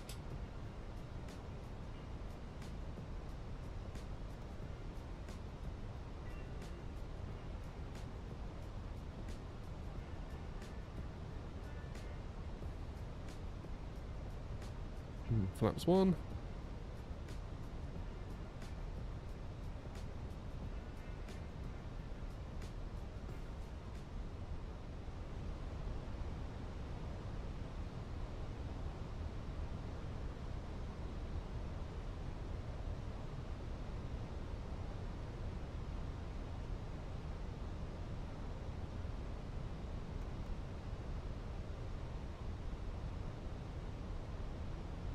Go around altitude is 3,000 initially.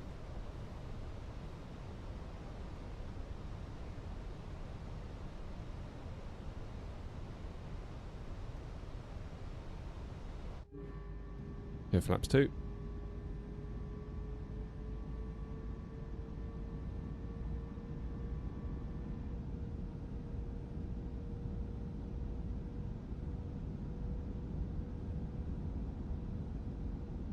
Keep it at 180 just for another couple of miles.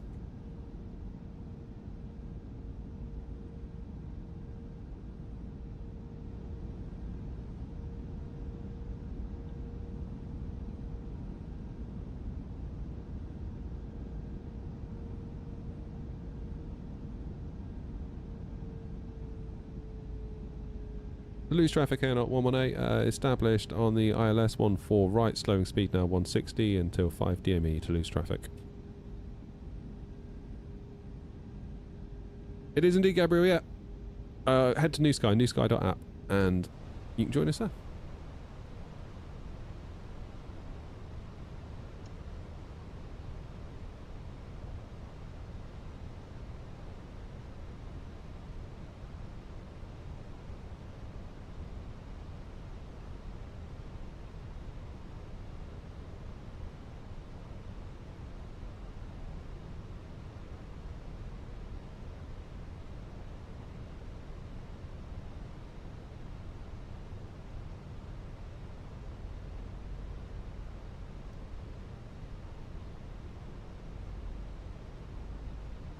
We're landing, yep.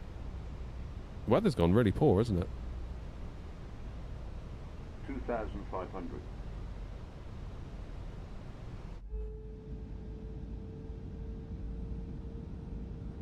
Not looking the greatest out there, huh?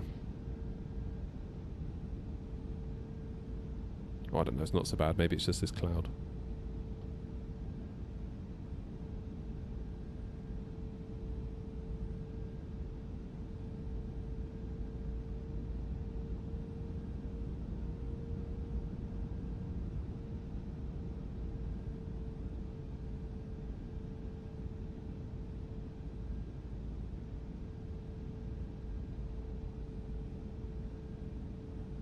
Okay, let's go to our final approach speed. Gear down.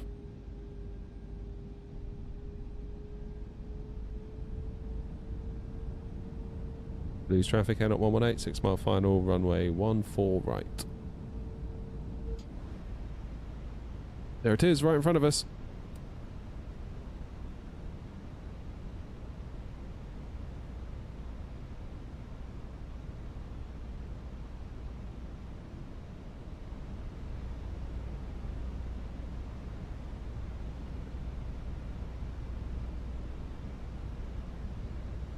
Oh no, my plane.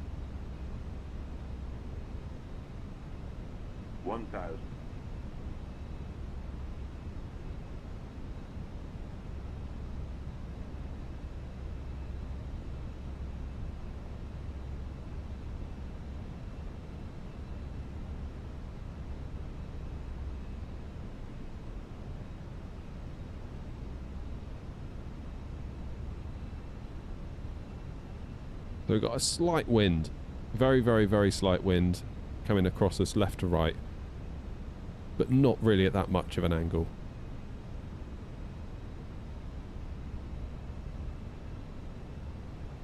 You do have to keep it in mind. Toulouse traffic at 056 Tango on base for runway 14 right. 500.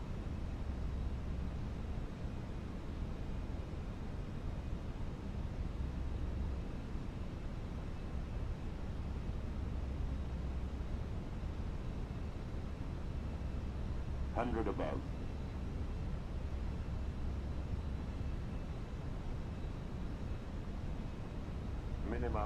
Continue.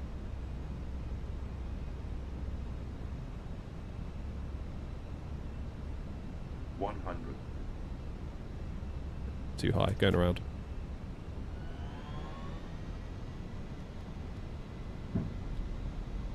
Lose traffic, Air 118 going missed. I went too high.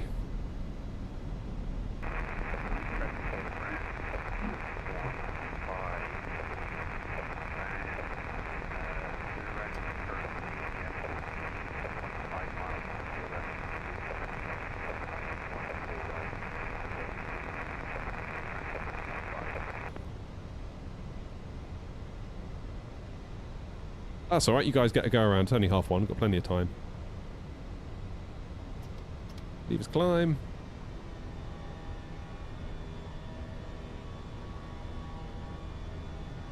Okay, go around. Is climb to 3000 for BO512. Yes, we are.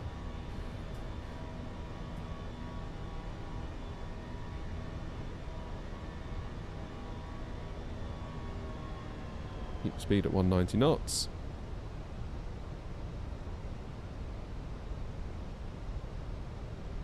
Yeah, it felt like we just went a little bit high there. I could have pressed on, but it would have been a crap landing, so we didn't. And that's a lesson I'm trying to instill in myself, to be honest, because I feel like too often I would have just like nosedived it to get me lower and then done a really hard flare to compensate, and then it would have sucked. No shame in a go around. That's what we keep saying, isn't it, on the in the Discord. No shame in a go around.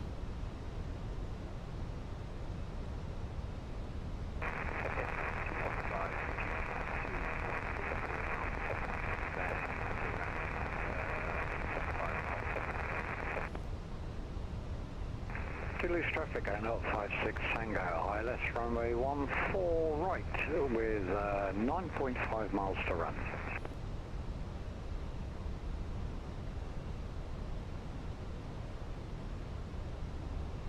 Did Moser ever come back on the captain side stick? No, they haven't said a word.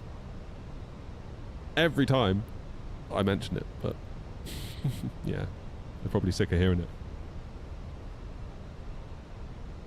They should. They absolutely should do it. Maybe it's just not a big enough market. Like, you've got to be a real enthusiast, haven't you, to really want a left-handed captain stick. But then, at the same time, you've got to be a real enthusiast to spend £550 on a joystick base, so maybe there is a market for it. You know?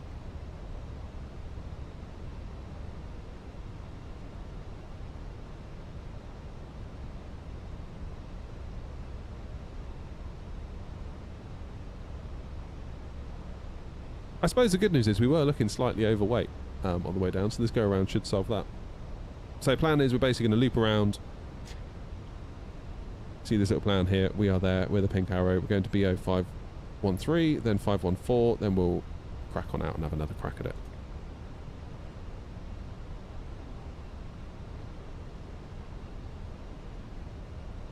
What size stick do I use now? The stick itself is from FS Projects, but the Moser base underneath that actually obviously does all the movement is the Moser AB9.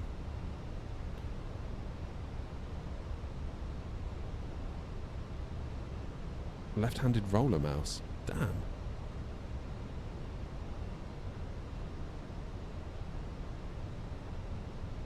Alright, let's go 4,000.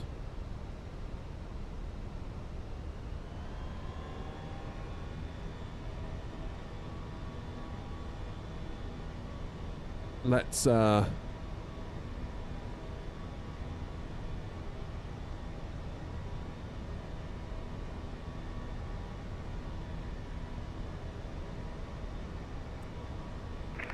traffic going up 56 Tango, sidestepping 214 left.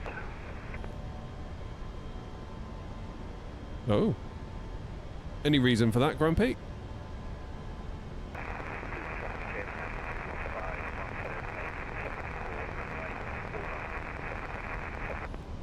Probably because it's easier to vacate. That's what it is, I bet. I'm going to go straight to B0. There's no point going all the way out to Fuzap, is there? I'm going to go 050. Air 056 Tango. Saw an aircraft on 14 right, so side step to 14 left. Aircraft has now disappeared, but continuing for 14 left now. 509, isn't it? Yeah, that's better.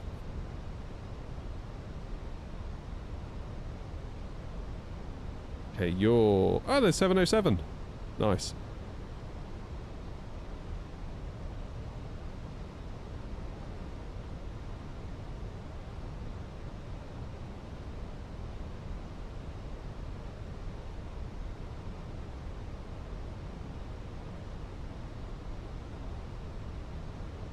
I will let 707 go first, I think.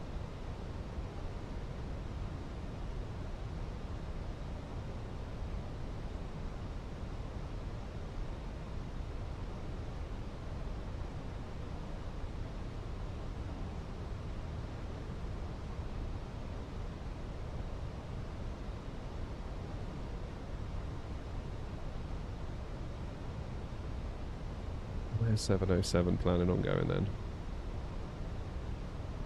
Here and then around.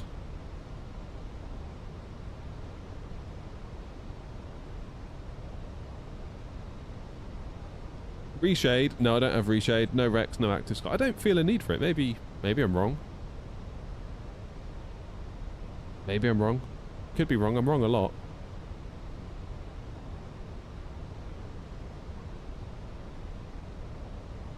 Yeah, it looks like 707's about to make a turn.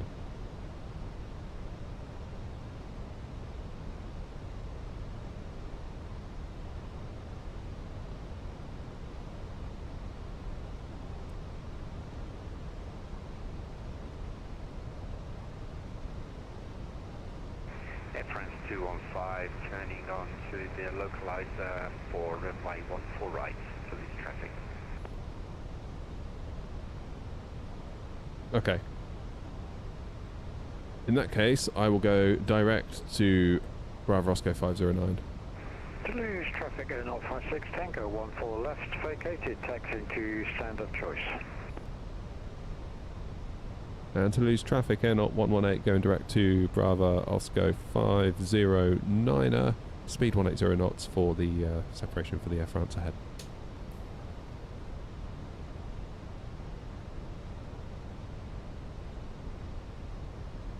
That should work.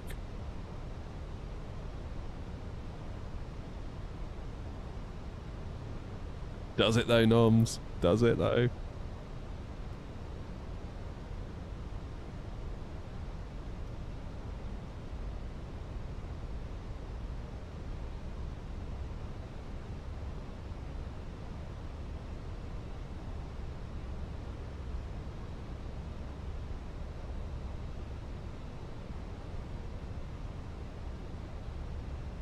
I think I just don't feel dissatisfied with what I've got. Maybe that's what it is.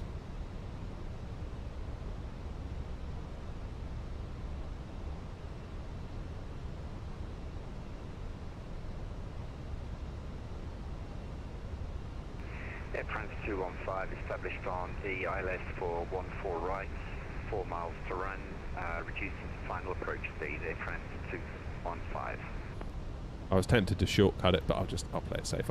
I'll keep on the track I'm on.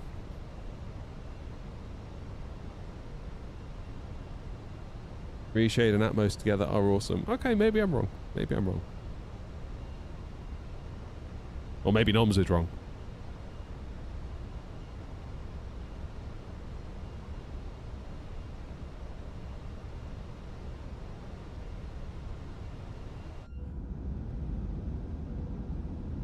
Turn coming up.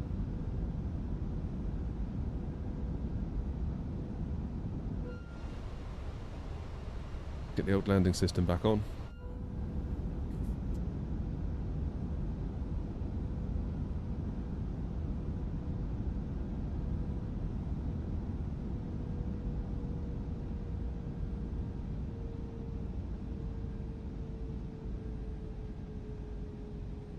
Get ourselves down to 3,000 and we'll have one more go. Because that's all we're going to need.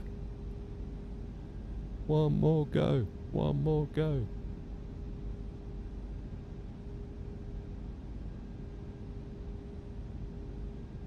Toulouse traffic, and at 118, turning base for 14 right.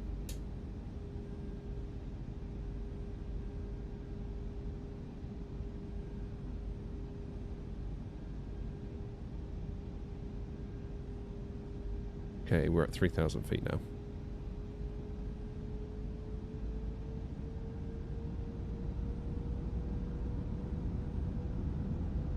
How many are watching now, Noms? Just so I start to feel the pressure for the landing. I never look. Don't think it's healthy to look, but kind of curious now.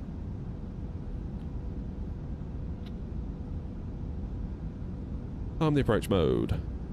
85. Oh my god. Well, welcome everybody. Welcome to the stream. Hit like, hit subscribe.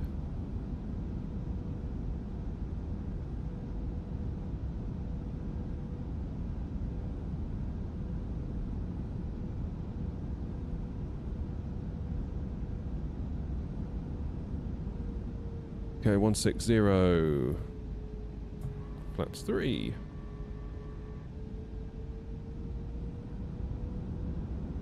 Counting on you. Oh no, don't say that. Never count on me, that's a bad idea. I shouldn't be counted upon.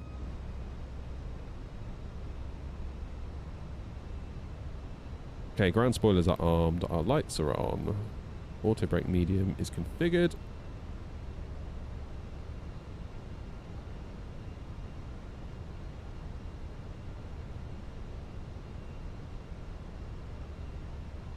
Are we in approach mode?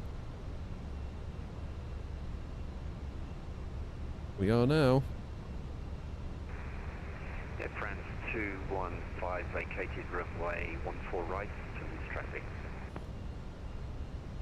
Everyone else made it down except for me. I'm starting to feel like the idiot now. Which may not be the most inaccurate thing.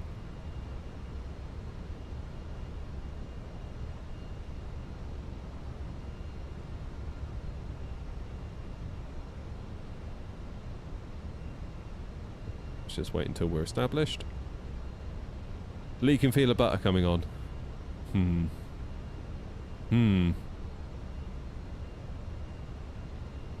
Go around number 2. If we need to, we will. We've got the fuel. There's no shame in it. It's what we try and drum into each other in the Discord, isn't it? For the VA, it's like, if you need to go around, just go around. It's all good. Like, really. Toulouse traffic, N at 118, 7.5 mile final for runway 14 right, established on the ILS, speed 160 knots. We will maintain until 5 DME. Yeah, at least we've got the fuel. It's weird, like sometimes I feel like in really hectic conditions, I do quite well, whereas if I've just got a bog standard straight in approach, I mess them up.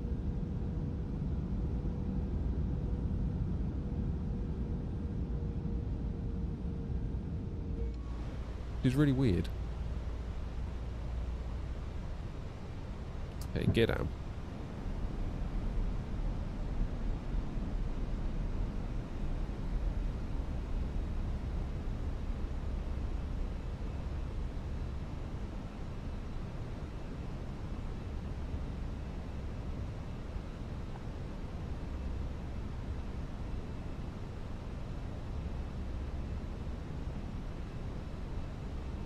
Final approach speed. Toulouse traffic in at 118, 5 mile final, slowing now to final approach speed 149 knots, Toulouse traffic.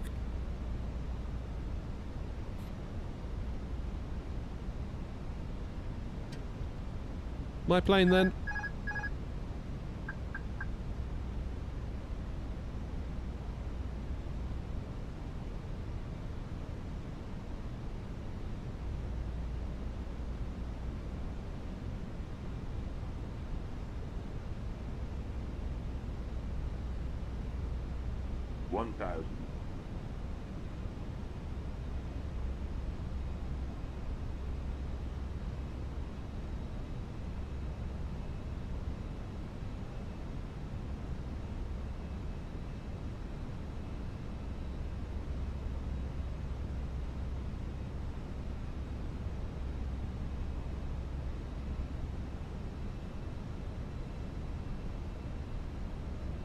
Follow the flight directors. That's all we need to do. How hard can it be?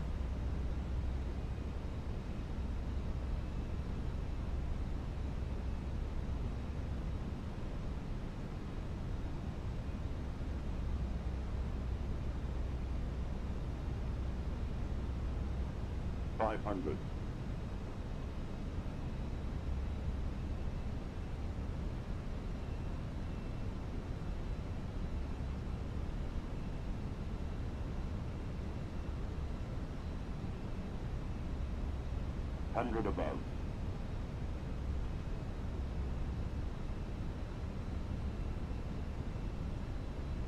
Minimum. Continue.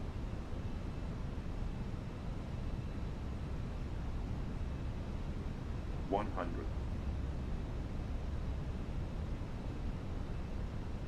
50, 40, 30, 20. Retard. 5. And that's why you do a go around, kids. Because that was alright. Had we not gone around, it wouldn't have ended like that.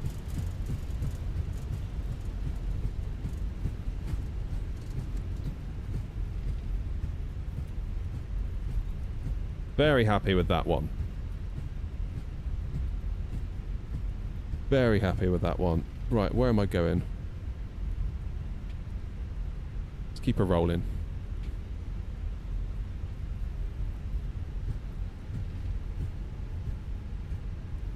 That's going to be a TikTok and a YouTube short, I think, that one.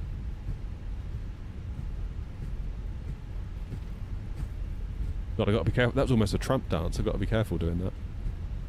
Blimey.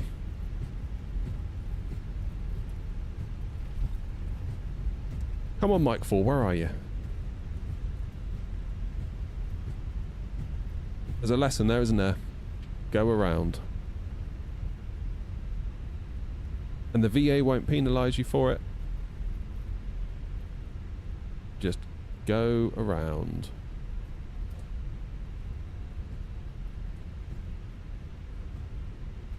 Really should have done auto brake low, shouldn't I? Toulouse traffic PC 36 Lima taxi to 14 right. Toulouse. The dance should be a TikTok too. I don't think that's a good idea. To be quite honest, Dan. Toulouse traffic in at 118, vacated 14 right, crossing 14 left, 32 right.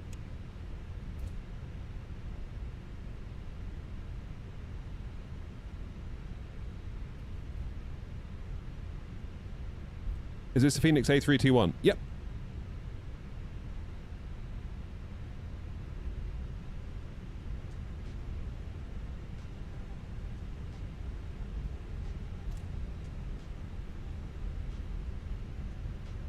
Get off this runway. Then we can think about getting ourselves in a good position.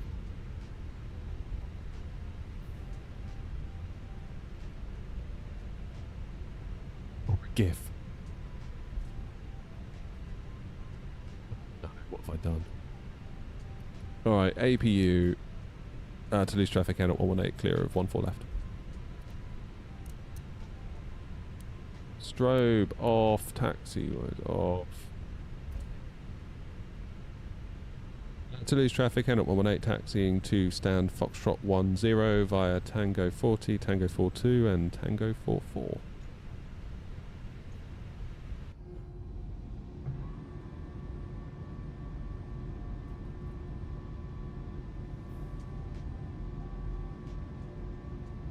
A nice one, Cam. Hope you enjoy it.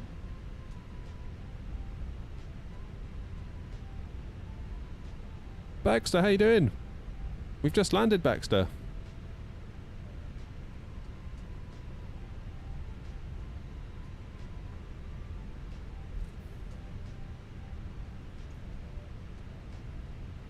What's my system? 9800 X3D and a 7900 XTX. I can see myself sooner or later getting rid of that AMD card. Sooner or later. Lots of little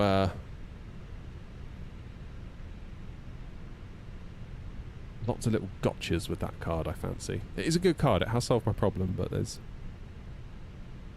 You hear people say, don't you, buy AMD and find out.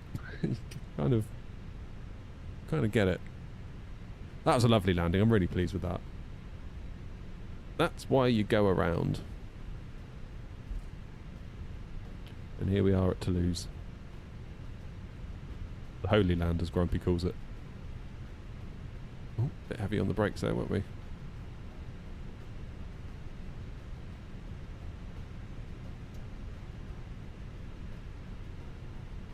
Still, our mate's had a nice day out, hasn't he?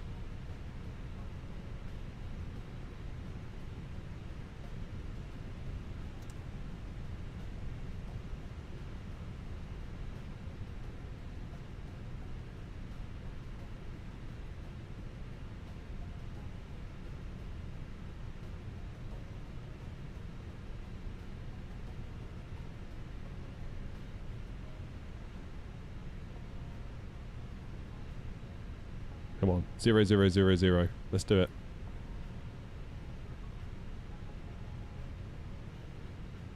Come on. Oh, so close. Devastated. Absolutely devastated. Never mind. Right. APU is fired. Taxi lights off. Engines off. Beacon off. Let the passengers out. That's got to be a 10, right? Surely it's got to be a 10 from New Sky. Come on. There it is. 1.3 G, 269 feet per minute. Challenging conditions. Yes, it was. And right in the middle of the accepted range. Very nice. Oh, I'm glad we did that go around. I feel like, had we not, I'd have regretted it. I'd have touched down and I would immediately have been like, oh, we should have done the go around. That would have been a much better landing if I'd gone around. There's part of me that feels like I shouldn't, because it's going to bore you guys. If you know what I mean. Like, you guys are going to be like, oh, go around. Damn it. We were hoping for a landing. That's part of what makes me think I should press on and just land the thing, but actually, shouldn't do that. Shouldn't do that at all.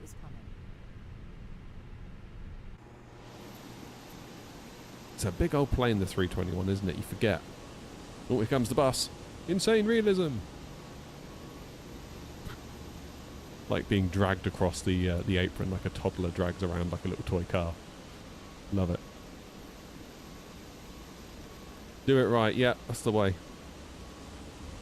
That's the way. Oh, what a nice day out. I need to get to the bottom of this Air Canada livery with the A321. It's very strange. I might try and clear all of my cache settings in a minute and give that a go.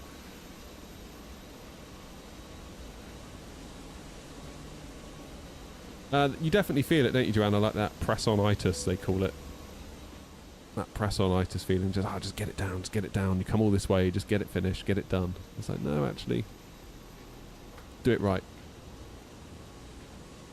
I have a 5080 and a Ryzen 7 9800X3D. Is that good for flight sim? Yeah. Just make sure you keep an eye on your VRAM with the 16 gig of the 5080. Depending on your resolution that you're playing at, you might find you need to drop some texture res or stuff like that. Speaking of, what frames are we getting here at Toulouse? 45, 50, 51? Yeah, so this is a world apart, isn't it, from Gatwick? We are using 13.6 gigs of VRAM, though. But if we go inside... Oh, that's about right, isn't it? Why are we using 16 gigs of VRAM all of a sudden? Luigi, thanks, mate! It is starting to chill out a bit now, though. 15.9, 15.8, 15.83... That's still a lot, though, isn't it? 15.7, 0.6...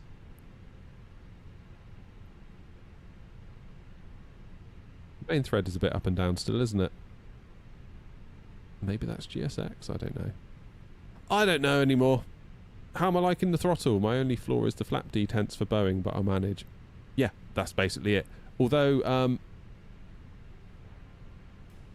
I was saying to Moser, what they really should do is, and I think they said they were going to do it with an update, a software update, is if you put it into like the flaps 1 detent, that will give you, say, flaps 1 in the Boeing, then you go flaps 2 detent, that will give you flaps 5, then you go flaps 3, that will give you, I don't know, flaps, whatever you want, 15. and then flaps 4 will give you 30. So it sort of matches up to what you would realistically use on the daily basis with a 7.3. I was more thinking about a 50-90 Grumpy, to be honest. Eventually. I mean, at this point, who knows? Who knows? Yeah, I think they're planning to, Cam. I'll check in with them. I'll check in with my contact there and see where they are with that. Because that, like I said, I think that would mostly solve the problem. I mean, on the odd occasion you want to go flaps 40 and not 30, or then you'll have to manually change it yourself. But like most of the time, I'd say you're all right. I mean, what might drive the decision, Grumpy, is if the 4080 goes up in value, but the 5090 doesn't. But I can't see that happening, to be honest. There we go. Right, folks. Stock scenery. No, it's not. No, this is I don't know who made it, but I bought it on Black Friday. It's pretty good. Anyway, guys, I gotta go. I've got a job to do before I go and get the kids in an hour, so it's kind of fortuitous that we've finished now at about 2 o'clock. It gives me an hour to finish that job that's been hanging over me all of today. So I'm going to go and do that. Mike, I've got a second streaming PC. Yes, I do. Which takes a lot of the load off. But until next week, guys, I'll be back on Tuesday if I don't see you before. Keep your eye on the channel. There will be a video. There should be a video up over the weekend, or maybe even tonight or tomorrow. I don't know yet. We'll see how that goes. But keep your eyes on the channel. Thank you all for coming along. Thank you all for liking the video. Thank you to everyone that liked, subscribed, gifted a member, all that good stuff. I really do appreciate all of you. Noms in particular. Madman donating another 5 today. Another 5 gifted. I really do appreciate it. But I appreciate you just being here. So thank you all very much indeed. Have a good week. Have a good weekend. And I'll speak to you soon. Cheers.